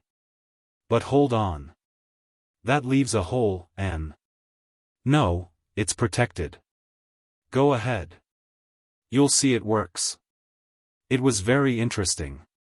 Somebody knocked at the door a second time before Malamute Kid said, "Come in." The door swung open. Something staggered in. Prince caught one square look and sprang to his feet. The horror in his eyes caused Malamute Kid to whirl about, and he, too, was startled, though he had seen bad things before. The thing tottered blindly toward them. Prince edged away till he reached the nail from which hung his Smith & Wesson. "My God! What is it?" he whispered to Malamute Kid. "Don't know. Looks like a case of freezing and no grub," replied the kid, sliding away in the opposite direction. "Watch out. It may be mad," he warned, coming back from closing the door. The thing advanced to the table. The bright flame of the slush lamp caught its eye. It was amused, and gave voice to eldritch cackles which betokened mirth. Then, suddenly, he, for it was a man, swayed back, with a hitch to his skin trousers, and began to sing a chanty. Such as men lift when they swing around the capstan circle and the sea snorts in their ears. Yankee ship come down de Ribier. Pull. My bully boys. Pull. Dia want to know de captain are you uns her? Pull. My bully boys. Pull. Jonathan Jones ob South Carolina. Pull. My bully. He broke off abruptly, tottered with a wolfish snarl to the meat shelf, and before they could intercept was tearing with his teeth at a chunk of raw bacon. The struggle was fierce between him and Malamute Kid, but his mad strength left him as suddenly as it had come, and he weakly surrendered the spoil. Between them they got him upon a stool, where he sprawled with half his body across the table. A small dose of whiskey strengthened him, so that he could dip a spoon into the sugar caddy which Malamute Kid placed before him. After his appetite had been somewhat cloyed, Prince, shuddering as he did so, passed him a mug of weak beef tea. The creature's eyes were alight with a somber frenzy, which blazed and waned with every mouthful. There was very little skin to the face. The face, for that matter, sunken and emaciated, bore little likeness to human countenance. Frost after frost had bitten deeply, each depositing its stratum of scab upon the half-healed scar that went before. This dry, hard surface was of a bloody black color, serrated by grievous cracks wherein the raw red flesh peeped forth. His skin garments were dirty and in tatters, and the fur of one side was singed and burned away, showing where he had lain upon his fire. Malamute Kid pointed to where the suntanned hide had been cut away, strip by strip, the grim signature of famine. "Who are you?" slowly and distinctly enunciated the Kid. The man paid no heed. "Where do you come from?" "Yankee ship come down de Ribier," was the quavering response. "Don't doubt the beggar came down the river," the Kid said, shaking him in an endeavor to start a more lucid flow of talk. But the man shrieked at the contact, clapping a hand to his side in evident pain. He rose slowly to his feet, half leaning on the table. "She laughed at me, so, with the hate in her eye. And she would not come." His voice died away, and he was sinking back when Malamute Kid gripped him by the wrist and shouted, "Who? Who would not come?" "She, Unga. She laughed, and struck at me, so, and so." "And then?" "Yes. And then?" "And then what?" "And then he lay very still in the snow a long time." "He is still in the snow." The two men looked at each other helplessly. "Who is in the snow?" "She, Unga. She looked at me with the hate in her eye, and then—" "Yes, yes. And then she took the knife, so. And once, twice, she was weak. I traveled very slow. And there is much gold in that place, very much gold." "Where is Unga?" For all Malamute Kid knew, she might be dying a mile away. He shook the man savagely, repeating again and again, "Where is Unga? Who is Unga?" "She is in the snow." "Go on." The Kid was pressing his wrist cruelly. "So, I would be in the snow, but I had a debt to pay. It was heavy. I had debt to pay, debt to pay, I had." The faltering monosyllables ceased as he fumbled in his pouch and drew forth a buckskin sack. "A debt to pay, £5 of gold grub, steak, Mal-mute Kid, I." The exhausted head dropped upon the table, nor could Malamute Kid rouse it again. "It's Ulysses," he said quietly, tossing the bag of dust on the table. "Guess it's all day with Axel Gunderson and the woman. Come on, let's get him between the blankets. He's Indian. He'll pull through and tell a tale besides." As they cut his garments from him, near his right breast could be seen two unhealed, hard-lipped knife thrusts. Chapter 3. I will talk of the things which were in my own way, but you will understand. I will begin at the beginning, and tell of myself and the woman, and, after that, of the man. He of the otter skins drew over to the stove as do men who have been deprived of fire and are afraid the Promethean gift may vanish at any moment. Malamute Kid picked up the slush lamp and placed it so its light might fall upon the face of the narrator. Prince slid his body over the edge of the bunk and joined them. I am Nas, a chief, and the son of a chief, born between a sunset and a rising, on the dark seas, in my father's umiak. All of a night the men toiled at the paddles, and the women cast out the waves which threw in upon us, and we fought with the storm. The salt spray froze upon my mother's breast till her breath passed with the passing of the tide. But I raised my voice with the wind and the storm, and lived. We dwelt in Akaton. Where? Asked Malamute Kid. Akaton, which is in the Aleutians, Akaton, beyond Chignik, beyond Cardillac, beyond Unimak. As I say, we dwelt in Akaton, which lies in the midst of the sea on the edge of the world. We farmed the salt seas for the fish, the seal, and the otter. And our homes shouldered about one another on the rocky strip between the rim of the forest and the yellow beach where our kayaks lay. We were not many, and the world was very small. There were strange lands to the east, islands like Akaton, so we thought all the world was islands and did not mind. I was different from my people. In the sands of the beach were the crooked timbers and wave-warped planks of a boat such as my people never built.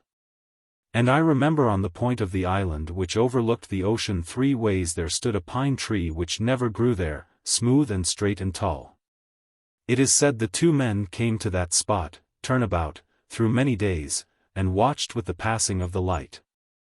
These 2 men came from out of the sea in the boat which lay in pieces on the beach. And they were white like you, and weak as the little children when the seal have gone away and the hunters come home empty.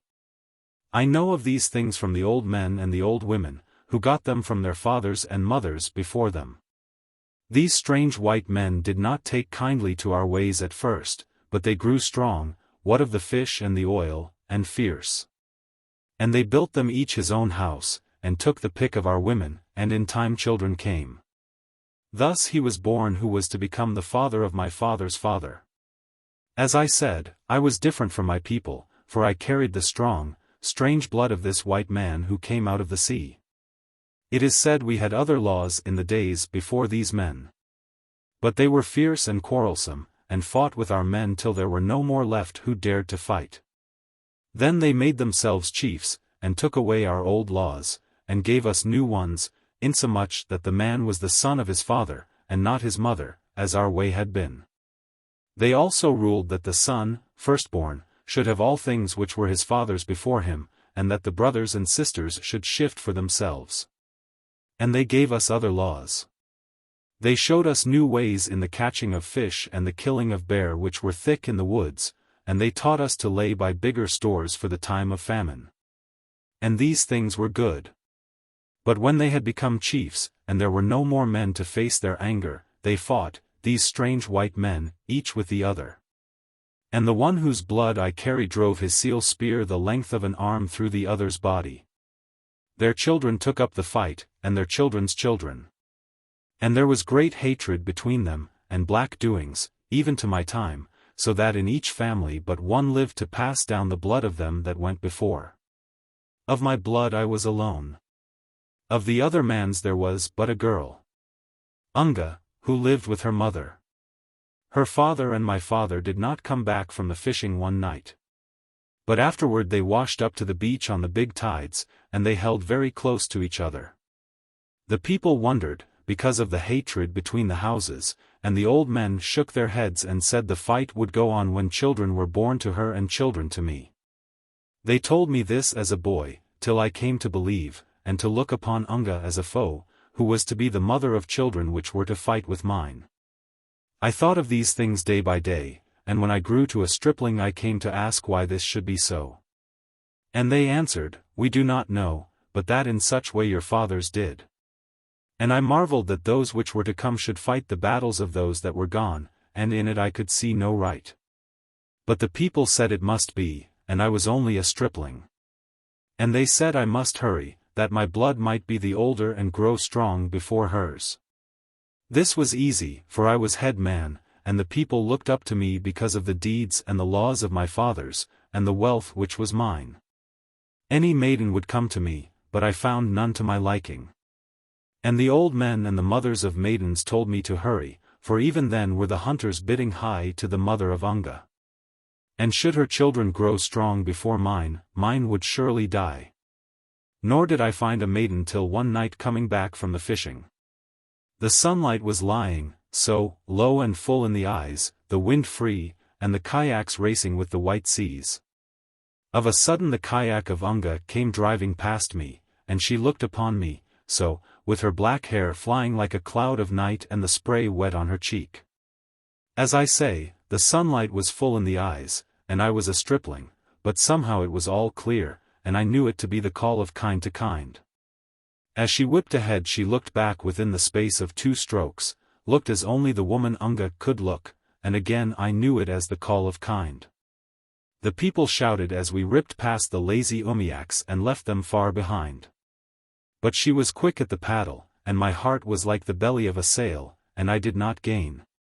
The wind freshened, the sea whitened, and, leaping like the seals on the windward breach, we roared down the golden pathway of the sun. Nas was crouched half out of his stool, in the attitude of one driving a paddle, as he ran the race anew.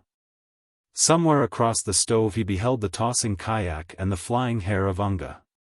The voice of the wind was in his ears, and its salt beat fresh upon his nostrils. But she made the shore, and ran up the sand, laughing, to the house of her mother. And a great thought came to me that night, a thought worthy of him that was chief over all the people of Akitan. So, when the moon was up, I went down to the house of her mother, and looked upon the goods of Yushnush, which were piled by the door, the goods of Yushnush. A strong hunter who had it in mind to be the father of the children of Unga. Other young men had piled their goods there and taken them away again, and each young man had made a pile greater than the one before. And I laughed to the moon and the stars, and went to my own house where my wealth was stored. And many trips I made, till my pile was greater by the fingers of one hand than the pile of Yushnush. There were fish, dried in the sun and smoked, and 40 hides of the hair seal, and half as many of the fur, and each hide was tied at the mouth and big-bellied with oil. And 10 skins of bear which I killed in the woods when they came out in the spring. And there were beads and blankets and scarlet cloths, such as I got in trade from the people who lived to the east, and who got them in trade from the people who lived still beyond in the east. And I looked upon the pile of Yushnush and laughed, for I was head man in Akitan, and my wealth was greater than the wealth of all my young men, and my fathers had done deeds, and given laws, and put their names for all time in the mouths of the people. So, when the morning came, I went down to the beach, casting out of the corner of my eye at the house of the mother of Unga. My offer yet stood untouched. And the women smiled, and said sly things one to the other. I wondered, for never had such a price been offered. And that night I added more to the pile, and put beside it a kayak of well-tanned skins which never yet had swam in the sea. But in the day it was yet there, open to the laughter of all men. The mother of Unga was crafty, and I grew angry at the shame in which I stood before my people. So that night I added till it became a great pile, and I hauled up my umiak, which was of the value of 20 kayaks. And in the morning there was no pile. Then made I preparation for the wedding, and the people that lived even to the east came for the food of the feast and the potlatch token. Unga was older than I by the age of 4 sons in the way we reckoned the years. I was only a stripling, but then I was a chief, and the son of a chief, and it did not matter. But a ship shoved her sails above the floor of the ocean, and grew larger with the breath of the wind. From her scuppers she ran clear water, and the men were in haste and worked hard at the pumps. On the bow stood a mighty man, watching the depth of the water and giving commands with a voice of thunder. His eyes were of the pale blue of the deep waters, and his head was maned like that of a sea lion. And his hair was yellow, like the straw of a southern harvest or the manila rope yarns which sailormen plait. Of late years we had seen ships from afar, but this was the first to come to the beach of Akaton. The feast was broken, and the women and children fled to the houses, while we men strung our bows and waited with spears in hand.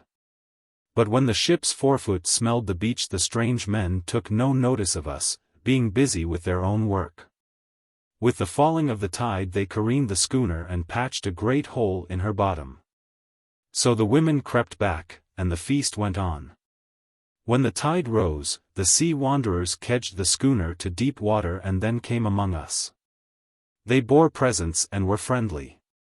So I made room for them, and out of the largeness of my heart gave them tokens such as I gave all the guests, for it was my wedding day, and I was head man in Akaton. And he with the mane of the sea lion was there, so tall and strong that one looked to see the earth shake with the fall of his feet. He looked much and straight at Unga, with his arms folded, so, and stayed till the sun went away and the stars came out. Then he went down to his ship. After that I took Unga by the hand and led her to my own house. And there was singing and great laughter, and the women said sly things, after the manner of women at such times. But we did not care. Then the people left us alone and went home. The last noise had not died away when the chief of the sea wanderers came in by the door. And he had with him black bottles, from which we drank and made merry. You see, I was only a stripling, and had lived all my days on the edge of the world. So my blood became as fire, and my heart as light as the froth that flies from the surf to the cliff. Unga sat silent among the skins in the corner, her eyes wide, for she seemed to fear. And he with the mane of the sea lion looked upon her straight and long. Then his men came in with bundles of goods, and he piled before me wealth such as was not in all Akaton. There were guns, both large and small, and powder and shot and shell, and bright axes and knives of steel, and cunning tools, and strange things the like of which I had never seen. When he showed me by sign that it was all mine, I thought him a great man to be so free, but he showed me also that Unga was to go away with him in his ship. Do you understand? That Unga was to go away with him in his ship. The blood of my fathers flamed hot on the sudden, and I made to drive him through with my spear. But the spirit of the bottles had stolen the life from my arm, and he took me by the neck, so, and knocked my head against the wall of the house. And I was made weak like a newborn child, and my legs would no more stand under me. Unga screamed, and she laid hold of the things of the house with her hands, till they fell all about us as he dragged her to the door. Then he took her in his great arms, and when she tore at his yellow hair laughed with a sound like that of the big bull seal in the rut. I crawled to the beach and called upon my people, but they were afraid. Only Yushnush was a man, and they struck him on the head with an oar, till he lay with his face in the sand and did not move. And they raised the sails to the sound of their songs, and the ship went away on the wind. The people said it was good, for there would be no more war of the bloods in Akaton. But I said never a word, waiting till the time of the full moon, when I put fish and oil in my kayak and went away to the east. I saw many islands and many people, and I, who had lived on the edge, saw that the world was very large. I talked by signs. But they had not seen a schooner nor a man with the mane of a sea lion, and they pointed always to the east. And I slept in queer places, and ate odd things, and met strange faces. Many laughed, for they thought me light of head. But sometimes old men turned my face to the light and blessed me, and the eyes of the young women grew soft as they asked me of the strange ship, and Unga, and the men of the sea. And in this manner, through rough seas and great storms, I came to Unalaska. There were 2 schooners there, but neither was the one I sought. So I passed on to the east, with the world growing ever larger, and in the island of Unamak there was no word of the ship, nor in Kadiak, nor in Atognak. And so I came one day to a rocky land, where men dug great holes in the mountain. And there was a schooner, but not my schooner, and men loaded upon it the rocks which they dug. This I thought childish, for all the world was made of rocks, but they gave me food and set me to work. When the schooner was deep in the water, the captain gave me money and told me to go. But I asked which way he went, and he pointed south. I made signs that I would go with him, and he laughed at first, but then, being short of men, took me to help work the ship. So I came to talk after their manner, and to heave on ropes, and to reef the stiff sails in sudden squalls, and to take my turn at the wheel. But it was not strange, for the blood of my fathers was the blood of the men of the sea. I had thought it an easy task to find him I sought, once I got among his own people. And when we raised the land one day, and passed between a gateway of the sea to a port, I looked for perhaps as many schooners as there were fingers to my hands. But the ships lay against the wharves for miles, packed like so many little fish. And when I went among them to ask for a man with the mane of a sea lion, they laughed, and answered me in the tongues of many peoples. And I found that they hailed from the uttermost parts of the earth. And I went into the city to look upon the face of every man. But they were like the cod when they run thick on the banks, and I could not count them. And the noise smote upon me till I could not hear, and my head was dizzy with much movement. So I went on, through the lands which sang in the warm sunshine, where the harvests lay rich on the plains. And where great cities were fat with men that lived like women, with false words in their mouths and their hearts black with the lust of gold. And all the while my people of Akedon hunted and fished, and were happy in the thought that the world was small. But the look in the eyes of Unga coming home from the fishing was with me always, and I knew I would find her when the time was met. She walked down quiet lanes in the dusk of the evening, or led me chases across the thick fields wet with the morning dew, and there was a promise in her eyes such as only the woman Unga could give. So I wandered through 1,000 cities. Some were gentle and gave me food, and others laughed, and still others cursed. But I kept my tongue between my teeth, and went strange ways and saw strange sights. Sometimes I, who was a chief and the son of a chief, toiled for men rough of speech and hard as iron, who wrung gold from the sweat and sorrow of their fellow men. Yet no word did I get of my quest till I came back to the sea like a homing seal to the rookeries. But this was at another port, in another country which lay to the north. And there I heard dim tales of the yellow-haired sea wanderer, and I learned that he was a hunter of seals, and that even then he was abroad on the ocean. So I shipped on a seal schooner with the lazy Siwashes, and followed his trackless trail to the north where the hunt was then warm. And we were away weary months, and spoke many of the fleet, and heard much of the wild doings of him I sought, but never once did we raise him above the sea. We went north, even to the Pribilofs, and killed the seals in herds on the beach, and brought their warm bodies aboard till our scuppers ran grease and blood and no man could stand upon the deck. Then were we chased by a ship of slow steam, which fired upon us with great guns. But we put sail till the sea was over our decks and washed them clean, and lost ourselves in a fog. It is said, at this time, while we fled with fear at our hearts, that the yellow-haired sea wanderer put into the Pribilofs, right to the factory. And while the part of his men held the servants of the company, the rest loaded 10,000 green skins from the salt houses. I say it is said, but I believe. For in the voyages I made on the coast with never a meeting the northern seas rang with his wildness and daring, till the 3 nations which have lands there sought him with their ships. And I heard of Unga, for the captains sang loud in her praise, and she was always with him. She had learned the ways of his people, they said, and was happy. But I knew better, knew that her heart harked back to her own people by the yellow beach of Akedon. So, after a long time, I went back to the port which is by a gateway of the sea. And there I learned that he had gone across the girth of the great ocean to hunt for the seal to the east of the warm land which runs south from the Russian seas. And I, who was become a sailor-man, shipped with men of his own race, and went after him in the hunt of the seal. And there were few ships off that new land. But we hung on the flank of the seal pack and harried it north through all the spring of the year. And when the cows were heavy with pup and crossed the Russian line, our men grumbled and were afraid. For there was much fog, and every day men were lost in the boats. They would not work, so the captain turned the ship back toward the way it came. But I knew the yellow-haired sea wanderer was unafraid, and would hang by the pack, even to the Russian Isles, where few men go. So I took a boat, in the black of night, when the lookout dozed on the Fox Leahead, and went alone to the warm, long land. And I journeyed south to meet the men by Edo Bay, who are wild and unafraid.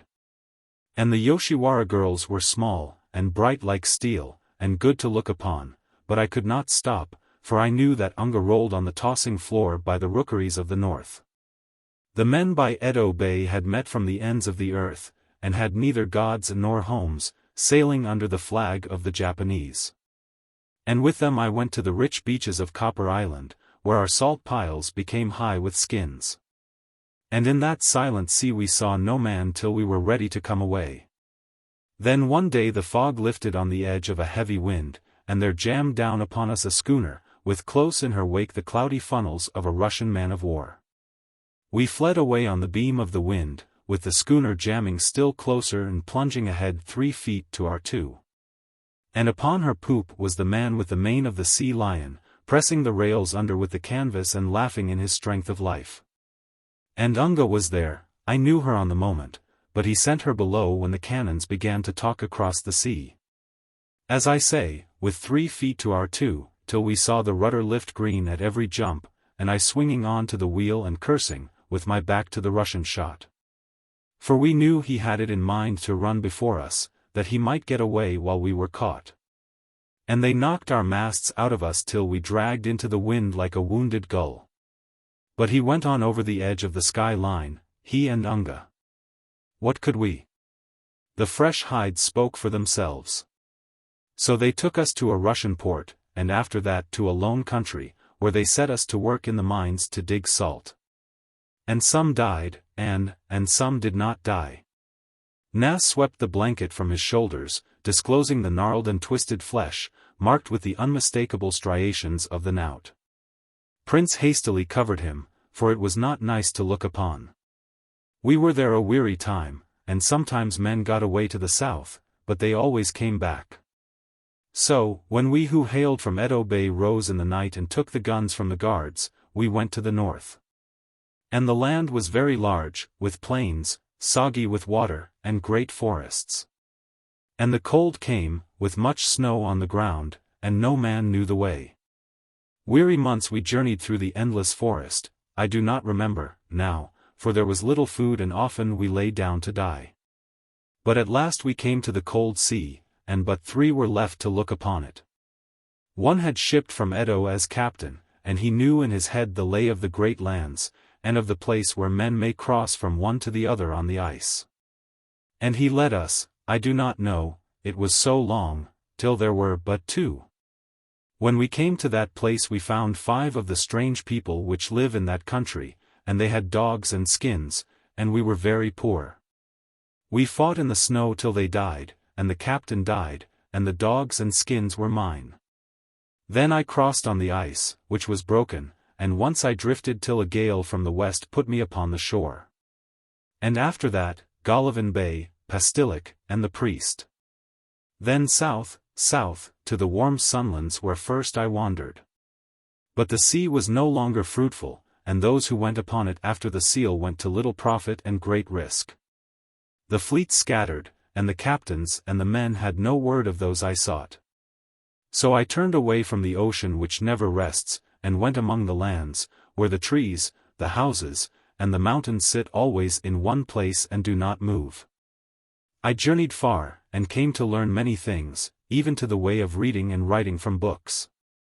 It was well I should do this, for it came upon me that Unga must know these things, and that someday, when the time was met, you understand, when the time was met. So I drifted, like those little fish which raise a sail to the wind but cannot steer. But my eyes and my ears were open always, and I went among men who traveled much, for I knew they had but to see those I sought to remember. At last there came a man, fresh from the mountains, with pieces of rock in which the free gold stood to the size of peas, and he had heard, he had met, he knew them. They were rich, he said, and lived in the place where they drew the gold from the ground. It was in a wild country, and very far away. But in time I came to the camp, hidden between the mountains, where men worked night and day, out of the sight of the sun. Yet the time was not come. I listened to the talk of the people. He had gone away, they had gone away, to England, it was said, in the matter of bringing men with much money together to form companies. I saw the house they had lived in. More like a palace, such as one sees in the old countries. In the night time I crept in through a window that I might see in what manner he treated her. I went from room to room, and in such way thought kings and queens must live, it was all so very good. And they all said he treated her like a queen, and many marveled as to what breed of woman she was, for there was other blood in her veins, and she was different from the women of Akaton. And no one knew her for what she was. She was a queen, but I was a chief, and the son of a chief, and I had paid for her an untold price of skin and boat and bead. But why so many words? I was a sailor man, and knew the way of the ships on the seas. I followed to England, and then to other countries. Sometimes I heard of them by word of mouth, sometimes I read of them in the papers. Yet never once could I come by them, for they had much money, and travelled fast, while I was a poor man. Then came trouble upon them, and their wealth slipped away one day like a curl of smoke. The papers were full of it at the time, but after that nothing was said, and I knew they had gone back where more gold could be got from the ground. They had dropped out of the world, being now poor, and so I wandered from camp to camp, even north to the Kootenai country, where I picked up the cold scent. They had come and gone, some said this way, and some that, and still others that they had gone to the country of the Yukon. And I went this way, and I went that, ever journeying from place to place, till it seemed I must grow weary of the world which was so large. But in the Kootenai I travelled a bad trail, and a long trail, with a breed of the northwest, who saw fit to die when the famine pinched. He had been to the Yukon by an unknown way over the mountains, and when he knew his time was near gave me the map and the secret of a place where he swore by his gods there was much gold. After that all the world began to flock into the north. I was a poor man, I sold myself to be a driver of dogs.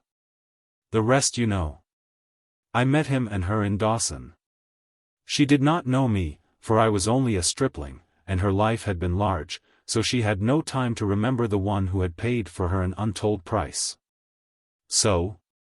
You bought me for my term of service. I went back to bring things about in my own way, for I had waited long, and now that I had my hand upon him was in no hurry. As I say, I had it in mind to do my own way, for I read back in my life, through all I had seen and suffered, and remembered the cold and hunger of the endless forest by the Russian seas. As you know, I led him into the east, him and Unga, into the east where many have gone and few returned. I led them to the spot where the bones and the curses of men lie with the gold which they may not have. The way was long and the trail unpacked. Our dogs were many and ate much.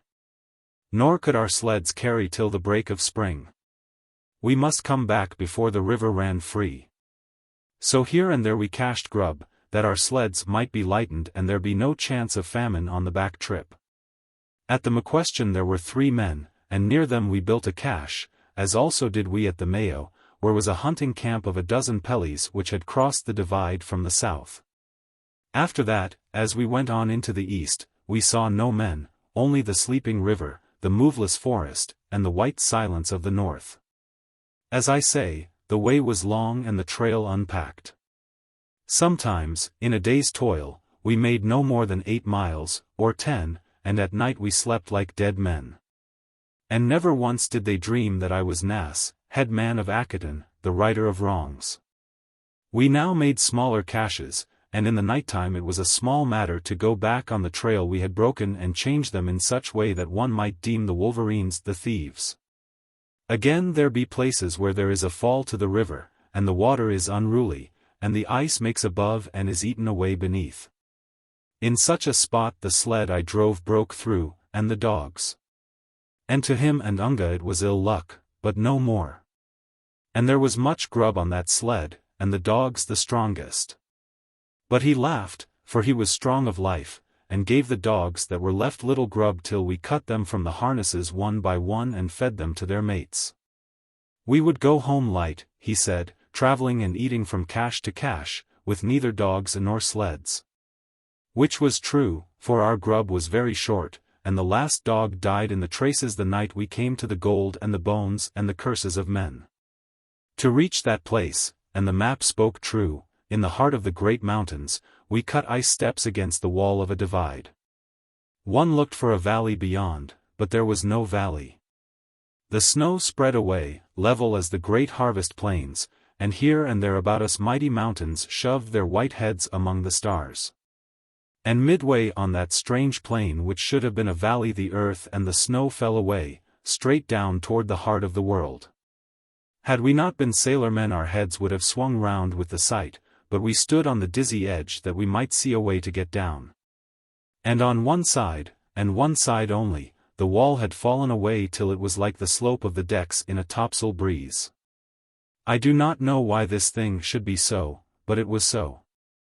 It is the mouth of hell, he said, let us go down. And we went down. And on the bottom there was a cabin, built by some man, of logs which he had cast down from above. It was a very old cabin, for men had died there alone at different times, and on pieces of birch bark which were there we read their last words and their curses. One had died of scurvy. Another's partner had robbed him of his last grub and powder and stolen away, a third had been mauled by a bald-faced grizzly. A fourth had hunted for game and starved, and so it went, and they had been loath to leave the gold, and had died by the side of it in one way or another. And the worthless gold they had gathered yellowed the floor of the cabin like in a dream. But his soul was steady, and his head clear, this man I had led thus far. We have nothing to eat, he said, and we will only look upon this gold, and see whence it comes and how much there be. Then we will go away quick, before it gets into our eyes and steals away our judgment. And in this way we may return in the end, with more grub, and possess it all. So we looked upon the great vein, which cut the wall of the pit as a true vein should. And we measured it, and traced it from above and below, and drove the stakes of the claims and blazed the trees in token of our rights. Then, our knees shaking with lack of food, and a sickness in our bellies, and our hearts chugging close to our mouths, we climbed the mighty wall for the last time and turned our faces to the back trip. The last stretch we dragged Unga between us, and we fell often, but in the end we made the cache. And lo, there was no grub. It was well done, for he thought it the wolverines, and damned them and his gods in one breath. But Unga was brave, and smiled, and put her hand in his, till I turned away that I might hold myself. We will rest by the fire, she said, till morning, and we will gather strength from our moccasins. So we cut the tops of our moccasins in strips, and boiled them half of the night, that we might chew them and swallow them. And in the morning we talked of our chance. The next cache was 5 days' journey, we could not make it. We must find game. We will go forth and hunt, he said. Yes, said I, we will go forth and hunt. And he ruled that Unga stay by the fire and save her strength. And we went forth, he in quest of the moose and I to the cache I had changed. But I ate little, so they might not see in me much strength. And in the night he fell many times as he drew into camp. And I, too, made to suffer great weakness, stumbling over my snowshoes as though each step might be my last. And we gathered strength from our moccasins. He was a great man. His soul lifted his body to the last, nor did he cry aloud, save for the sake of Unga. On the second day I followed him, that I might not miss the end. And he lay down to rest often. That night he was near gone, but in the morning he swore weakly and went forth again. He was like a drunken man, and I looked many times for him to give up, but his was the strength of the strong, and his soul the soul of a giant, for he lifted his body through all the weary day. And he shot 2 ptarmigan, but would not eat them. He needed no fire, they meant life, but his thought was for Unga, and he turned toward camp. He no longer walked, but crawled on hand and knee through the snow. I came to him, and read death in his eyes. Even then it was not too late to eat of the ptarmigan. He cast away his rifle and carried the birds in his mouth like a dog. I walked by his side, upright. And he looked at me during the moments he rested, and wondered that I was so strong. I could see it, though he no longer spoke, and when his lips moved, they moved without sound. As I say, he was a great man, and my heart spoke for softness. But I read back in my life, and remembered the cold and hunger of the endless forest by the Russian seas. Besides, Unga was mine, and I had paid for her an untold price of skin and boat and bead. And in this manner we came through the white forest, with the silence heavy upon us like a damp sea mist.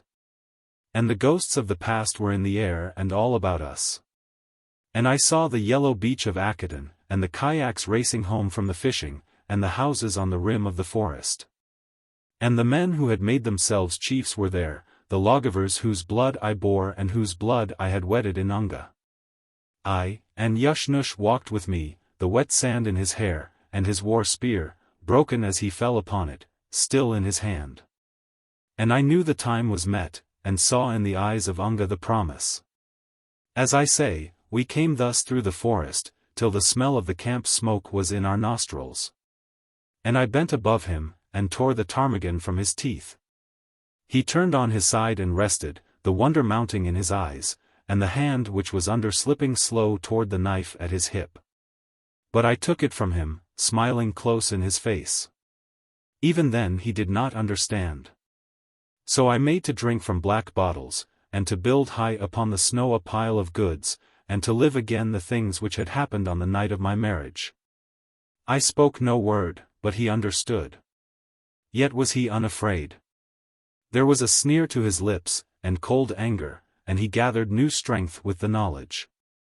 It was not far, but the snow was deep, and he dragged himself very slow. Once he lay so long I turned him over and gazed into his eyes. And sometimes he looked forth, and sometimes death. And when I loosed him he struggled on again. In this way we came to the fire. Unga was at his side on the instant. His lips moved without sound, then he pointed at me, that Unga might understand. And after that he lay in the snow, very still, for a long while. Even now is he there in the snow. I said no word till I had cooked the ptarmigan. Then I spoke to her, in her own tongue, which she had not heard in many years. She straightened herself, so, and her eyes were wonder-wide, and she asked who I was, and where I had learned that speech. I am Nas, I said. You, she said. You? And she crept close that she might look upon me. Yes, I answered, I am Nas, headman of Akiton, the last of the blood, as you are the last of the blood. And she laughed. By all the things I have seen and the deeds I have done, may I never hear such a laugh again. It put the chill to my soul, sitting there in the white silence, alone with death and this woman who laughed. Come, I said, for I thought she wandered. Eat of the food and let us be gone. It is a far fetch from here to Akiton. But she shoved her face in his yellow mane, and laughed till it seemed the heavens must fall about our ears. I had thought she would be overjoyed at the sight of me, and eager to go back to the memory of old times, but this seemed a strange form to take. Come, I cried, taking her strong by the hand. The way is long and dark. Let us hurry. Where? She asked, sitting up, and ceasing from her strange mirth. To Akiton, I answered, intent on the light to grow on her face at the thought.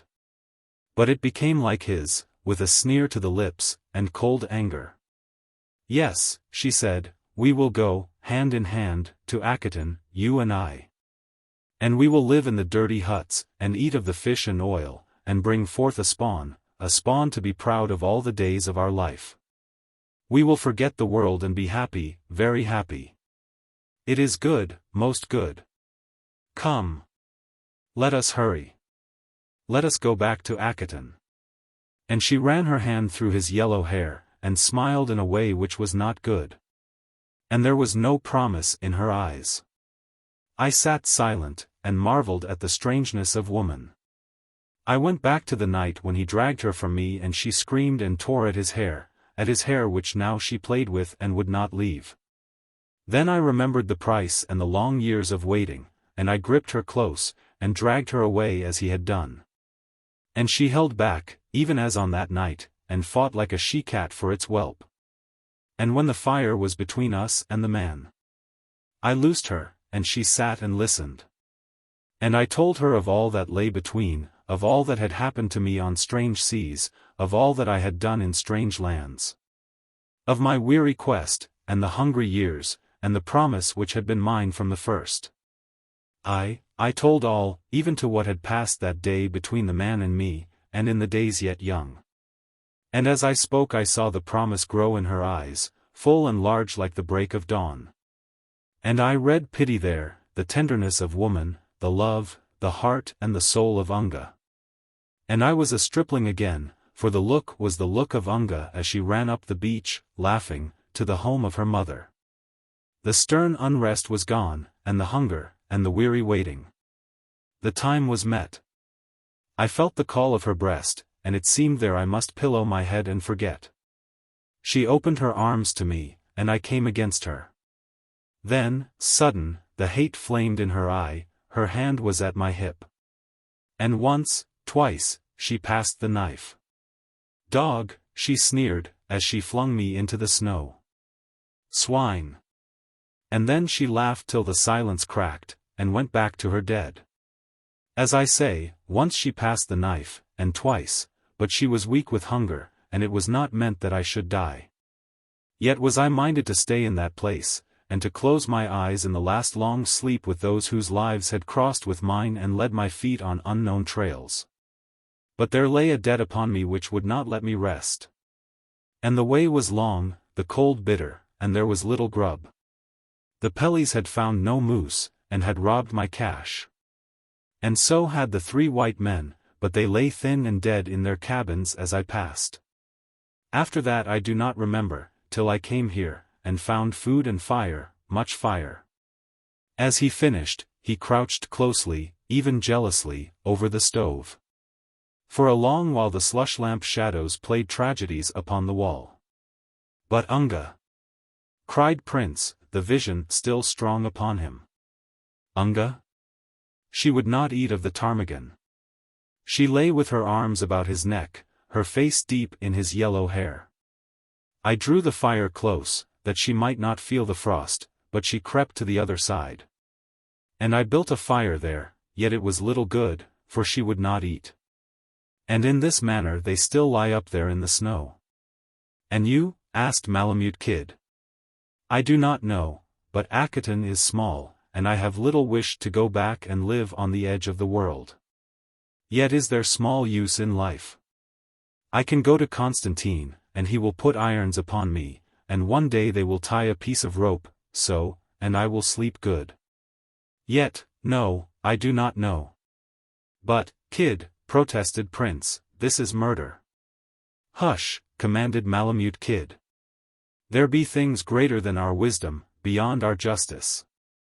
The right and the wrong of this we cannot say, and it is not for us to judge. Nas drew yet closer to the fire. There was a great silence, and in each man's eyes many pictures came and went.